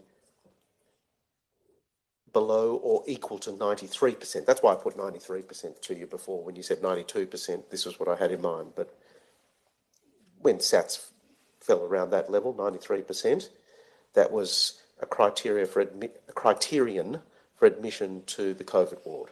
There's something also to understand with those numbers. Yes. Which is that they quite frequently bounce for a variety of reasons. The difference between 92, 93, I think saturations are useful, but there are mistaken saturations in amongst them that you need to... I understand what you're saying is the minute you see a saturation at, say, 92, that doesn't automatically pull a trigger where someone's rushed to a hospital. Yeah. But that's a reading of concern, and you'd monitor it, and if that's a reliable result, then that was a criterion for admission to hospital. Correct.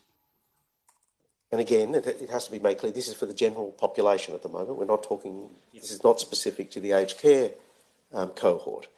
Then there are some other, I won't read them all, but you can just see there are some other symptoms there about respiratory rate, someone not being well enough. Well, let me put it appropriately, someone being considered unwell enough for hospitalisation or significant comorbidities. That's a factor, that's why I put to you before, that this was a factor that militated in favour of hospitalisation. It's a more complicated clinical picture. It was one of the criterion, right? Yes. And then lastly, inability to self-isolate. Do you see that there? Yes. So these were all factors that tended to militate in favour of admission to a hospital ward in a case where there was suspected or confirmed COVID-19 in the general population. Yes. As at mid-March, Your Honour, it's 3:58. A couple more questions. I know we have to finish at 4 o'clock, I understand, yes. today. Thank you.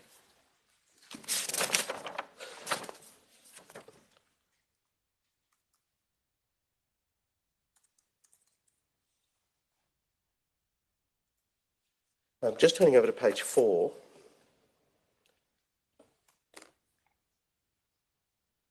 It says at the top, under inpatients, COVID-19 patients will be admitted under infectious diseases currently, and there's reference there to patients not requiring ICO to be initially admitted to wards 5A and 4A. Do you see that there? Yes. The two wards are identified. And then moving further down, about 2/3 down the page, patients will have single rooms until such time as they need to be cohorted into 4-bedded bays. That reflects the evidence you gave earlier, Doctor. Try and keep COVID patients in single wards, in single rooms, until they become full, right? Yes. But is there any great difficulty in having patients in a 4-bed room when they've all tested positive to COVID? Does that pose a problem? From an infection control point of view, no. Because if they're all COVID positive, there's no risk of transmission between themselves, is there? There's no risk of transmission between themselves. There is the reticulated air situation that we talked about before. You'd be worried there's more COVID effectively in the atmosphere that is being dispensed to other parts of the hospital. Is that the concern? A concentration of COVID? Is that what you're concerned about? Look, I think 4-bed bays are not the way we like to manage infectious diseases for preference. Generally, it's not the ideal situation. And sorry, the question. I think we got lost in the detail somewhere. The question was whether once a patient is confirmed to be COVID positive, whether there was any difficulty, any downside with having multiple COVID patients in a 4-bed room, given that they've all tested positive. There's not a risk of transmission to each other. The biggest downside is that patients don't like it. Right, okay. And often we will have mixed male and female rooms. And in a cognitively impaired setting, it can be really quite distressing. One anecdote from later in the Delta wave again, we had positive pregnant women with positive children in tow in the adjacent bed to an elderly demented man who was naked and catheterised. There's a lot of other issues about a 4-bed bay that are not necessarily infection control. Right. But if you are taking people with cognitive impairment and putting them into a very disrupted, very psychologically insulting environment, that often leads to an acceleration of their delirium and, a lot of quite unpleasant psychological effects in particular. I imagine that those patients who had dementia were concentrated in the high dependency unit at Newmarch House, which was Wentworth Heights, correct? No.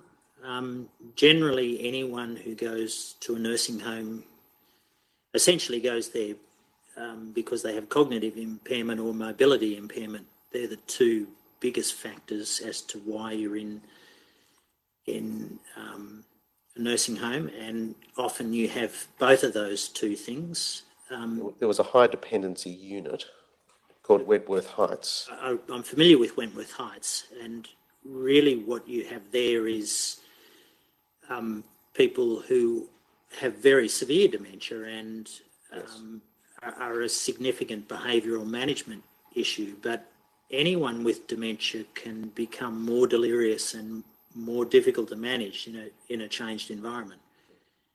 And I think a 4-bed bay is often distressing for patients, in my experience.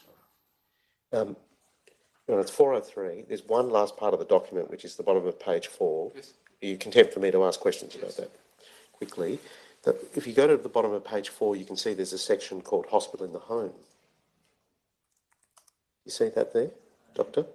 The second dot point indicates that patients suspected to have COVID-19 who are deemed unwell, but not unwell enough for admission at the fever clinic and awaiting test results will be under Hospital in the Home for daily calls. Yes.